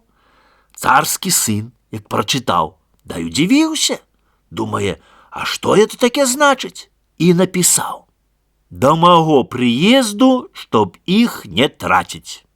Пошел солдатик назад. Зайшоў ізноў тую ж карчомку, а она его напоила, потрактовала, да ён и заснул. А она взяла письмо, распечатала и другое написала, чтоб их, этих штаненок, потратить до моего приезду. От дарма что сестра, бачите яка. От приходит солдатик до царского отца. Думая он, шкода их тратить, але сын так схотел, трэба. От зрабили гіляру, посадили 11 и пустили на море. А 12-го зрабили бочку, оббили железными обручами, посадили туды матку его и пустили на море. Они поплыли. Етые 11 змей забрал к себе, да и годовал. А 12-й з маткою плыў, пакуль не вырос. Да вырос и вельми силен он стал. Приперла их вода на великую выспу, да у великий лес. Як оперся ногами, так обручи полопалися, и вылез он с маткой на ту выспу. Построили они себе домок, и живут там на выспе той. А жось едут купцы кораблями, и бачут, что на выспе от не было ничего, а тут домок стоит. Остановились и пошли в той домок поглядеть, кто тут домок той построил. Они пришли, поздоровались, он их почастовал, да и поехали в тое царство, где отец его царствовал. Да той отец по стратянню жонки свои и сынов оженился з яе сестрицею, ну да и живут разом. А он, як тыя купцы выехали, скинулся голубцом и полетел за ими. Что будет его отец говорить с купцами? Приезжают купцы, торгуют, ну да той отец и путает их. Паны купцы, вы по свете ездили, много бачили, те не видали якого дива. Так они говорят: ваше императорское величество, мы по свете ездили, много бачили, так такого дива ще не видали. На таком-то море, на такой-то выспе стоит домок. Красивый важно. А у том домку живе матка с сыном. Да мы таких людей ще не видали. У яго у лобе месяц, а у патыліцы звезда. По локця ў золоце, а по колено сребром. Выслухаў яго той цар, да жонка, ну, тетка их, да и каже: от якое это там диво! От важнейшее диво! Не в нашем царстве, не в нашем государстве, а на таком-то море-то на такой-то выспе стоит явор. а на том яворі сидить куколка. А як кукне, так солдата з ружьем викукне, да й становиться. А он тое выслухаў, падняўся і паляцеў шукаць тое куколки. І трапіў яе, схваціў і прыташчыў у свой дамок і пасадзіў на явары. Цяпер уже едуць другія купцы, да й заехалі да таго дамку. А он запрашивае іх да сябе, частуе, да й паехалі яны ў тое царства, дзе айцец яго царстваў. А он, як тыя купцы паехалі, скінуўся галубцом і паляцеў за імі, што будзе а яго отец гаварыць з купцамі паслухаць. Прыязджаюць купцы, торгуюць, да той айцец і путае у іх. Паны купцы, вы па свеце ездзілі, многа бачылі, ці не відалі якога дзіва? Дак яны яму і гавораць: ваше імператорскае величество, мы па свеце ездзілі, многа бачылі, да такога дзіва мы яшчэ не відалі. На таком-то моры, на такой-то выспе стоит дамок, красивый важно. А ў том дамку жыве матка з сынам, а ў таго сына у лобе месяц, у патыліцы звязда, па локця ў золаце, а па калена срыбрам. А перед дамком стоит явор, а на том яворе сидить куколка, а як кукне, так солдата з ружом выкукне, да и становится. А она зноў, тая тетка, значит, подхватывая: ай, якое то диво! От важнейше диво не в нашем царстве, не в нашем государстве. На таком-то море, на такой-то выспе есть кабан, что лычем оре, вухом сея, а хвостом скородить, а услед за им жито родить. От он тое выслухаў, падняўся і паляцеў кабана шукаць. І трапіў ён того кабана, і схваціў яго і прыташчыў у свой дамок. Да едуць вже трэці купцы, да заехалі да таго дамку. Он запрашивае іх да сябе. Пашлі к яму яны, паздароваліся, он іх пачаставаў, да і паехалі ў тое царства, дзе айцец яго царстваў. А он, як гэтыя купцы паехалі, скінуўся галубцом і паляцеў за імі. Што будзе значыць яго отец гаварыць з купцамі паслухаць? Ага, прыязджаюць купцы, торгуюць, да той айцец і путае: паны купцы, вы па свеце ездзілі, многа бачылі, ці не відалі якога там дзіва?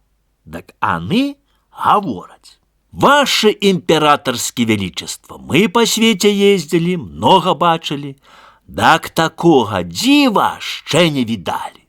На таком-то море, на такой-то выспе стоит дамок красивый и важно. А у том дамку живе матка с сыном, а у того сына у лобе месяц, у патыліцы звезда, по локцю в золоте, а по колено с рыбром. А перед дамком стоїть явор, а на тим яворі сидить куколка, а як яна кукне, так солдат з ружьем викукне, да й становиться. А есть там ще кабан, що личем оре, а вухом сеє, а хвостом скородить, а услед за їм жито родить.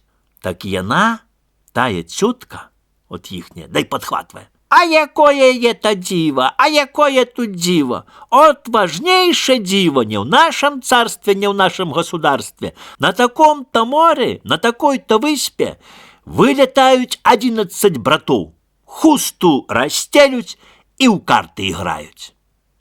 Як он тое выслухаў, подняўся и полетел браці свои шукать. Да ён жа и ведаў ад маткі, як гэта з ними зрабілі ўсё.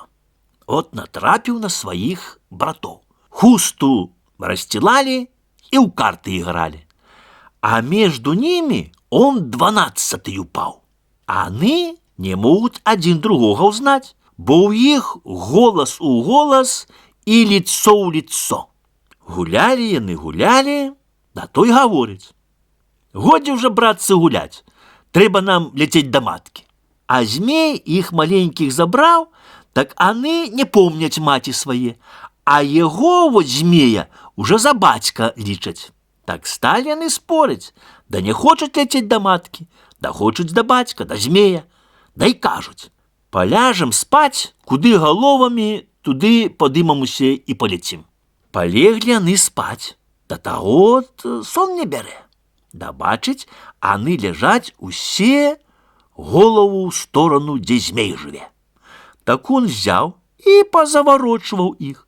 Яны проснуліся, усталі, дай полетели ў той дамок, што он построіў, дзе маць іх жыве. От жывуць яны, дай жывуць, і кукаўка ў іх кукае да кукае, і вуйска больш накукула, як у іх отца. Да яны пішуць да отца свайго, чтоб он сеў на гіляру і прыехаў да іх на баль. А если не приедзе, то зробім батареи и завоюем все царство. Бачит цар, что это не жарты, что аны хочуць воевать. От зрабілі гіляру, сеў з жонкай ён і едзе на эту выспу. А аны ўсе выйшлі да бацькі і скланіліся перад ім. Прабылі аны там і справу разабралі. Да тую цётку у бочку замкнули, железными обручами оббили и на море пустили. Дает, кажут, что она и до сегодняшнего дня ще в море там плаває у бочці. А они з маткой воротились до царства отецкого, от и по сёння яны яшчэ царствуют там. Чалавек, мядзведь, воўк и лось. Павет Рэчыцкі, вёска Ужынец. Пашоў чалавек у лес да вуллю, а жось ідуць мядзведь, лось і воўк. І гавораць: хадзім, чалавека ўб'ем. А воўк кажа: ой, не ідзіце, он сваім розумам нас усіх перавядзе. Не пераспорыў іх, кажуць: няхай он нам пакажа свой розум. Прыходзяць к чалавеку і кажуць: чалавеча, пакажы нам свой розум, а не, то мы цябе з'ядзім. Добре, кажа. Да мой розум астаўся ў дому, который пойдзе со мной прынесці. Мяркуюць яны самі, которому ісці по розум. Ідзі ты, мядзведь. Ей, не, я вяліка штука, і сабакі, і ўсе пабачуць мяне. Трэба лася паслаць. Да і я же вяліка штука, будуць тыкаць на мяне. От ты, воўк, усюды каля села ценькамі пройдзеш, і ніхто цябе не пабачыць. Пашоў воўк з ім. Прыйшлі да хаты, узяў чалавек жарніцу, зачапіў воўку на шыю, дай кажа: а то мой розум. Несі, ідуць назад яны да лесу. Ідуць аж через рэчаньку кладка. Воўк ідзе, да камень жарніца водзіць яго туды-сюды, ён упаў у воду. От прыходзіць чалавек да мядзведзя.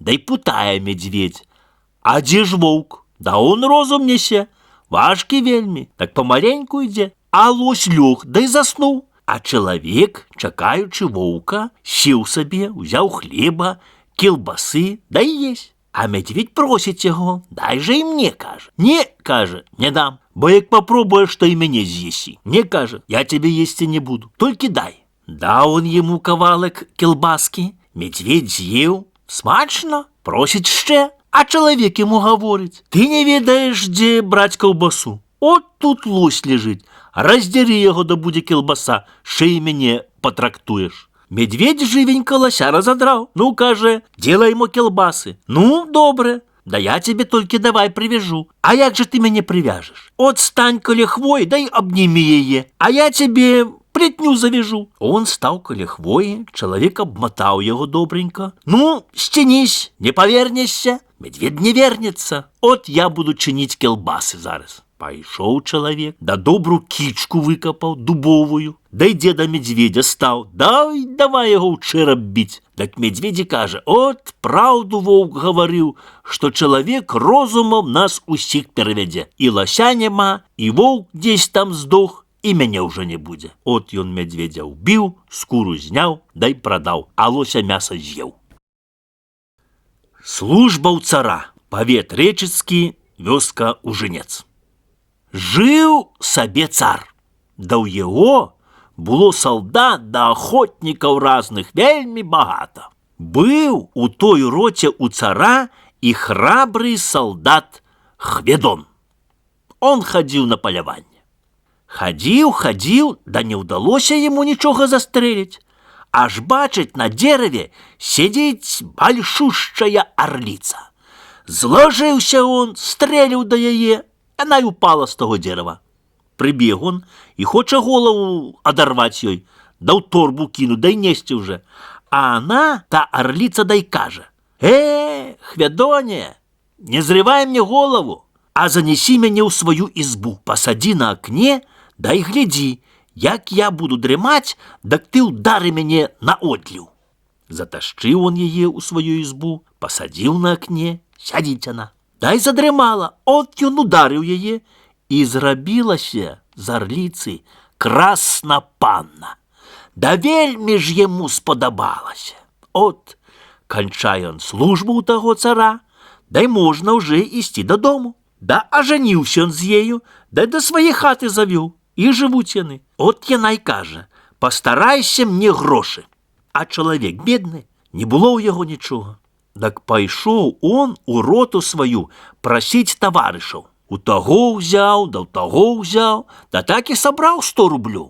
От прыносіць ён і ёй аддае тыя грошы, а яна і кажа яму: мне гроша не трэба, а ты ідзі да купі шоўку за ўсе гэтыя 100 рублёў.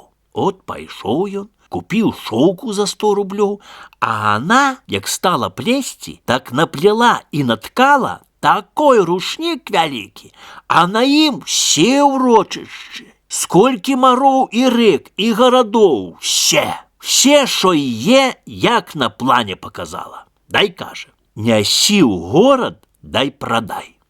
Панёс ён, дай вывесіў. Бедны не прыйдзе таргаваць, а прыходзіць хто з грашыма. Так от прыходзяць купцы, хто дае 200 рублёў, хто 300 рублёў даюць, дай 500 уже даюць. А тут едзе на коню царскі ад'ютант. Видзіць ён грамаду. Што он і торгует, думае. От той царскі ад'ютант дай пытае: а што вы тут торгуеце? Добрую штуку торгуем, да не можем купіць. Ад'ютант пад'язджае, побачыў, да вымае 2000 рублёў. Хведону дае, дай кажа: гэта мой ручнік. От павёз ён той рушнік к цару. Да цар кажа: дам я 4000, чтоб мне такой же сплела она. А он, от той ад'ютант, дай кажа: я ведаю, дзе тая хата, дзе яны жывуць. Я пайду і скажу. Ну ідзі, кажа. Паехаў ён к Хведону, да і просіць жонкі яго, чтоб яшчэ такі от рушнік яна сплела. Да она вельмі ж красіва була, і спадабалася она яму. І забыўся ён, і прасядзеў там у хаце, забаўляўся з ёю аж 2 сутак. Потом ідзе ён да цара, а цар насварыўся на яго, што так доўга ён гуляў там. Да той ад'ютант расказаў цару так і так. Цару захацелася самому побачыць, што ж за така. Паехаў ён да Хведона, да як она выйшла, як он яе побачыў, то сама стала і цару. Страшэнна яму спадабалася. І прыязджае он дадому, да й заве ад'ютанта. Ну, кажа, бач, чтоб ты Хведону такую службу выдумаў, чтоб он пайшоў і прапаў там. Твоя голова у том, як яго ўбіць, так, чтоб яму трапілася. Той ад'ютант думае сабе, дадумае, да нічога не можа выдумаць. От паехаў он на глухую вуліцу, што мало хто ходзіць там. Аж ідзе по той вуліцы стара баба-ведьма. Здароў быў, царскі слуга. Да што вам трэба? Ах, матушка-бабушка, выдумай такому-то солдату такую службу, чтобы пайшоў, дай прапаў там. Да эта баба і кажа: чему? Это можно выдумать, як собачья муху поймать. Нехай царь солдату так скажет: не в нашем царстве, не в нашем государстве, не в том, где мы живем, а на таком-то море, на такой-то выспе есть зверь, вроде лося. одна серстина золота, а друга срібна, чтобы в день достав. Ад'ютант той бабі подякував, да й сказав цару. Так і так, каже. Цар Хведона зазиває. Ну, де що, Хведон? Служил ты мне у роте, да еще мне послужи. Не в нашем царстве, не в нашем государстве, не в том, где мы живем, а на таком-то море, на такой-то выспе есть зверь вроде лося. Одна серстина золота, а друга срібна, чтоб ты мне в день достал. А не мой меч, твоя голова с плеч. Солдат не может отказать. Приходит додому, сел да й плаче. А жонка тая, да й путає його. А чого ж ти плачеш? Так як же мені не плакати, каже. Цар мені таку службу дав, що прийдеться мені пропасти. Да яна каже. То ще не служба. Иди Богу молися и спать ложися. Он пошел, помолился и спать положился. Да и она вышла на ганок, так свистнула, так прилетела к ёй двух молодцов. А она говорит им, не в нашем царстве, не в нашем государстве, не в том, где мы живем, а на таком-то море, на такой-то выспе есть зверь, вроде лося. Одна серстина золота, а друга срібна. Доставте мне його. Они полетели зараз же, да за ночь достали того звіра. Той звір уже и похоживає по Хведоному дворцу. Он встал, да и залащив того звіра цару. Цар казав за день, а он за полдня явился. О, напав цар на ад'ютанта. Ты недобре выдумал. Выдумай и знов таку штуку, чтобы он пойшов, да й пропав. Поїхав і знов ад'ютант шукати тую бабу. Натрапив на її.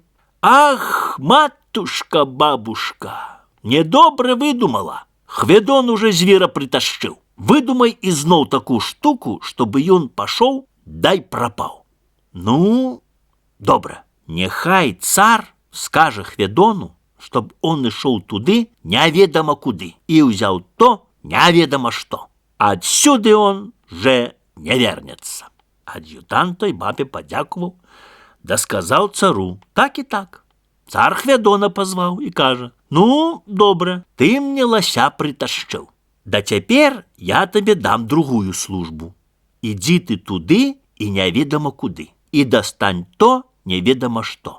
А не, то мой меч, а твоя голова з плеч. Приходить Хведон додому. Плаче. Жонка путає. Чого ти плачеш? А як же мені не плакати? Коли цар казав, щоб я йшов туди, невідомо куди, і взяв то невідомо що. От і це, каже, служба. От не ведаю, як воно буде. Ну, да йди к цару і скажи, щоб дав тобі грошей. Дорога велика, не можна без грошей. Пайшов Хведон цару і каже, найяснейший цару, мені треба гроші на эту дорогу. Назначив цар кучу золота, бери, каже, всю. Набрав он, скільки мог, і пішов знов додому. Да жонка каже, тепер Богу молися і спать ложися. Он помолився і лег спать. Теперь же она вышла на ганок, свистнула и прилетела двух молодцов. Не видали вы того неведомо что? Не, кажуть, не видали. Назавтра он встал, дала она ему клубочек ниток и рушник. Кочани, каже, это клубочек, где буде он исти, там и ты иди. Наклал ему ести, все, он пойшов. Покатився клубочок, а он за ім іде. Да тим часом цар, який його відправив, так ён забрав її до себе, да хоче з їй уже, знаєте, жениться. А она тому не рада она. І зробилася она погана, бридка і паскудна. От так. Цар зажурився, що і добрий солдат пропав, і жонка його на людей не подобно. Ну, а той Хведон пошел за клубочком. Вот не так скоро идти, як говорится. Іде он себе, да іде, наконец-то он, бачить, стоїть хатка. Покатился клубочек у эту избу. Пошел он услед за им. И у этой хатце жила старушка і дві дочки-красавиці. От путаються на його. А куди ти, каже, йдеш? Іду, каже, у велику дорогу. Зморився вельми, накормите мене, да й спать положите. А вони його напоїли, накормили і спать положили. Назавтра встає он, і тие пани води йому піднесли.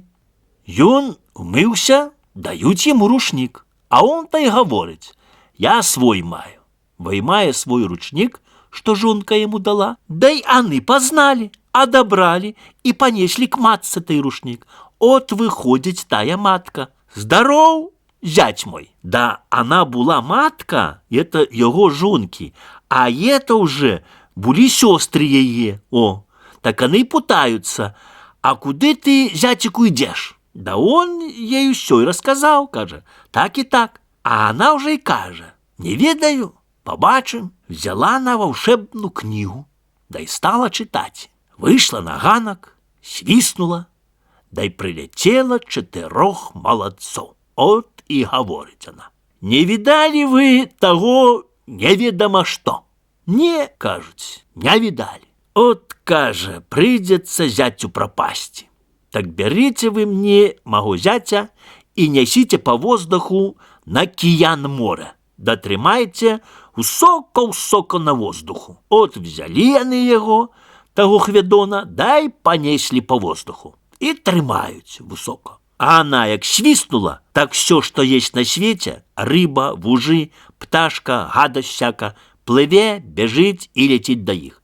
А она говорит: «Ти не видали вы того неведомо что?» Все в один голос отказали: «Не, не видали». Ну, да придется зятю моему пропасть. А жось, жаба-старуха, что не здолела разом явиться з усіми, на остатку приплывает, та й кличе: «Ква-ква, я ведаю». Ну, добре, а ти його заведеш туди? Заведу. Ква. Ну, добре. Набрали они у дзбанок воды, садили туди жабу.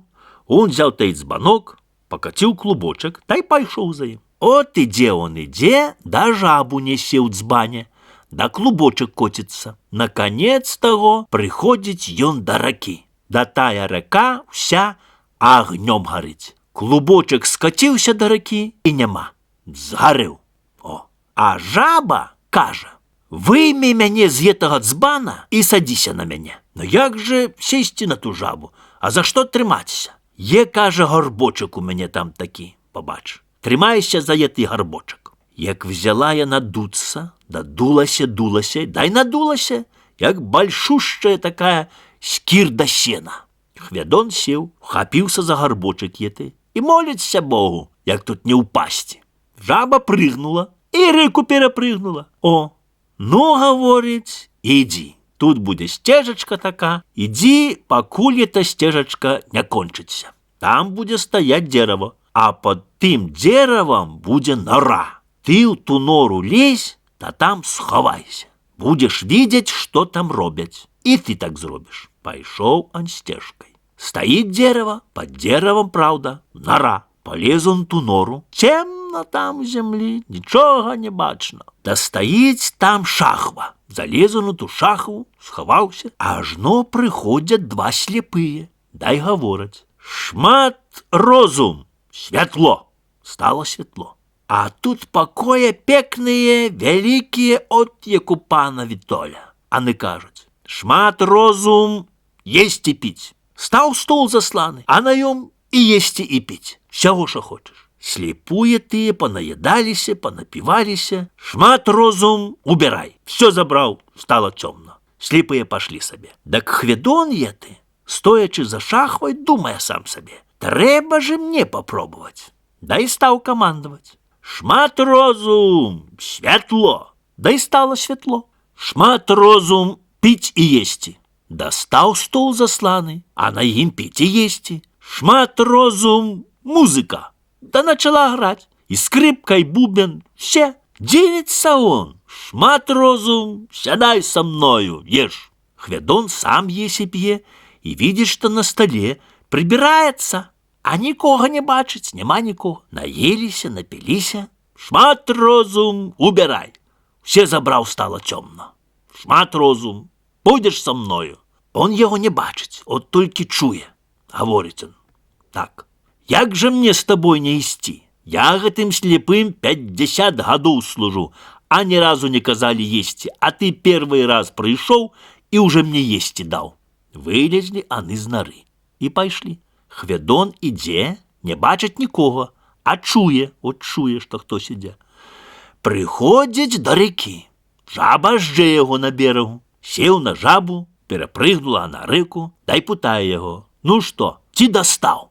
Достав, каже. Да невідомо, що іде со мною. Добре, ти ж іди за їм, уж я тобі не потрібна. Подякував он жабі, да й пішов.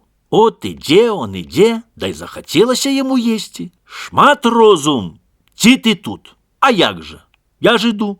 Шмат розум, пить і їсти. Став стол засланий, наївся, напівся, да й каже, ой, уморився вельми, ноги болять. А он говорить, та чого ж ти мовчав? Давно жунки б були. Як подхватил Хведона, як понес, та аж шапка упала у Хведона. 2000 вёрст они летели. Так он и каже, на море есть выспа, устроим там домок. Будуть ехать купцы.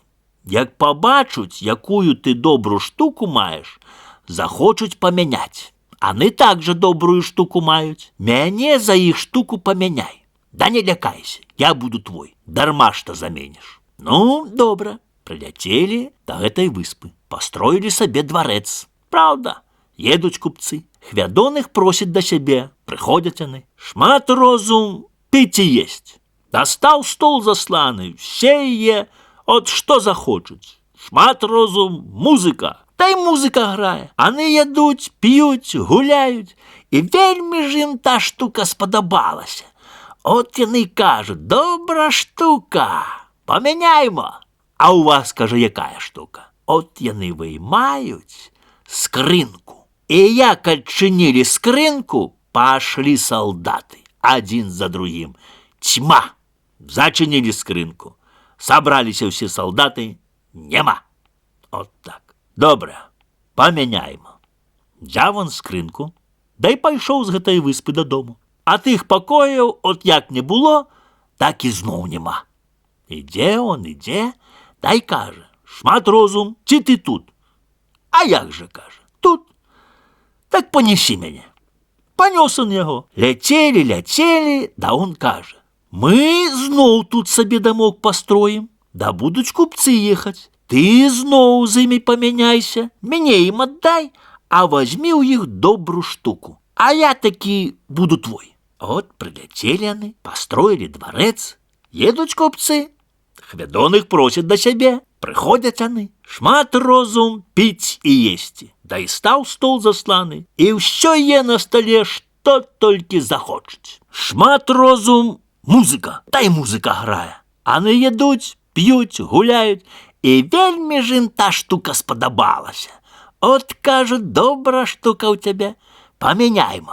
А у вас, каже, яка штука? От виймають они скринку, як відчинили, став дом і посаджений сад там. А худоба йде, яка треба. От і вали, корови, коні, овечки, все йде. Ну, добра штука, поміняймо. Поміняли они і пошли. А он, той Хведон, взяв эту скринку і йде собі, допутається. Шмат розум, чи ти тут? А як же, каже, тут. Наконец того приходить он у той царський дворець. А жонка його, як її цар забрав, дик зробилася така бридка да незграбна, а потом яна скинулася орлицей і полетела. Да як он прийшов, отчинив скринку, так став дом за городом. І фрукти висять, і худоба є, все от, як повинно бути все. Так он отчинив оболоння, та й орлиця влетіла в хату. І стала така, як і давней була. От і живуть вони, да й живуть. Проходить цар коло того дому. Що гэта? Не було тут нічого, а то стоїть дом і огород, худоба ходить. От посилає слух уведомитися, хто тут живе. Прыходзяць яны і кажуць, што тут жыве той Хведон і жонка яго. Цар разгневаўся вельмі, што паслаў яго для сябе старацца, а он самому сабе такую штуку зрабіў. Дай назначае салдатаў. Кажа, пайдзіце і прывядзіце яго да мяне. Я яму голову з плеч здыму. Прыходзяць салдаты і хочуць яго взяць. Дак Хведон адчыніў сваю скрынку. Выйшлі салдаты, дай пабілі царскіх. Няма ні аднаго. Ще больш разгневаўся цар. Выстраіў батарэі і ідзе сам на Хведона. Дак Хведон, як адчыніў сваю скрынку, як выйшла салдатаў цьма, так пабілі, патапталі, все чыста, а цара забралі і Хведону прывялі. О! Так от, як Хведон у цара служыў, так цяпер цар у Хведона так служыць. Шчасце і доля. Павет рэчыцкі, вёска невядома. Быў чалавек. Вельма бедны он быў, бедны, бедненькі. І меў он жонку і дзяцей, а яшчэ пару валоў. Дай больш, а нічога ў яго не было. Вельмі бедныя былі яны. Везе он дрова на место, дай думае сам сабе. Як я маіх дзетак выкармлю? Ажно бачыць, ідуць дзве якісь паненкі. Шчасце і доля. Дай пытаюць яго, адкуль он, да як яму вядзецца ўсё. Дай он ім кажа, так і так кажа. Беда, голад, няма а нічога ў мяне, дай годзе. От змілавалася над ім доля, дай кажа. Трэба паратаваць яго. Дам яму што. А шчасце, дай кажа. Без мяне нішто яму не паможа. Дай доля дала яму 3 рублі. Он падзякуваў, улажыў за кашулю, дай паехаў сабе. Да захацелася от яму якраз піць, як на те. Нагнуўся он над лужаю, та 3 рублі упала ў воду. Нема. О! Шукаў он, шукаў, не змог знайсці. Прыехаў дадому, да жонцы расказвае, а она яму і кажа, от другім разам, калі гэтыя паненкі табе што дадуць, то ты не едь уже далей, а вараціся назад. Ну, добра. Паехаў он другі раз з валамі на место. Дай зноў сустракае шчасце і долю. Дай пытаюць яны яго, а он імі кажа от усю праўду, як было то на ўсе з грашыма гэтымі. Дай доля кажа, калі ж ты такі кеп, што грошы згубіў, так цяпер маеш толькі 2 рублі. А шчасце кажа, без мяне нішто яму не паможа. Он уже на место не паехаў, а толькі назад вараціўся дадому. Да не было жонкі ў хаце. От думае он сабе, дзе мне тут гэтыя грошы палажыць? Бачыць, аж стаіць гаршок з крупамі. От влажыў он да гаршка гэтыя грошы, да і пайшоў сабе ў поле. Прыходзіць жонка дадому, да і стаіць сляпуй. Дак не мела она нічога яму даць, взяла, усыпала яму тыя крупы з грашыма разам. О, от прыходзіць он, дай кажа, ну, от Бог даў шчасця, 2 рублі я прывёз. А дзе ж ты іх, кажа, дзеў? А он кажа, у горшчок з крупамі ўкінуў. Дак она заламала руки. Заламала руки, я ж тыя крупы, кажа, усыпала слепому, дай з грашыма разам. Пабеглі, аны слепца таго шукаць, усе сяло збегалі. Няма, няма і чуткі пра яго нідзе няма. О, ну, што рабіць? Паехаў он 3-й раз на место з валамі. І зноў сустракае 2 паненкі гэтыя. Аны пытаюць яго, да он ім сей кажа, от, як яно было ўся. Так шчасце гаворыць, да я ж казала, што без мяне нічога не будзе. Цяпер уж я табе дам гасцінца. На табе 3 толькі грошы. Едь на место і купі там сабе рыбу. Паехаў он на место і думае сабе, якую ж то рыбу можна за 3 грошы купіць. Ну, побачым. От прыехаў ён туды на место, аж бачыць чалавек несе вялікую шчучку. Да за ім ідуць людзі, да і таргуюць. А той чалавек і кажа ім: не хочу вам задарма прадаваць. Лучше таму мужику аддам за 3 грошы. Маеш, чалавеча, 3 грошы? Маю, кажа ён. Давай, да сабе шчуку бяры. Взяв он гэту шчучку, да й паехаў дадому. Да як рассеклі ту шчучку, так бачуць, аж внутры сидіць яйцо золоте. О, от, кажа он, Бог даў нам. Трэба нам за тое яйцо пайсці да хоць солі купіць. Пайшоў он на место з гэтым яйцем і прыходзіць у краму солі купіць. Дак купец той, як угледзеў тое яйцо, так і гаворыць яму: бяры ўсю маю краму, всю з таварамі, з усім, што тут і є, да толькі дай мне гэта яйцо. Ну, добре, он кажа. Да й взяў краму, да й начаў таргаваць. І жонку ўзяў да крамы, щоб памагала. Так людзі ў яго куплялі. І стаў ён найбагатшым на ўсім свеце. Король і каралева. Павет рэчыцкі, вёска невядома. Быў сабе король з каралеваю, і мелі аны дачушку, да взяла тая каралева, да й памерла. Плаче той муж па ёй, руки ломіць, галосіць. Ну, думае, што мне от цяпер рабіць? Трэба мне жаніцца. Дай полюбіў он свою дочку і хоча з ёй ажаніцца. Так она плача: да як жа мне за ражонага бацька замуж ісці? Грэх. От ідзе она на могілкі, да й плача там на матчынай магіле. Аж ось матка выходзіць з могілы, да й кажа: ты, моя дачушка, зрабі так. Няхай табе бацька купіць 3 сукні.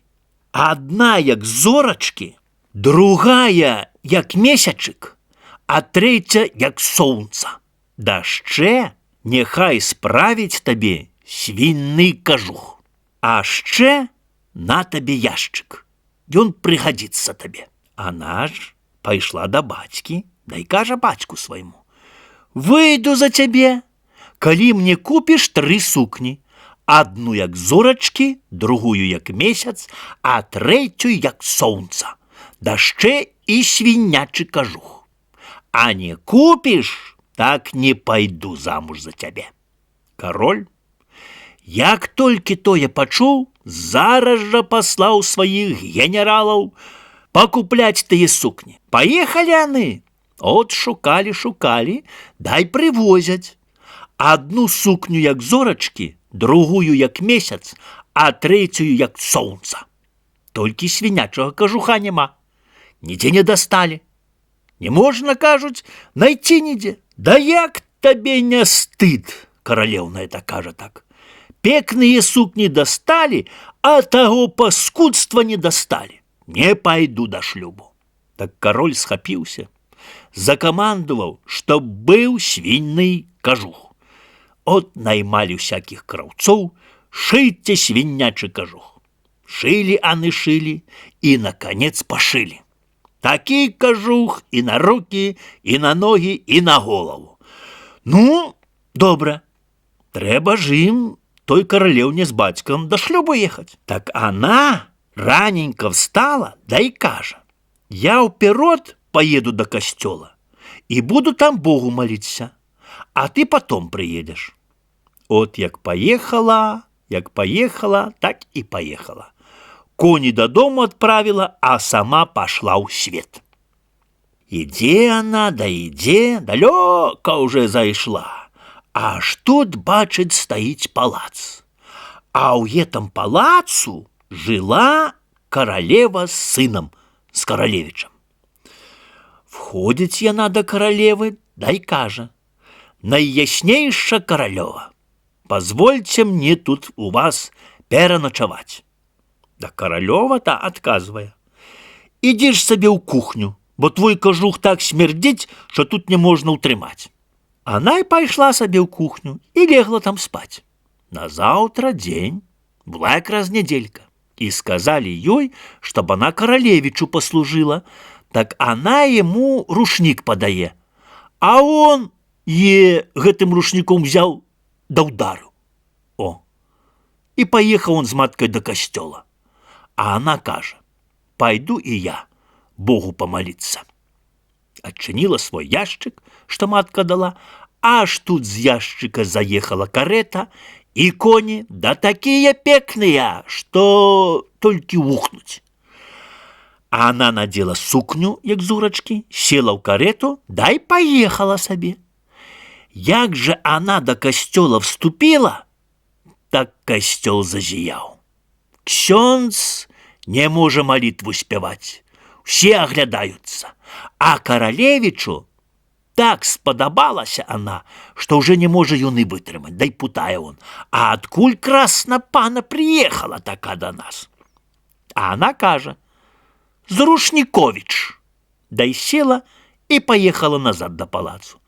Влезла в кухню, надела свой свиный кожух и сядеть там тихенько.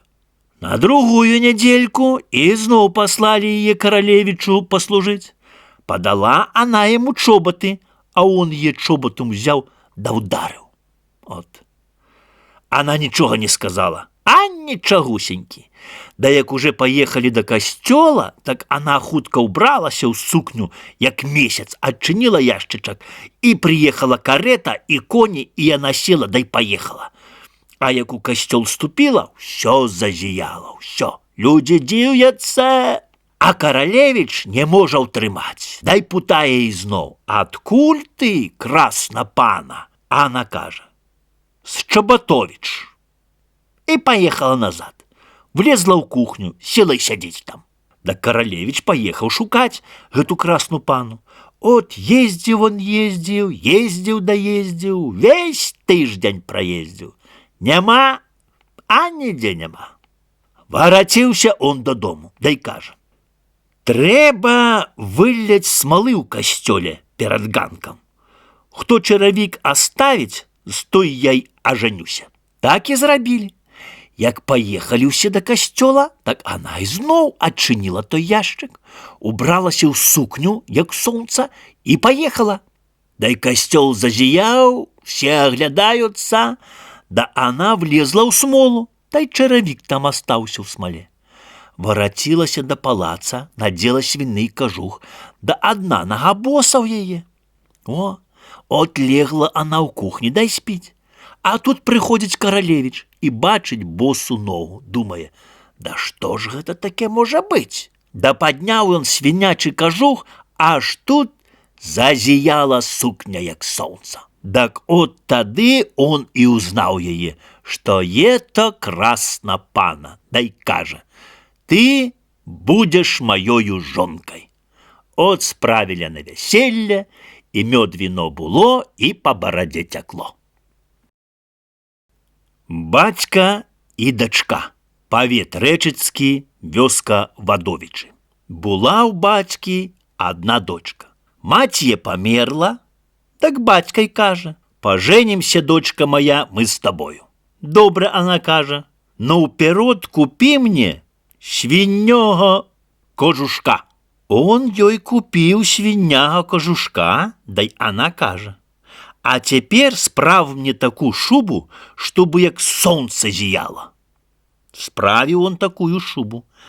Так она захотела сукни, да хустки, да черевиков, да хвартуха, и того ще, и того. Ну, он и каже: годі уже, давай поженимся. А она все його бавить, всього от їй треба.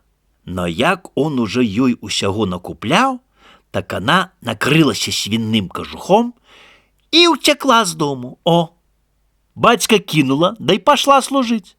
От приходит она до одной пани, да и говорит ей: примите меня за наймичку. А пани така же: да як же ты будешь служить у свиннім кожушку? Так она каже: а нехай пани позволить, я хотя за печью перезимую. Ну, лезь за печь, да только не ходи никуда.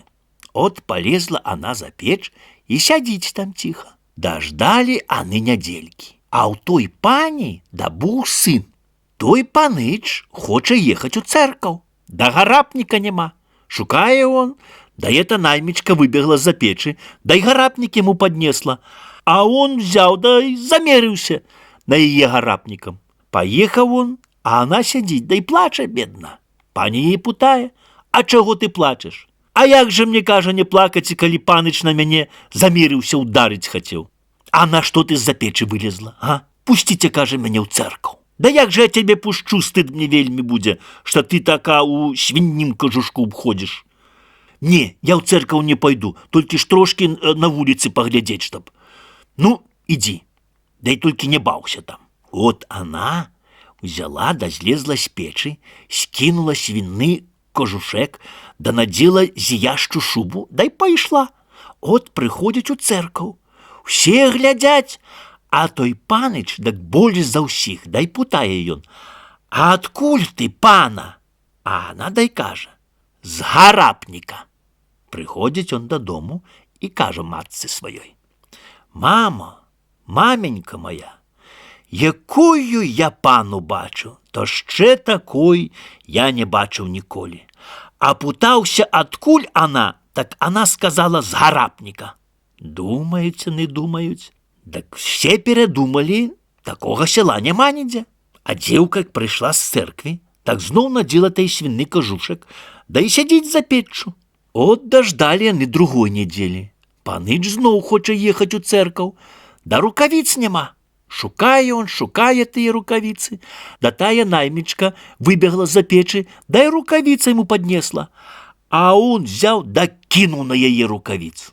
От поехал он, а она сидит да и плаче, а пані яе путае: а чаго ж ты плачешь? А як же мне не плакать, каже, коли паныч на мяне замерился, ударить хотел? А на что ты з-за печи вылезла, а? Пустите меня, каже, у церкву. Да як же я тебе пущу, стыд мне великий буде, что ты така вот у свиннім кожушку. Да не, я в церковь не пойду, только ж трошки на улице поглядеть, чтоб. Ну иди.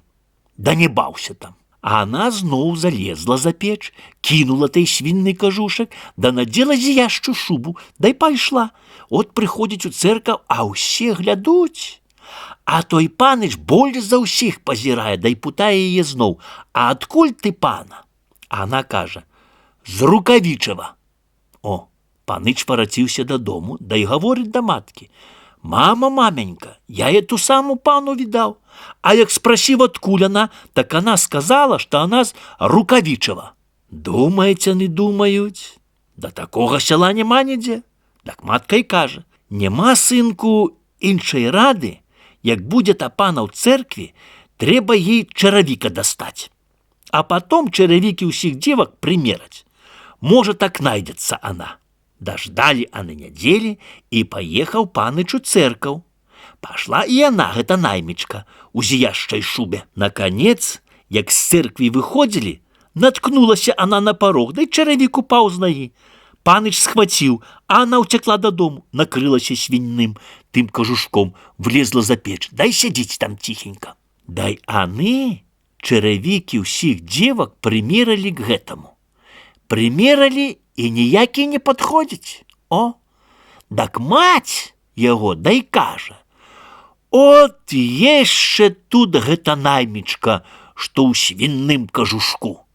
Да сын каже: да куды ж ёй, мама, да гэтай красной паны? Но пані каже: свинный кожушек, приди сюды до нас. Да и она пришла за печи у свинным кожушку, а паныч, так он и глядеть на ее не хочет. Примерили ей, а черевик якраз ёй. Да и она скинула свиный кожушек и стала в зияшчай шубе. Та такая красива, такая, что такое мой никто не бачил нигде. О, так он ее познал.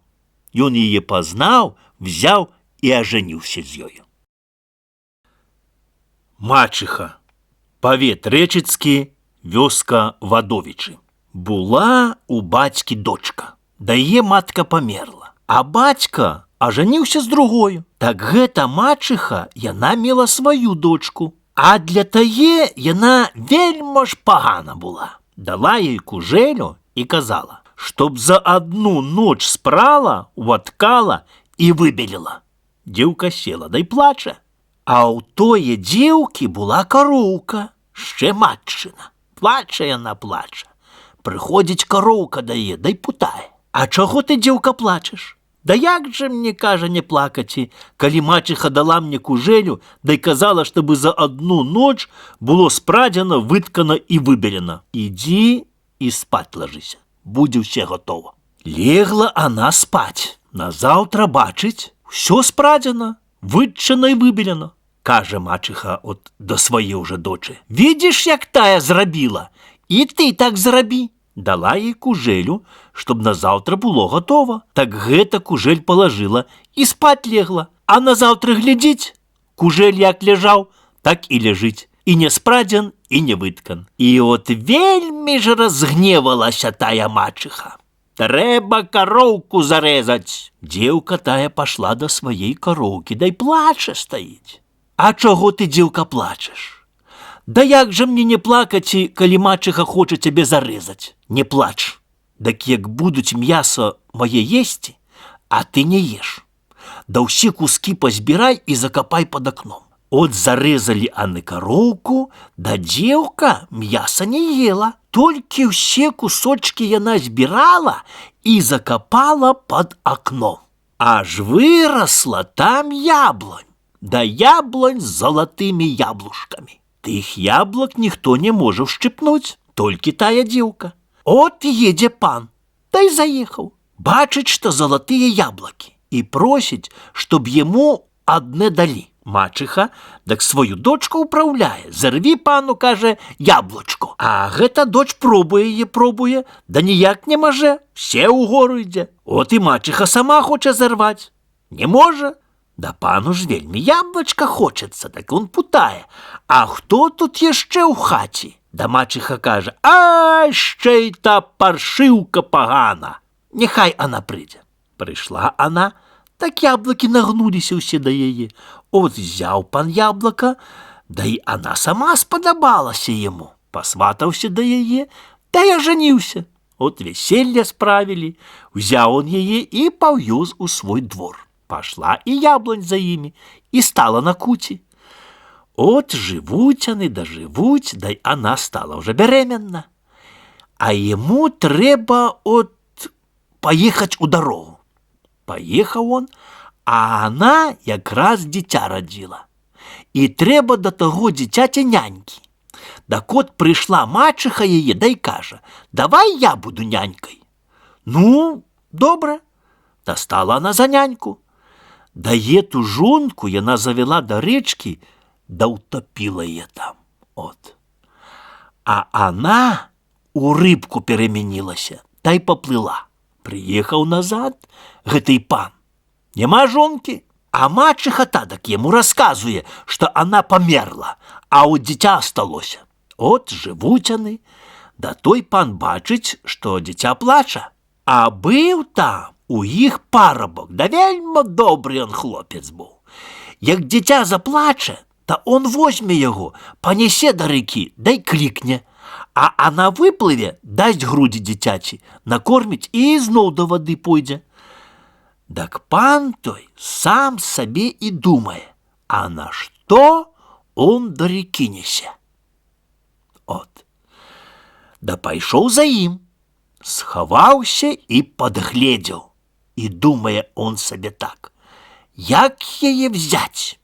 Назаўтра зноў парабак взяў дзіця і несе к рэчцы, а пан зноў схаваўся. От выплынула она, дала грудзі, накарміла дзіця, так он прыскочыў і схваціў яе. От. І перемянілася она зноў на кабету. Пашлі яны дадому, і она расказала, што мачыха яе ўтапіла. Так той пан мачысе зняў голову з плеч. От. А аны зноў зажылі, да й шчасліва. Брат і сястра. Павет рэчыцкі, вёска Вадовічы. Быў брат і сястра. Да взяў брат і ажаніўся. І от трэба яму якраз ехаць у дарогу. Падарыў он сястрыцы сваёй каня і кажа, ты, сястрыца, маўчы, Да о жонце правду не кажи. Поехал он. А жонка взяла того коня, да и стратила. От приезжая он, да й путає, а сестра мовчить. Да жонка каже: твоя сестра коня стратила. Ну, нічого, от треба йому й знов їхати. Подарив он сестриці голубця і каже: ти, сестрица, мовчи, да о жонце правду не кажи. Поехал он. А жонка взяла того голубца, да и стратила. Приезжая он, да путає, а сестра мовчить. Да кажунка каже: твоя сестра голубца стратила. Ну, нічого, треба йому й знов їхати. Да в тое время якраз жонка дитя родила і стратила його. І приїжджає он, да й путає, а сестра його мовчить. О, да жонка каже: я родила дитя, а твоя сестра стратила. Так он вельма ж разгневався. Яка подарив тобі коня і голубца, а дитя то моє. Так сестра мовчить. Так он казав парабку, щоб її в ліс зав'яв, руки їй одрубав, да серце і очі виняв і покинув її в лісу. Зав'яв її парабок у ліс, да й сучка за їми побігла їхня. Одрезав їй руки, да й стала вона тоді просить його: хоч мені ка серце і очі остав. Так он гэту сучку взяв, серце і очі їй виняв, а її кинув у лісі. Пошла она, да й пошла. І прийшла она в сад, де багато яблонь, груш, а от усередині стоїть яблонь, і на ёй золотые яблушка. Ёй вельми їсти хотілося. Взяла одно яблушко она і з'їла. От приходить у той сад панич. І бачить, одного яблушка золотого нема. Іде он до матки своєї, да каже: мамо, мамонько, да нехто ж у саду є у нас. Да не, синку, то пташка і схопила. Да он шукав пташки, да й не нашов. Да найшов паненку без рук. От. Мамо, маменько, красна паненка, я з її оженюся. Ну, добре, синку, женіся. От оженився он з їю, да й живуть вони. Живуть, і вона стала беременна. От Господь її пошкодував. Да йому треба їхати в дорогу. Поїхав он, да й вона родила хлопчика. Родила хлопчика, та в його у лобі місяць, а звезда в потилиці. Написала она письмо до мужа, чтоб приехал побачить сына. Да той посланец зашел до її братихи, да лег собі і заснув. А тая братиха виняла письмо, да й перемінила. І написала йому: твоя жонка родила хлопця ні до чого не подобний, собачої породи. Той муж перечитав, подумав, да й відписує: чекайте, покуль приїду. Хочу побачить сам. Да той посланець і знов шов колі братихи хати, да й зайшов туди, да лег собі, да й заснув. А тая братиха знов виняла письмо, та й перемінила. Написала, щоб покуль приїде, дитя і її каб стратили. От тая матка його, як перечитала, так плаче. Плаче, бедна, да шкодує, от, що хлопчик пекний да пропаде. Да вона й каже: мама моя голубка, нема в мені рук, буду як ніще ходить. Пойду я в світ. От привязали їй дитя до груді, да й пошла она. Пошла она, іде да йде, і прийшла она к мору. І от захотілося їй води напитися. Нахилилася она до води, аж ось руки у їй одросли. От, і пошла она далей, да й приходить до братихи. А та не познала її, ніхто її не познав. І проситься она до їх на ночь, щоб пустили. А ти вмієш, каже, казки ти казать? Вмію. Ну так переночуй собі. От села она за печчу, дай сядзіць. Да тут якраз прыехаў той пан, муж яе. Пазбіраліся яны, п'юць, да гуляюць, музыка грае ў іх. Дай кажуць: от мы тут п'ем, гуляем, да няма каму казкі казаць. Да браціха гаворыць: та есть Нішчанка тут за печчу, она казку скажа. Нішчанка, хадзі тутака. Прыйшла она, да й стала казаць: быў у бацькі брат з сястрою, а жаніўся той брат, дай паехаў. Да жонка коня страціла і сказала на сястру, да он зноў паехаў, а жонка голубца страціла і сказала на сястру. Дак тая браціха е перабівае: ціха, ціха, не кажы далей. А той пан, муж яе, дай кажа: кажы, да кажы. Дай она ўсе расказала. Дак от як он дзіця пабачыў, так вельмі абрадаваўся, да браціху ту страціў, а жонку ўзяў да сябе, і жылі яны шчасліва. Залатая рыбка. Павет Новагрудскі, вёска Сянежыцы. Каля сіняга мора стаіць землянка. Каля той землянкі карыта старое, нягоднае уже. А каля таго карыта дзед з бабаю. І вельмі аны бедны. Нема анічога ў іх. Баба сварыцца: хаця ты пайдзі да рыбы налаві. Пашоў дзед, як закінуў невад, так злавіў залатую рыбку. Рыбка тада й просіцца ў дзеда: пусці мяне назад у сіняе море, я табе буду ў вялікай угодзе. Пусціў он яе. Прыходзіць да свае землянкі, да і гаворыць так і так бабе. Так і баба і скрычала: а чаму ж ты яе не прынёс? Не мог несці, дзед кажа, вельмі жана прасілася. Давай, крычаць баба, ідзі ж ты, да папрасі, чтоб нам хаця было новае карыта. Ідзе дзед на берег. Выходзіць рыбка да яго: чаго ж ты, дзеду, хочаш? Моя старуха хоча, чтоб было новое корыто. Иди, все будет.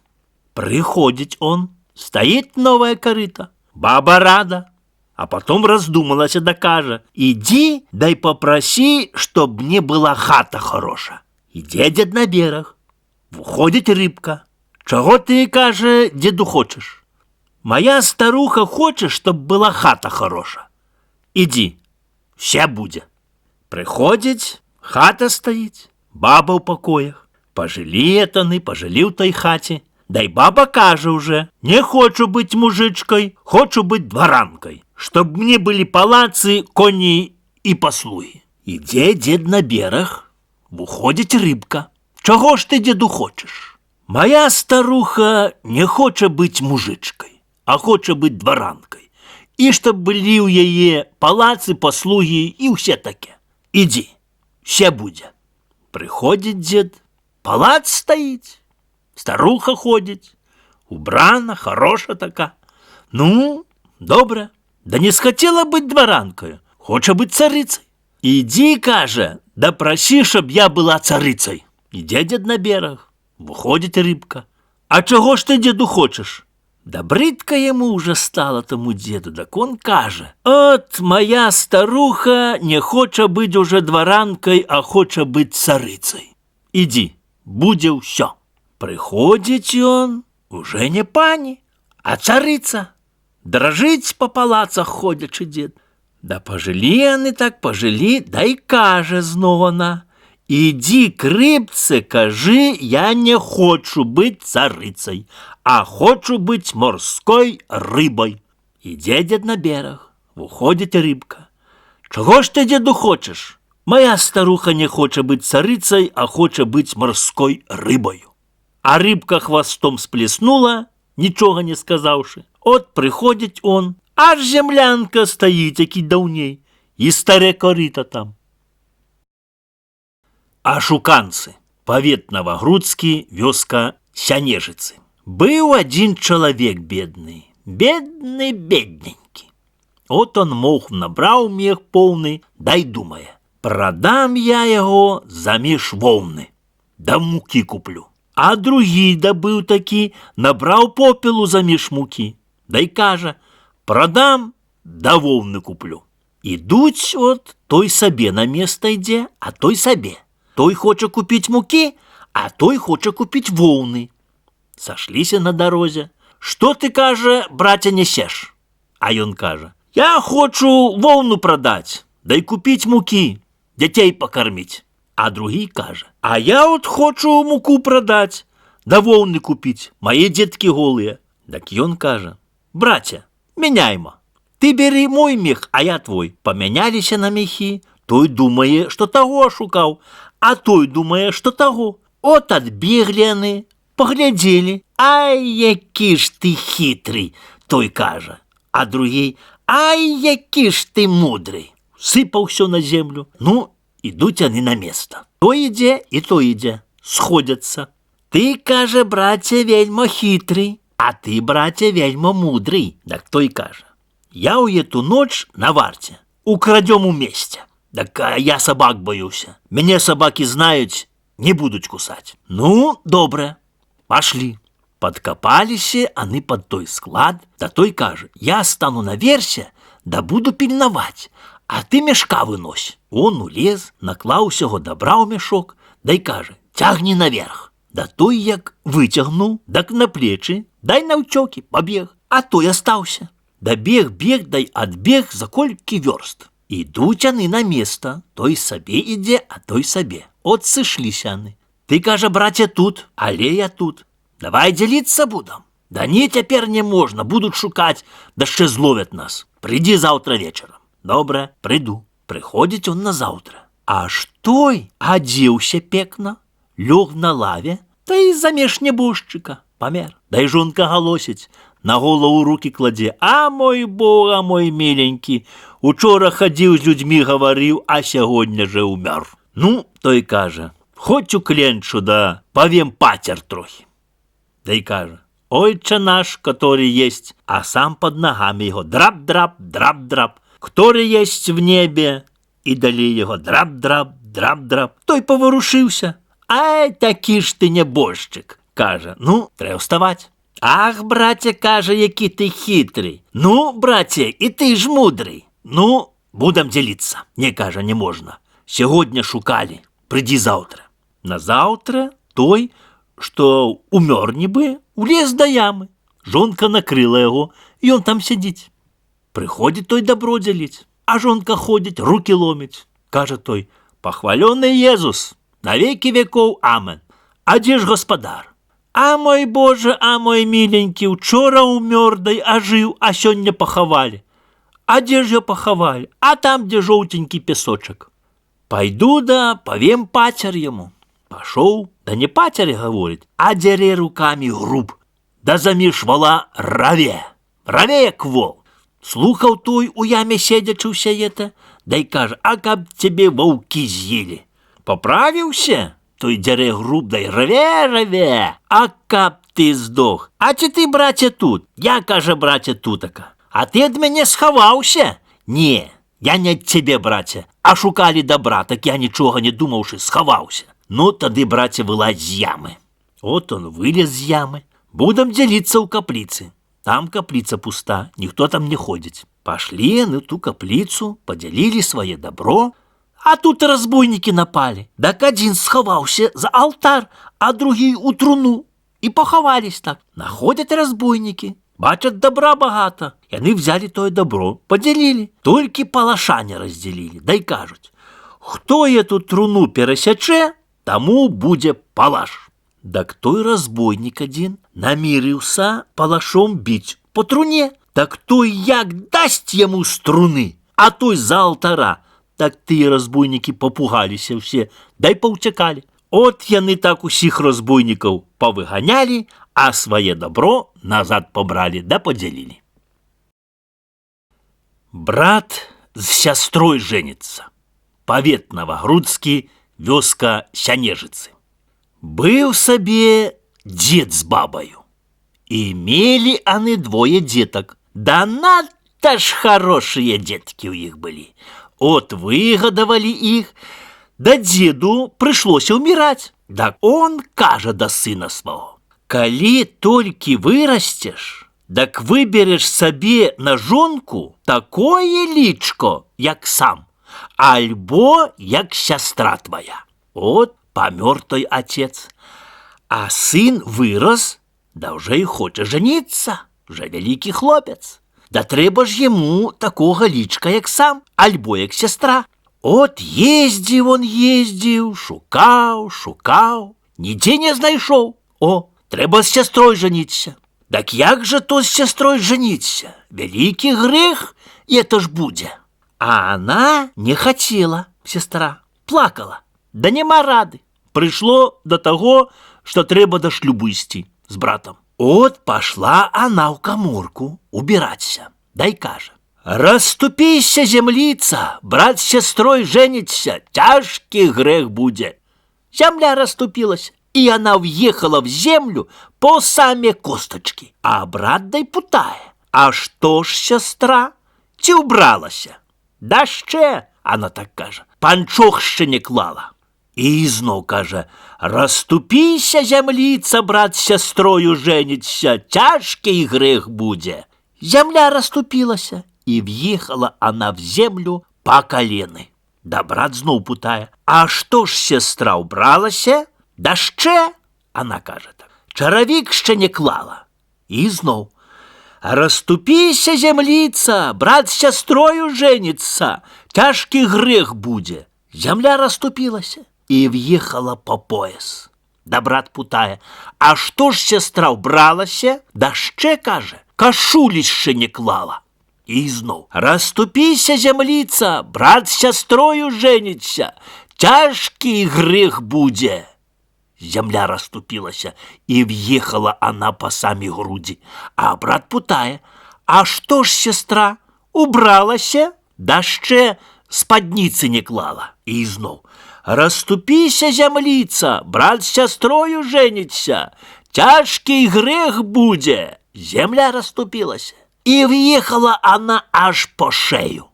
Да брат путає: «А что ж, сестра, убралася?» «Та ще», каже, «гарсета не клала». І знов: «Расступися, землица, брат с сестрою женится, тяжкий грех буде».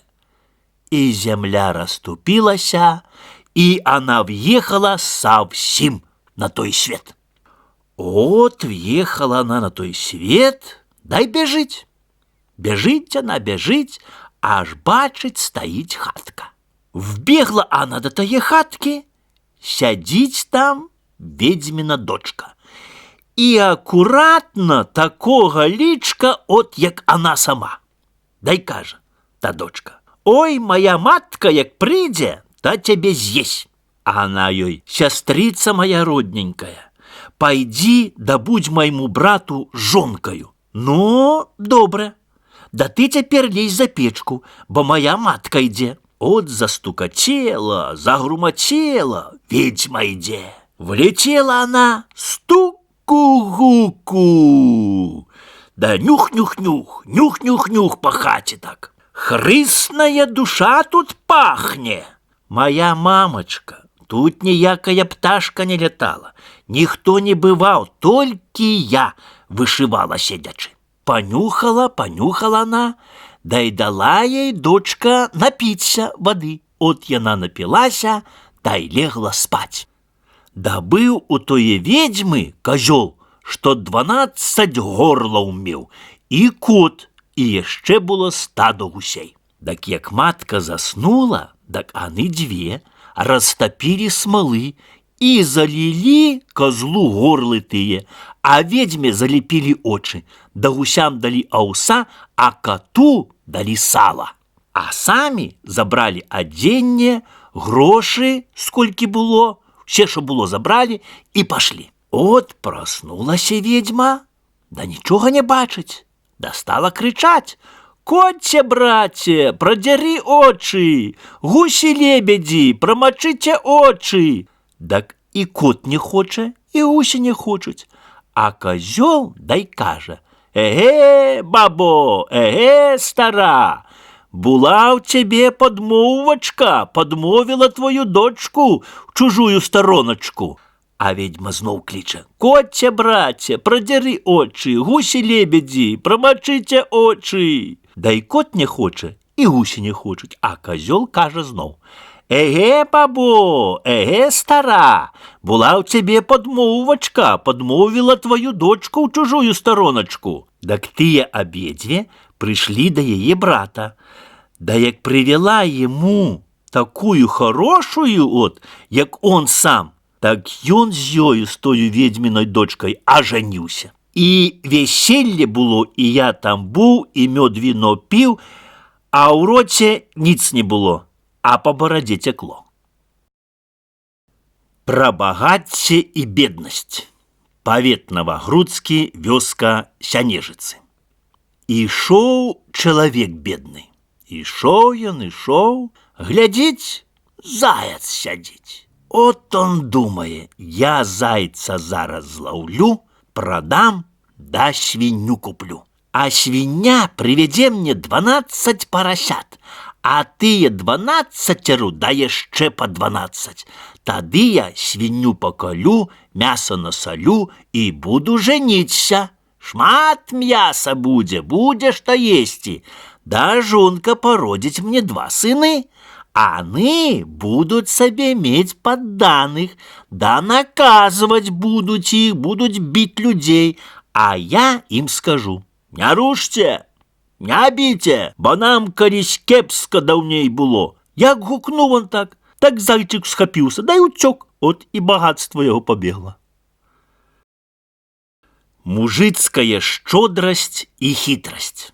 Павет Новогрудскі, вёска Сянежыцы. Было ў бацькі 3 сыны.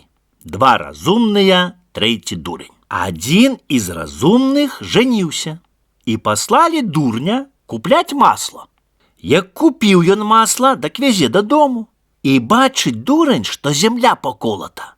От ён бярэ масла, да й замазвае тыя шчыліны. Далей едзе, зноў земля поколота, зноў он маслом замазвае, і ўсё масло змазаў. Прыязджае дадому, путаюць яго: а дзе ж ты, дурны, дзеў масла? А я, кажа, бачыў, што земля вельмі поколота, так я яе замазаў. Мне от як палец крышку расколіць, да баліць, а то земля поколота, дак як жа ёй баліць моцна.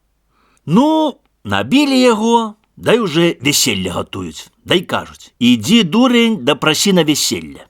Прыйшоў в одну хату он, да й кажа: ідзі, чалавеча, на веселье, але жонкі не бяры. У другую хату прыйшоў: ідзі, кажа, чалавеча, на веселье, але жонкі не бяры. У трэцюю хату таксама. Попрыходзілі адны мужчыны без жонак, п'юць, гуляюць, да няма з кім танцаваць. От. А чаму ж ты, дурны, не казаў, чтоб яны з жонкамі попрыходзілі? Я пайду папрашу. Пайшоў он по хатам прасіць: ідзеце, жонкі, на веселье, але дзеці не бярыце. Прыйшлі яны, тыя жонкі, гуляюць, танцуюць, да кажуць: трэба нам дадому, дзеці плачуць. Сядзіце, кажа дурны, гуляйце, я запрагу коня да прывезу дзяцей. Паехаў он у сяло. Кажуць, што дзеці адно не ўмыта, другое не ўбрана. Пачакайце, кажа, я іх сам паўбіраю. От он вады нагрэў добрыя, дзяцей папарыў, памыў, адзеў, пасадзіў ён на воз, дай прывёз усіх на веселье. От маткі весёлыя, от табе, дурны. Ведьма. Павет Новогрудскі, вёска Сянежыцы. Было ў бацькі 3 дочкі. Адна кажа: я буду уметь хорошо гулять. А другая каже: а я буду хорошо вышивать. А третья каже: а я буду хорошо детки родить. А паныч тое чуў, дай путае у свае маткі: матка, которую мне взять? Ці ту, што хорошо гуляе, ці ту, што хорошо вышывае, ці ту, што хорошо детки родить? А матка яму і гаворыць: бяры ту, што хороша дзеткі родзіць. Пажаніліся яны, і даў Бог хадзіць ёй з дзіцяткам. Трэба от яму ехаць у дарогу. І казаў матцы, чтоб она пільнавала, і чтоб була сама за бабку. Не, она ўзяла да паклікала ведьму. От нарадзіўся хлопчык. І хату ўсё асвяціла, як ён нарадзіўся. На то ж хорошенький, таке хороше дитятка. Прийшла відьма, забрала дитя, у карабець поклала і пустила на море. А сповіла кота і при їй положила. Вона каже: «Ой, бабко, то ж не моє дитятка». А тая каже: «А де ж я його діла? Твоє это». Приїжджає чоловік, глядіть, стала наплакать великими слезьми, что это не мое дитя.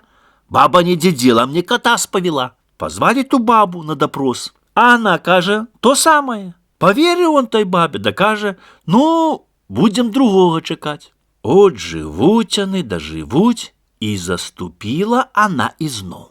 Зноў трэба ему ехать. Просить матки ён, чтоб матка пільнавала. Поехал и дал Бог дочушку. На лбе месяц, на потылице зорочки. Нигде такой пекней не найти. Вельми хорошенькая девочка. Да ведьма зноў пришла, да зловила гадину, да исповела и при ёй положила, а дочушку открала и на той же карабец да и пустила на море. Приезжая он, глядеть, и руки заломал. А она каже: «Я не гэту гадину родила, а такое пекное дитятка у мяне». А тая ведьма: «А дзе ж я яго дзела?» Нема рады. Живуть они далей. Живуть, да уже и 7 год прошло. От пошли они на шпацер и купаться в тое море. Купаются они, купаются, аж тут приплыл той карабец, и як шклянка разбился. Они тые дети и стали перед ими. Да и матка их познала. Чи не мои то детки, что я родила? Так, ты наша, а мы ваша. Нас Господь Бог так тримав и пропитал. От пришли они додому, да нашли тую бабу, и на железную борону ее поклали, да и рассекли. А они живут и проживают, и по сённяшний день и добра наживают. Конь, собака, кот и певень. Павет Новогрудскі, вёска Сянежицы. Быў конь добрый, кормяць яго оброкам, мыюць, чыстяць, дак і ехаць на ім добра. А як пастарэе, то пусцяць яго, няхай не барак цягаецца. Так сама і сабачка. От малады, чувалы, так яго глядяць. А як пастарэе да глухі, так яму не даюць і есці. Хай прападае. Так і каток, маладзенькі, мышкі ловіць, то яго кормяць і хваляць. А як пастарэе, дык вон выкідаюць. От сашліся они 3 разом. Да и кажуть: «Будем музыкантами вместе». Пошли. А у дворе стоит певень на паркане, да и кричить: «Кукареку!» От они поздоровались с певнем, да и пытают: «А чего ты кричишь?» «А як же мне не кричати? Сьогодні у мого пана будуть гості. Мяне хочуть зарезать». «Пойдем разом з нами». Взяли они с собой певня. Ідуть, да йдуть, бачать, далеко у лесе огонь горить. Стоит хатка там, приходят под окно, а там разбойники понаварили, понапекали, а боже миленький, что хочешь е. Гуляют, пьют и у карты играют. А они под окном стоячи думают: «Чтоб нам хоть раз что з'їсти таке». От і каже конь собаку: «Становися на мяне». А собака на кота: «Становися на мяне». А кот на певня: «Становися на мяне». Так они становились, а конь топнул копытом у окно, а собачка забрехала, а кот замяукал, а певень заспевал. А тые разбойники один на другого дай повылетали с той хаты. Страх! Побегли по лесены. Так они вошли у хату, понаедалися там, да и конь уже лег на дворе под порогом, а собачка у сенях, а каток на печи, а певень на жердочце. Раздумались тые разбойники там у лесе. От разбойник самый найгорший и каже: «Пойдем поглядим, кто нас там разогнал». Вошли они у хату тихо. Никто не чапае. Як шаснув за палку он, так кот скочил, да в очи ему, а он на собаку наступил, так собака за ногу его, да и укусила.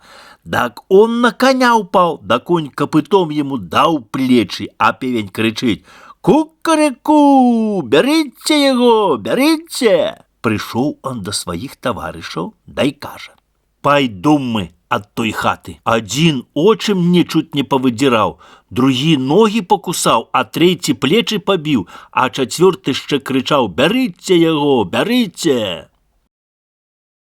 Заяц і вожык. Павет Новагрудскі, вёска Сянежыцы. Заяц смяяўся з ежыка: «Куды ты ідзеш? Крывыя лапы твае!» А он, ежык, уже зазлаваўся: «Давай навуперадкі. Хто каго перагоніць? Ці ты мяне, ці я цябе?» А зайчык кажа: «Ну, добра». Дак ежык кажа зайцу: «Пачакай, я пойду павячэраю». От прыходзіць он да жонкі, дай кажа: «Стой тут, у гэтым месце, а будзе зайчык ляцець, ты кажы: а уже я даўно тут». От стаіць той ежык на том месте, а ежыкова жонка далей стала. Ну, раз, два, тры. Палажыў зайчык вушкі, пабег. А она стаіць, дай кажа: «А я уже даўно тут». Вярнуўся назад зайчык. Пойдем яшчэ раз. Ну, давай. Раз, два, тры. Пабег. Прыбег, стаіць ежык. А я даўно уже тут. От той зайчык летаў, лётаў, марыўся, а там пайшла ў яго кроў з носа, да і здох. Дочкі. Павет Новагрудскі, вёска Сянежыцы. Быў дзед з бабаю, і мелі аны па дочцы. Бабіна дочка з дзедавай дочкі вельмі ж глумілася. І кажа дзедава дочка: «Татачка, зрабі мне залатую прасніцу і залатое верацяно. Пайду я ў свет, шчасця буду шукаць сабе». Зрабіў он ей залатую прасніцу, залатое верацяно, дай павёў у ветрыны млін, дзе злы дух ходзіць. От села она, пра дзеда і плача. Прыходзіць поўнач, зашумела ў лесе, і вылетае злый дух. «Дзеўка, дзявіца, падзі гуляць». «Як же я пайду гуляць, няма чаравікаў?» Полетел по чаравікі он. «Спявайце, куркі, рана, што мне стала, чорны варухаты, як свіння парухата». Принёс ей чаравікі он. «Дзеўка, дзявіца, падзі гуляць». «Як же я пайду гуляць, няма панчох у мяне». Полетел ён по панчохі. «Спявайце, куркі, рана, што мне стала, чорны варухаты, як свіння парухата». Принёс ей панчохі. «Дзеўка, дзявіца, падзі гуляць». «Як же я пойду гулять, нема подвязок». Полетел он по подвязке. «Спевайте, курки, рано, что мне стало, черный варухаты, як свинья порухата». Принес подвязки. «Девка, девица, пади гулять». «А як же я пойду гулять, нема у меня кашули». Полетел по кашулю. «Спевайте, курки, рано, что мне стало, черный варухаты, як свинья порухата». И принес ей кашулю он. «Девка, девица, поди гулять со мной». «Як же я пойду гулять, нема у меня спадницы». Полетел он по спадницу. «Спевайте, курки, рано, что мне стало, черный варухаты, як свинья порухата». И принес ей спадницу. «Девка, девица, поди гулять». «Як же я пойду гулять, нема у меня гарсета». Полетел он по гарсету. «Спевайте, курки, рано, что мне стало, черный варухаты, як свинья порухата». Принес гарсет. «Девка, девица, поди гулять». «А як же я пойду гулять, нема у меня хвартуха». Полетел по хварту. «Спевайте, курки, рано, что мне стало, черный варухаты, як свинья порухата». Принес ей хвартух. «Девка, девица, поди гулять». «А як же я пойду гулять, нема у меня сермяги». Полетел он по сермягу. «Спевайте, курки, рано, что мне стало, черный варухаты, як свинья порухата». Принес ей сермягу. «Девка, девица, поди гулять». «А як же я пойду гулять, нема у меня подушки». Полетел он по подушку. «Спевайте, курки, рано, что мне стало, черный варухаты, як свинья порухата». Принес ей подушку. «Девка, девица, поди гулять». «Як же я пойду гулять, нема у меня пярыны». Полетел по пярыну. «Спевайте, курки, рано, что мне стало, черный варухаты, як свинья порухата». Приносит он пярыну. «Девка, девица, поди гулять». А пивун тут: «Кукареку». дак он паляцеў і прапаў. А она пабрала ўсе дабро, сярмягі, падушкі, пярыны, ўсё забрала і ўсё прыносіць дадому.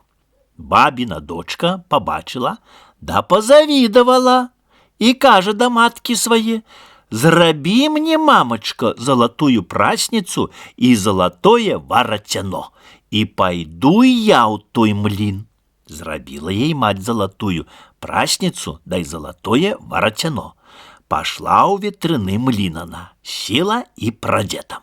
Прыходзіць поўнач, і прылятае злы дух. «Дзеўка-дзявіца, падзі гуляць». «А як жа я пайду гуляць, няма ў мяне ні чаравікаў, ні панчох, ні падвязак, ні кашулі, ні спадніцы, ні гарсета, ні хвартуха, ні сярмягі, ні падушкі, ні пярыны». Паляцеў ён, да разам усё і прынёс. Дай взяліся яны гуляць. От гуляў он гуляў з ёю, дай вытрас ёй усе костачкі, толькі адна скура асталася. Да ўзяў ён ту скуру, да павесіў на хвоі. От чакала баба свае дочкі, чакала, нема. Дай кажа она: «Падзі ты, дзеду, пабач, дзе она падзелася». Пашоў дзед, шукаў он, аж бачыць, вісіць она на хвоі каля ветрынога мліна.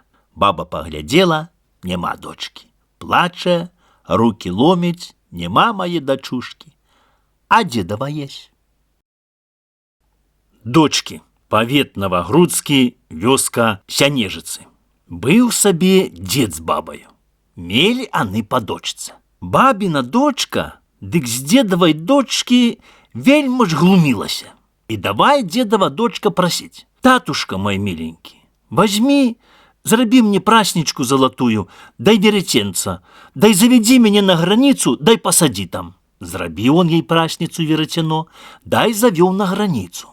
Села она прасці, да веретено фуф, дай паляцела. От побегла за ім она, далека побегла, аж на той свет. Бяжыць, бачыць, стаіць яблонька і просіць тое дзеўкі: «Дзеўка-дзявіца, русая касіца, атрасі мяне, сабе яблочек возьми і мне оставишь». Так і зрабіла она. Страсла, сабе яблок взяла і там пакінула. Бяжыць, стаіць груша, гаворыць: «Дзеўка-дзявіца, русая касіца, атрасі мяне, сабе груш возьмеш і мне оставишь». Так і зрабіла она. Сабе груш взяла і тут пакінула. Бяжыць, стаіць кароўка: «Дзеўка-дзявіца, падой мяне, сабе малачка возьмеш і мне оставишь». Так і зрабіла. Сабе взяла малачка і тут оставила. Бяжыць она, аж стаіць паршук: «Дзеўка-дзявіца, закалі мяне, асмалі мяне, сабе салца возьмеш і мне оставишь». Так і зрабіла. Бяжыць далей, стаіць дзежка з расчынаю: «Дзеўка-дзявіца, замясі мяне, пасадзі ў печку, сабе хлеба возьмеш і мне оставишь». Так і зрабіла. Бяжыць сабе, аж стаіць хатка на курачай ножцы, і выйшла ведьма. Дзеўка кажа: «Пахвалёны Езус, навеки! А дзе ты, дзеўка, ходзіш?» «Хаджу службу дастаць». «А ты ж у мяне згодзішся?» «Добра, кажа, згажуся». «Так лезь у хату да кросначы. От сюды хадзі, толькі там не хадзі, дзе лычкам завязана». А сама взяла, та й полетела. Она, тая дзеўка, хадзіла і такі пашла от туды, да й паглядзела, развязала лычка. Бачыць, а там грошай шмат. Набрала поўны мех, дай понесла. Прыбягае ведьма, няма дзеўкі. Ухапіла на таўкач і пабегла дзеўку ўняць. Стаіць дзяжа расчыненую. «Дзежка, ці не бачыла дзеўку бегучы, грошы несучы?» «Да не дагоніш, даўно ўжо прабегла». Стаіць паршук. «Паршук, ці не бачыў дзеўку бегучы, грошы несучы?» «Да не дагоніш, даўно прабегла». Стаіць кароўка. «Кароўка, ці не бачыла дзеўку бегучы, грошы несучы?» «Да не дагоніш, даўно прабегла». Стаіць груша. «Груша, ці не бачыла дзеўку бегучы, грошы несучы?» «Да не дагоніш, даўно прабегла». стаіць яблонька. Яблонька, ці не бачила дзеўку бегучы, грошы несучы? Да не дагоніш, даўно прабегла. Так взяла она, да і звінулася адна з тымі таўкачамі назад да хаты. Да шкода ж ёй грошай, бачыце. А тая дзеўка прыбегла да сваёй хаты і прынесла грошай поўны мех. І зрабілася она багатай. Так гэта ўжо бабіна дочка пазавідвала ёй, да кажа: зрабі мне, мамачка, залатую прасніцу і залатое верацяно, да шоўкавую кудзельку, і завядзі мяне туды, дзе тая була. От зрабілі і прасніцу, і вераценца, да і кудзель далі, і завялі. Села она, дай прадзе, а тут фу, палецела верацяно. Пабегла за ім она далека. Далека побегла, аж на той свет. Бяжыць она, бяжыць, стаіць яблонь. Дзеўка дзявіца русая косіца, атрасі мяне. Сабе яблок возьмеш і мне оставіш. Няма часу, мне трэба бегчы. Бяжыць, стаіць груша. Дзеўка дзявіца русая косіца, атрасі мяне. Сабе грушак возьмеш і мне оставіш. Няма часу мне, трэба бегчы. Бяжыць, стаіць карова. Дзеўка дзявіца русая косіца, падой мяне, сабе малачка возьмеш і мне оставіш. Няма часу, мне трэба бегчы. Бяжыць так она, бяжыць, стаіць паршук. Дзеўка дзявіца русая косіца, закалі мяне, асмалі мяне, сабе сала возьмеш і мне оставіш. Няма часу, мне трэба бегчы. От бяжыць она, бяжыць, стаіць дзежка з цестам. Дзеўка дзявіца русая косіца, замясі мяне, сабе хлеба возьмеш і мне оставіш. Няма часу, мне трэба бегчы. От бяжыць она, стаіць у лесе хатка. На курачой ножцы выйшла ведьма. Пахвалёны Езус, навеки. Ці не тая дзеўка, што ў мяне грошы украла? Да не я, моя пані, да і не знаю, не ведаю нічога. Ну, лезь у хату, кросначы. Всюды хадзі, толькі там не хадзі, дзе лычкам зав'язано. Да сама таўкачы пабрала, да і ў лес паляцела.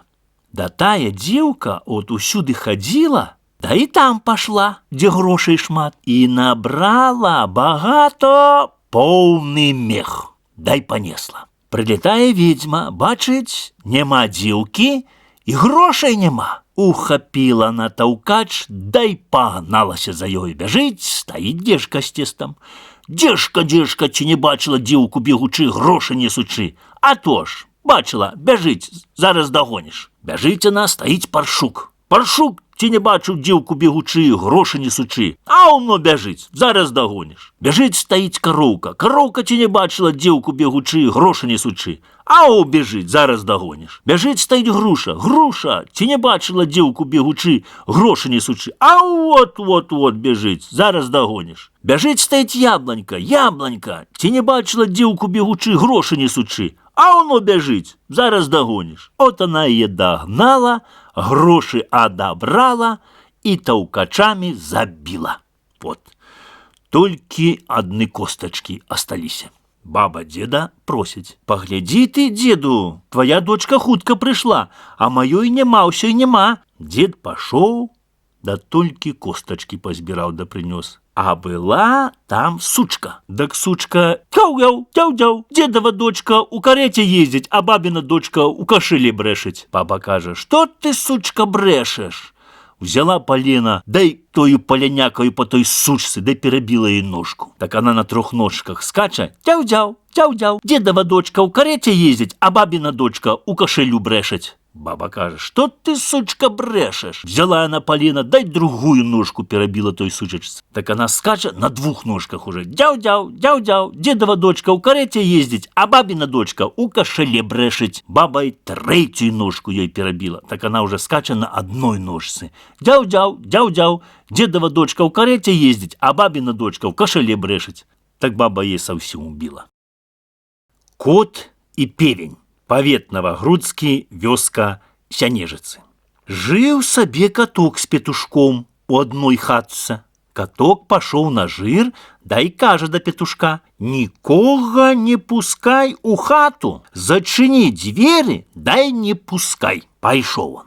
Прыходзіць лісіца і просіцца: пусці мяне, петушок, толькі ноженькі пагрэць.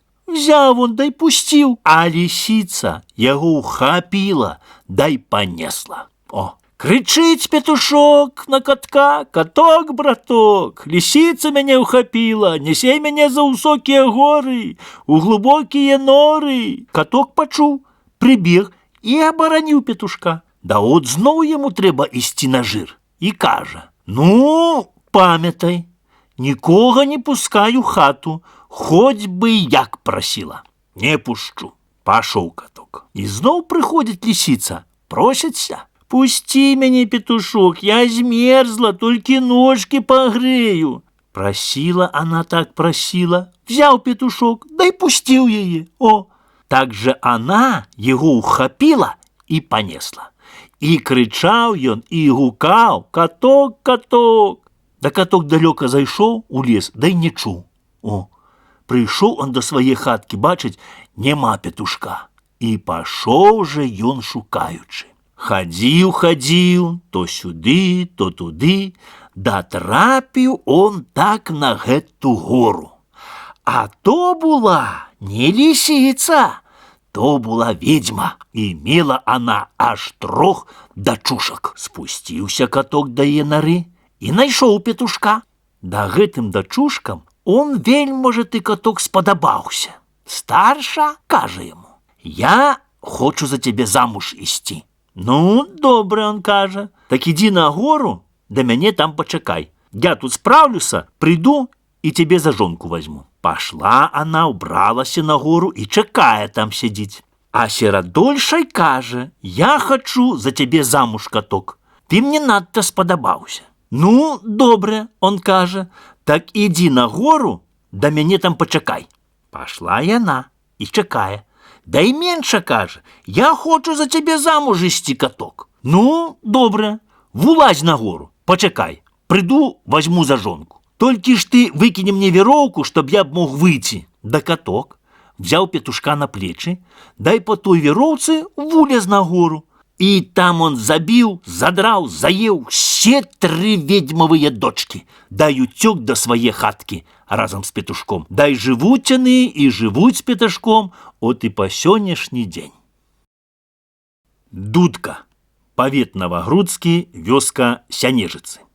Было у бацькі 3 сыны, 2 разумныя, а 3 дурень. Наладзіўся ў іх сад дзік, і ніхто таго дзіка выгнаць не можа. Бацька паслаў старшага, той гнаў, не выганіў. Паслаў серадульшага, і той не выганіў.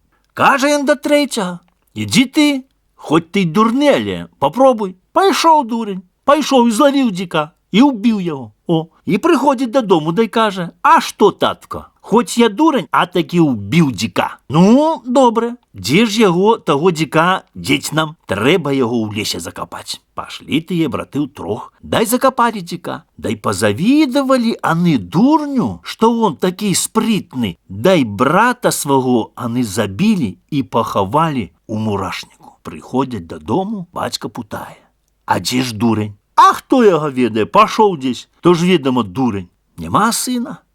Бацька чакае 1 лето, другое лето. Нема, да нават і чуткі ніякай няма пра яго. Да і от на тым мурашніку вырасла верба. Пастушкі каровы паслі і зрэзалі вербіну, да зрабілі сабе дудачку. Да і сталі іграць. Як сталі яны іграць та той дудачцы, так дудачка та й кажа: «Заграй, заграй, пастушок, мяне братка ўбіў, да за тога дзічэнька, што ў садочку рыў». Ідуць касцы, пачулі гэтую дудку, кажуць: «Хлопцы, а дзе ж вы яе ўзялі?» «От тут, кажуць, выразалі.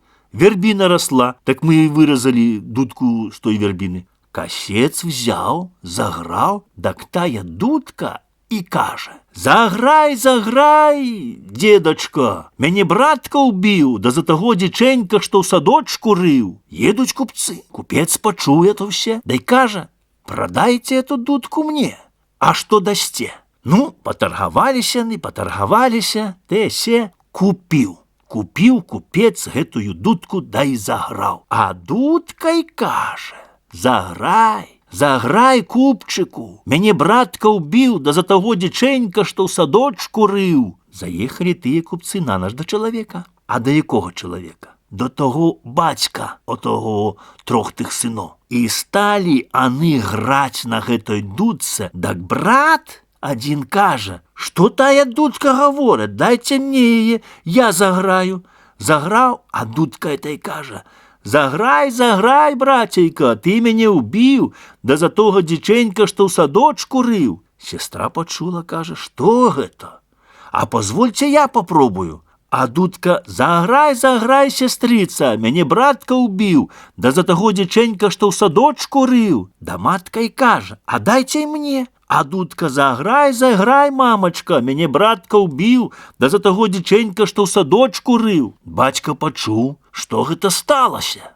«Дайце я пабачу». А дудка: «Заграй, заграй, татачка, мяне братка ўбіў, да за таго дзічэнька, што ў садочку рыў». І от дагадаліся аны ўсе, і давай прызнавацца тыя браты. А бацька й путае: «А дзе вы яго дзелі, кажыце? Кажыце справядліва, нішто вам не будзе». Аны ўсе сказалі. Так пашлі да таго мурашніка, адкапалі, да зрабілі яму труну, чыстенькі адзенне ўзялі, дай пахавалі яго на могілках. Блізняты. Павет Новагрудскі, вёска Сянежыцы. Быў кароль з каралевай. І мелі аны сына. Узяў той сын, дай ажаніўся. Пабылі яны самі з сабою гадоў 3, дай она ўжо ў ценжы, а яму якраз трэба ехаць. Паехаў он. А она мела блізнята, 2 сынкі. Да надта ж красивые были этыя хлопчыкі. На патыліцы месяц, а на лобе гвёздачка. От написала до мужа письмо она, что так, и послала своим парабкам, что дал Бог 2 сынки красивые, на патыліцы месяц, а на лобе гвездочка. Той парабок нёс тое письмо, да зайшоў на ноч, а ў лесе хатка стояла. Так он у тую хатку зайшоў, а там у той хатцы дажила ведьма, і ў яе у той ведьмы была дочка. Так этая ведьма, як толькі парабок заснуў, адняла ў яго пісьмо, перачытала, та й кинула тое пісьмо ў печку. А написала другое, што радзілася дзіця ні воўк, ні звер, а Бог ведае што. Дай парабок узяў ты письмо, дай понёс. Ведама, ён жа чытаць не ўмее, не ведае, што там написано, што он несе. От як прыйшоў, дак аддаў письмо. Да муж той каралевіч перачытаў ты письмо, дай напісаў адказ зразу, чтоб іх не было і следу, пакуль я дадому прыеду. Стыд дай годзе, як мне перед людзьмі паказацца. Дак тыя ўзялі, дай позабівалі тых дзяцей. Да і ў садочку пахавалі іх. От выраслі на могілках 2 яворы. Прыехаў каралевіч дадому, сынкоў няма, да кажа он да жонкі: «Што ты мела? Ні воўк, ні звер, а Бог ведае што». Взяў і яе прагнаў з хаты. От. Пашла она бедненька, а он взяв да женіўся з той ведьминой дочкой. Да яны уже і жывуць сабе от разом. Да тая ведьмина дочка да і гаворыць: «А на што тыя яворы сядзяць? Трэба сечь іх да спаліць».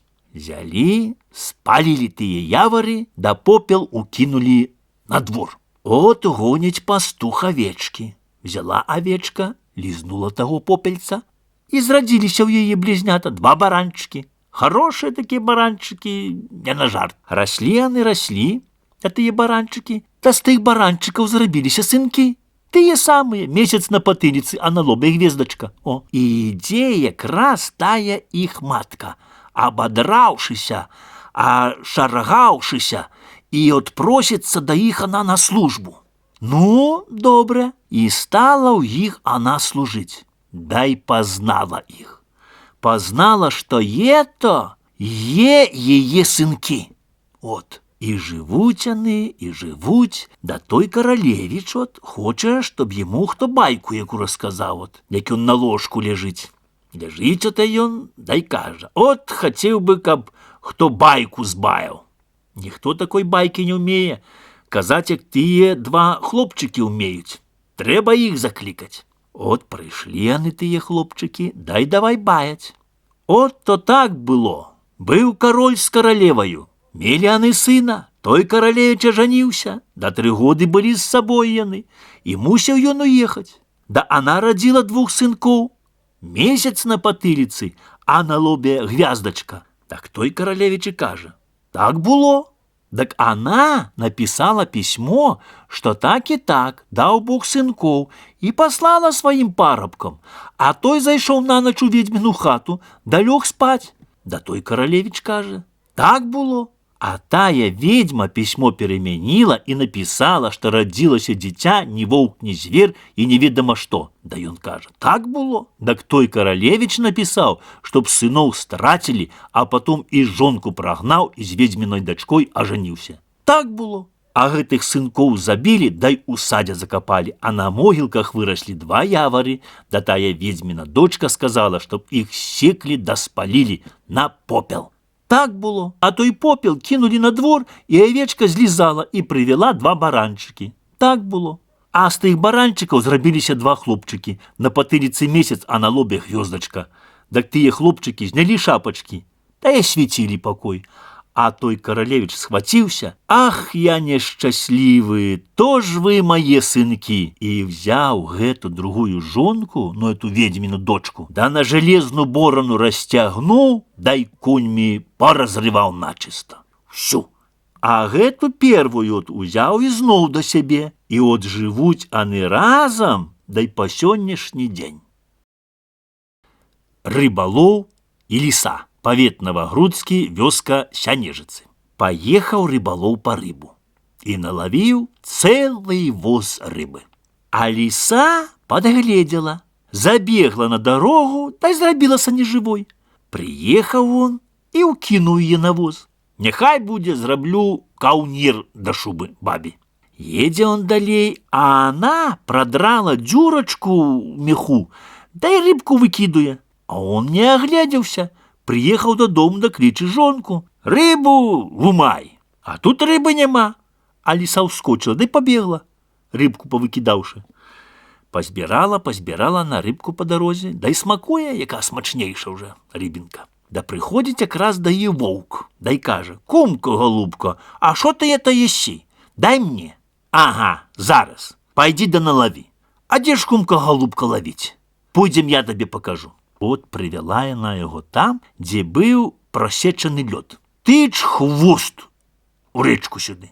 Кумка, голубка, а як мне казаць? Кажы: бярыся рыбка, вялікая і мала. Бярыся рыбка, вялікая і мала. Той налаваеш. А сама сабе бегаючы кажа: мерзні, воўчы хвост. І стаў той хвост умерзаць, і цяжка яму яго выцягці. Не руш, не чапай, няхай набярэцца побольш рыбы. А як умерз хвост зусім, дак лиса подскакуе да крычыць: цягні. А ён не можа. Дак она побегла до села, да крычыць: люди, ідзіце воўка біць. І набегла людзей з качарамі, з памелами, білі таго воўка, білі, да і забілі. От так кума воўка звяла. Хлопчык і воўк. Павет Новогрудскі, вёска Сянежицы. Быў дзед з бабаю. Не мелі аны дзяцей. Взяў от дзед, да і адсек сабе палец адзін і палажыў той палец у печурку. Пальчык ты ляжаў у печурцы, да зрабіўся хлопчык з пальчыка. От ідзе дзед араць, а той хлопчык вырас уже, да і гаворыць: дзедку мой голубочку, пайду з табой. А ці ты ж, кажа, сынку, пойдзеш?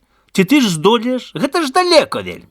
Дарма, дзедку, пайду. Взяли яны, да пашлі. От аруць яны, а хлопчык адстаў. Прыходзіць да яго воўк.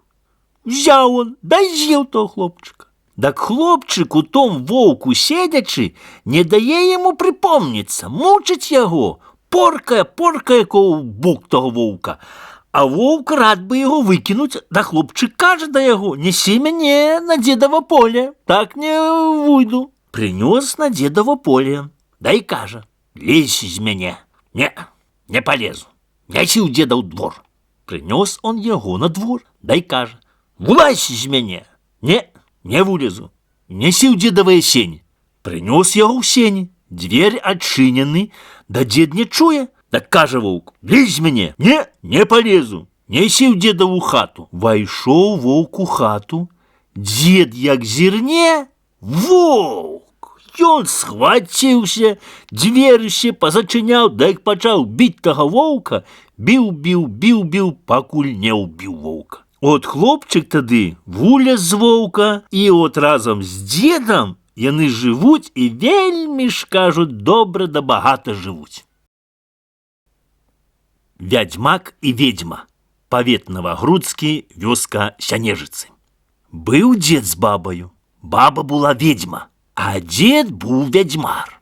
Взяв дзед, дай памер. Баба кажа: кабы хто пры дзеду начаваў, я б яму дала чорну кароўку і яшчэ грошай трошки. А була там, в том селе, сиротинка бедненька. Так она кажа: я могу переначаваць. Ці ж можеш? Да я могу переначую.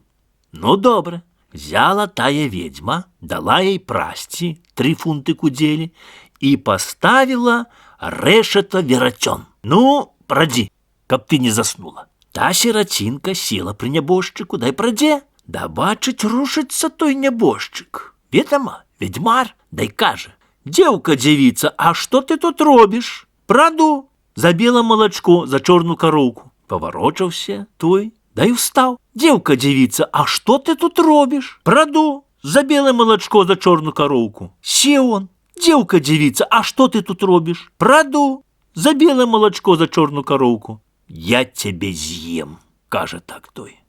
А маўчыць она, маўчыць, да прадзе.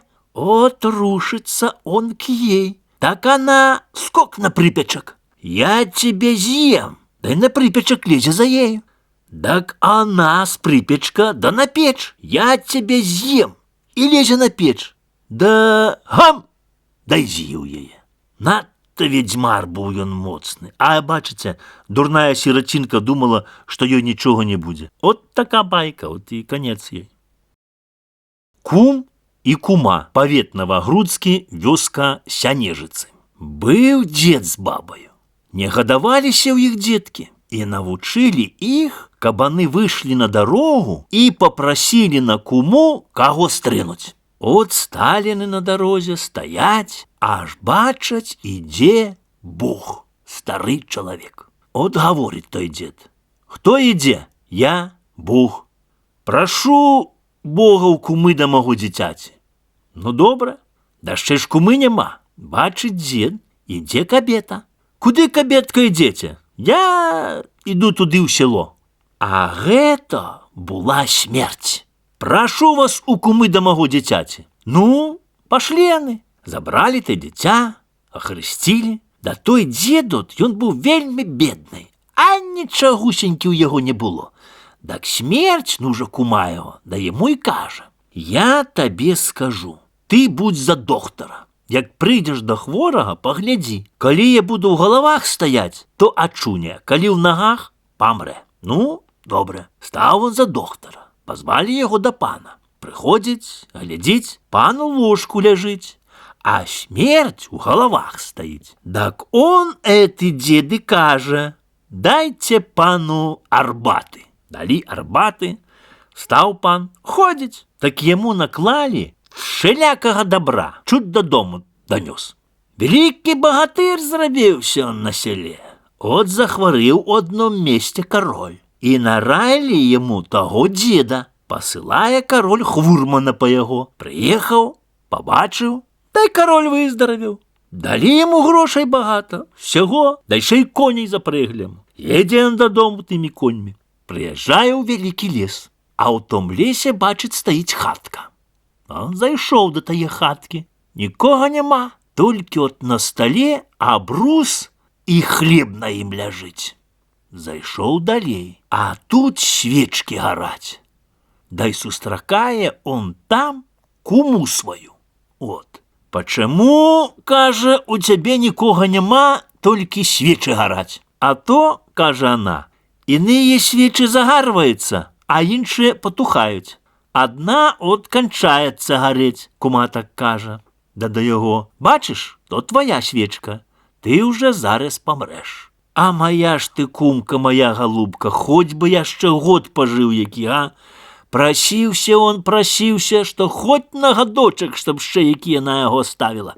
Ну, добре, она так яму кажа, але праз год я па цябе прыйду. Пайшоў ён дадому. Думаў, да ўзяў он, да зрабіў такі ложак на адной назе. Праз год прыходзіць смерць, а он у ложку уже ляжыць, да і круціць. Як она в ногах, то он покрутит, да смерть у головах стоит. Як она у головах, так он покрутит, то она в ногах. Ходила она, ходила, а он крутит, да крутит. Бачить смерть, что рады нема ніякой. Так она взяла, схопила его за горло, да и зарезала. Чорт, павет Новогрудскі, вёска Сянежицы. На краю села 3 хатки. У одной поп жыве, а ў 2 гаспадары.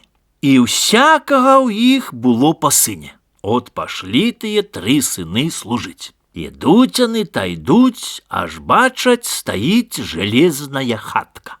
Зайшлі яны да тае хаткі. Нікога няма. Пайшлі яны ў хлеў. Стаяць у хлеў валы. Адзін астаўся ў той хатцы, а 2 пашло ў лес.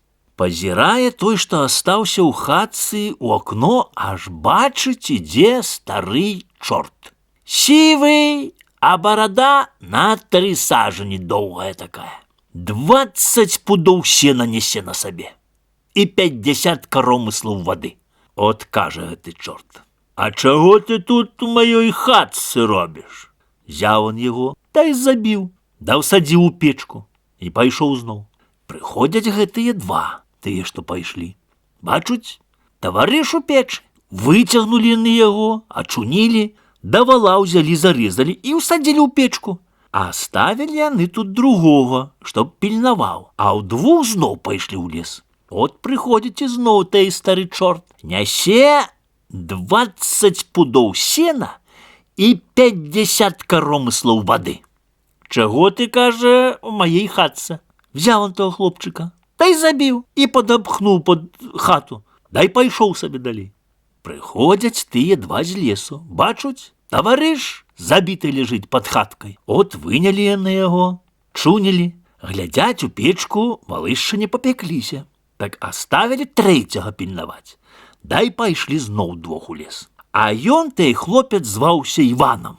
От бачыць ён, ідзе стары чорт і несе 20 пудоў сена і 50 каромыслаў вады. Чаго ты, кажа, тут у маёй хатцы? Я табе, Іван гаворыць, мяса спёк, чтоб ты наеўся.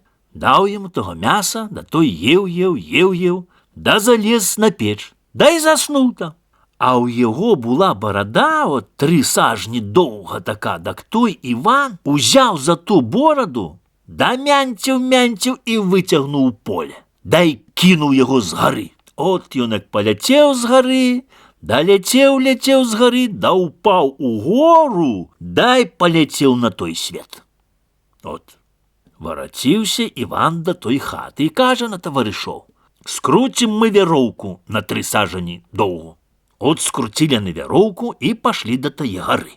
Купіў он ім карты, значыцца, да й гаворыць: сядзіце тутака, да грайце ў карты. Мо мяне год, а мо мяне і месяц не будзе. Взялі, спусцілі яны да той гары, да на той свет, да самі селі, да в карты граюць. Да он, як спусціўся на той свет, так пайшоў. От ідзе ён сабе, ідзе, стаіць, бачыць, вялікая ліна. От влез ён на еліну, а там сакол з сакалянятамі. Хацеў сакалянята пабраць он, да сакол просіць, каб не рухаў. Табе, кажа, шчаслівей будзе. Пакінуў он іх, не рухаўшы. Ідзе от сабе он, ідзе, стаіць медзяны дом.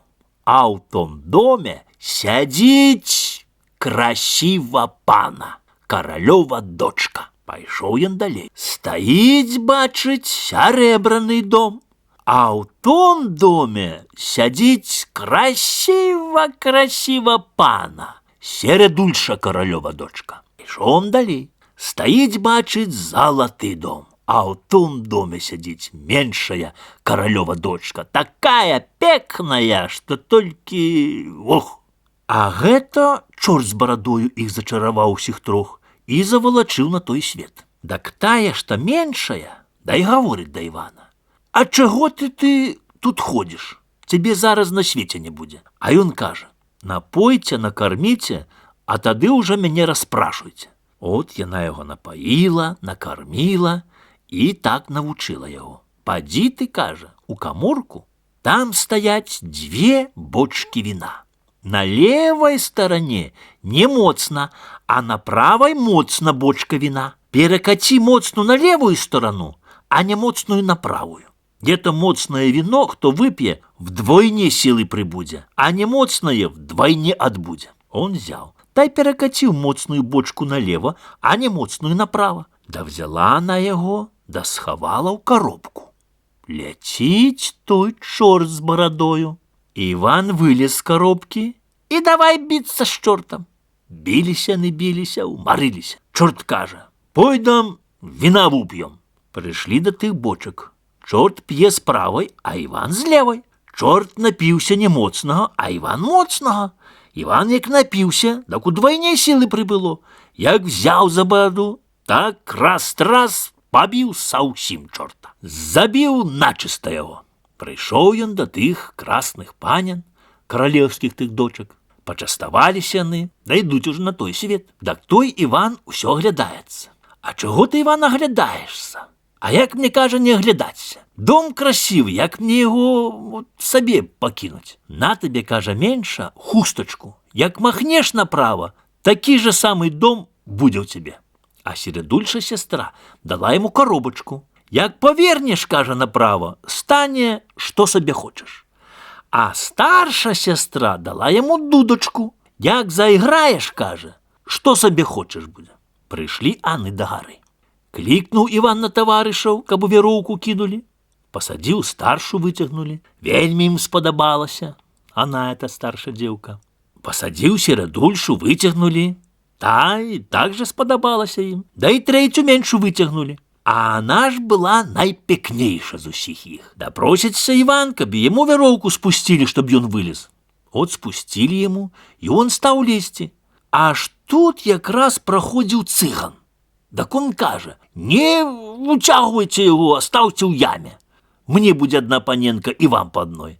Да яны як пустили веровку, так он упал и зарылся у сажень у землю. Думая, что мне тут робить? Взял он, да выпил того моцного вина.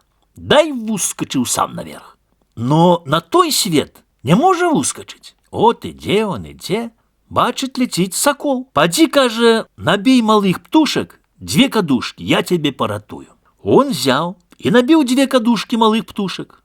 «Да ты, сокол, каже, сядь на мяне, як я буду лететь, так ты мне по птушце ў горло кидай». Сел на яго, да и кидая ему птушки ў горло, и он его из той горы вынес. От, ну, добре. От іде он, іде, и приходит до одной хатки. А там живуть дід з бабою.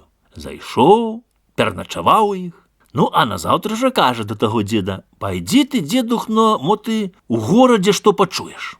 Пайшов той дід у город, а король у газеты написал, чтоб дочкам хорошие кашули пошили. «Пойди ты, деду, — Иван говорит так ему, — скажи, что ты добрый кравец». Пошел старый, да и сгодился кашули там пошить. Король дал ему 100 рублев на оденне, а за работу 200 рублев, сказал, дасть, як зробить. Так Иван это все взял, подрал те полотно, кинул да и стоптал. Плаче дед ходячи. Завтра до короля треба голову свою нести. Иван встал ночи, заграл на своей дудочце, а кашули таке пекные стали, ой-ой-ой, и занес дед тые кашули до короля и дал ему король 200 рублев за работу. Иван каже: «Поди ты, дедухна, каже, до города, до Новогрудка, может, там почуешь». Пошел и снова. Король в газеты послал, что пекные черевики для дочек пошили. «Поди ты, дедухна, — Иван говорит так, — скажи, что ты добрый шавец». Пошел старик и сгодился черевики для королевских дочек пошить. Дал ему король гроши, чтоб товар накупил, Да Іван той товар взяв, да подрав, да потоптав. Плаче дід, ходячи по хаті. Завтра до короля треба голову несть. А Іван встав уночі, повернув свою коробочку і стали черевики. Такі пекні, що тільки ух. Занес дід королю тие черевики і дав йому багато грошей король. Рад вельмо, що розбагатів той дід. Посилає Іван знов його у город. Поди ты, дедухна, дамо что почуешь. Ажно тут король послал у газеты, каб хороша музыка была. Женить он свои дочки с этими хлопчиками, товаришами, что в карты играли там. А меньшу женить с цыганом. Поди ты, Иван каже, скажи, что ты добрый музыкант. Пошел дед, сгодился с королем. Король дал ему 100 рублев на скрипку. Так он у купца выторговал за 2 рубли, да й купил. Да Иван ту скрипку взял, побил, да й выкинул. Плаче той дед, не грає скрипка. Завтра до короля треба голову нести. Іван став уночі, хусточкою махнув направо, а тут музиканти з скрипками, з трубами, з цимбалами, з органами. Як заграли, заглушили. Дед думає, що хата горить. Схапився, бачить, музика у його. От повів він эту музику до короля. А Іван іде, научив його. Ти стань на одной стороні, а я на другой, а музиканти будуть усередині. Стали вони, да дочки кажуть, треба, тато, музикантам водки дать. Дали їм водки, да й познали, що це Іван. Треба дать їм, тато, по другому келішку. Да добре познали, да кажуть, треба, тато, ще по 3-м келішку їм дать. Так добре будуть грати. Да тепер менше познала совсем Івана. Бачить, що це Іван той стоїть, дай на шиї йому і зачепірилася. А 2 другі так а на коленках перед ним стали. От тато говорить, хто нас з того світу вибавив. Да циган перешкодив. Так король отдав меншу дочку Івану, а 2 другие гэтым товаришам. А цигана прив'язали до слупа, і цілий полк солдатів стріляв у його. Спрытная жонка. Павет Новогрудскі, вёска Сянежицы. Быў у лесе стражнік. Да вялікі ж он п'яніца быў. А от жонка ў яго хороша была. І пашла она до двора, до пана. Дай просіць у яго. Мой паночку, мой залаценькі, мой мужик все п'е, і няма чаго есці ў нас. Так она вельмі пану спадабалася. Кажа, я увечары приду, да принесу. Пошла она до эконома. Ты не дасте мне чаго з'есці, няма ў нас нічога. А эконом кажа, я увечары приду, принесу. Пошла она до комиссара, просить чаго есці. А комиссар каже, я увечары приду, да принесу тебе. Пошла она до цівуна, он якраз пшеницу б'е. Да каже, иди, я увечары приду, да принесу тебе пшеницы. И не ведает один одного, что поприходять. Да и она научила свайго мужика, что як пан войдзе, то ты нібыта п'яны, да иди з калом у хату. Ну, добре. Напалила она печку так, что не можна вутрымаць, жара така. Та й чакае. Ідзе цівун, пшеніцу несе. Поставіў ён з піжарні, да й горача страх. Такі дзень не скіну. Аж тут глядзіць у акно, ідзе камісар. Што мне рабіць? Он мяне тут заб'е, што я гумна не пільную. Так дала она ему гарнец ячменю і поставила ў кутку за жорнамі. Ячмень, кажа, мелі. Камісар прынёс всяго. Есці, піць прынёс вся. Да горача ў хаце. Вот он скине оденье, а она кажа, ну добре, скинь уже оденье, да голый оставайся. Глядіть у окно, иди эконом. Чем мне деться теперь?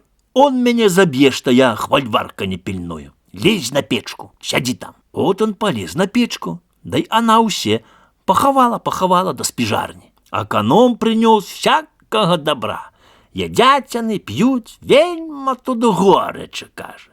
Так скинь оденье, да буде лепей. Скинула на денье, да й она ў спіжарні схавала. Глядять у окно, ідзе сам пан. Где мне деться теперь? Он мне заб'е, что я двора не пильную. Кладися ў коробку, веком зачиню. Влез он в коробку, и она зачинила века. Сядите там у коробцы той. Пан пришел, принес мясо, келбас, п'ють, гуляють вони. Страшенно тут горяче, каже пан. Так скиньте, каже, ви одіння своє. Скинув он одіння, да й голий сидить. Бачуть, ідеть мужик з хвурею. Боже мой, каже пан, де мені сховатися? Станьте на покуті за святого, он п'яний не познає. Став пан на покуті, приходить мужик. От бач, вона каже так, якого я святого собі купила. Та й мужик взяв, намірився хвурий. Да не стріляй до святого, то ж святий. Лепей отчини века от коробки, да й у века стріляй. Як отчинили века, так економ голий вискочив оттуль, а пан за стола, а комісар за печки, а цівун з кутка. Попужалися все, голые, босые, да поутекали. Да и день не оставили, все добро поставляли. Так стражник с жонкою и разбогатели.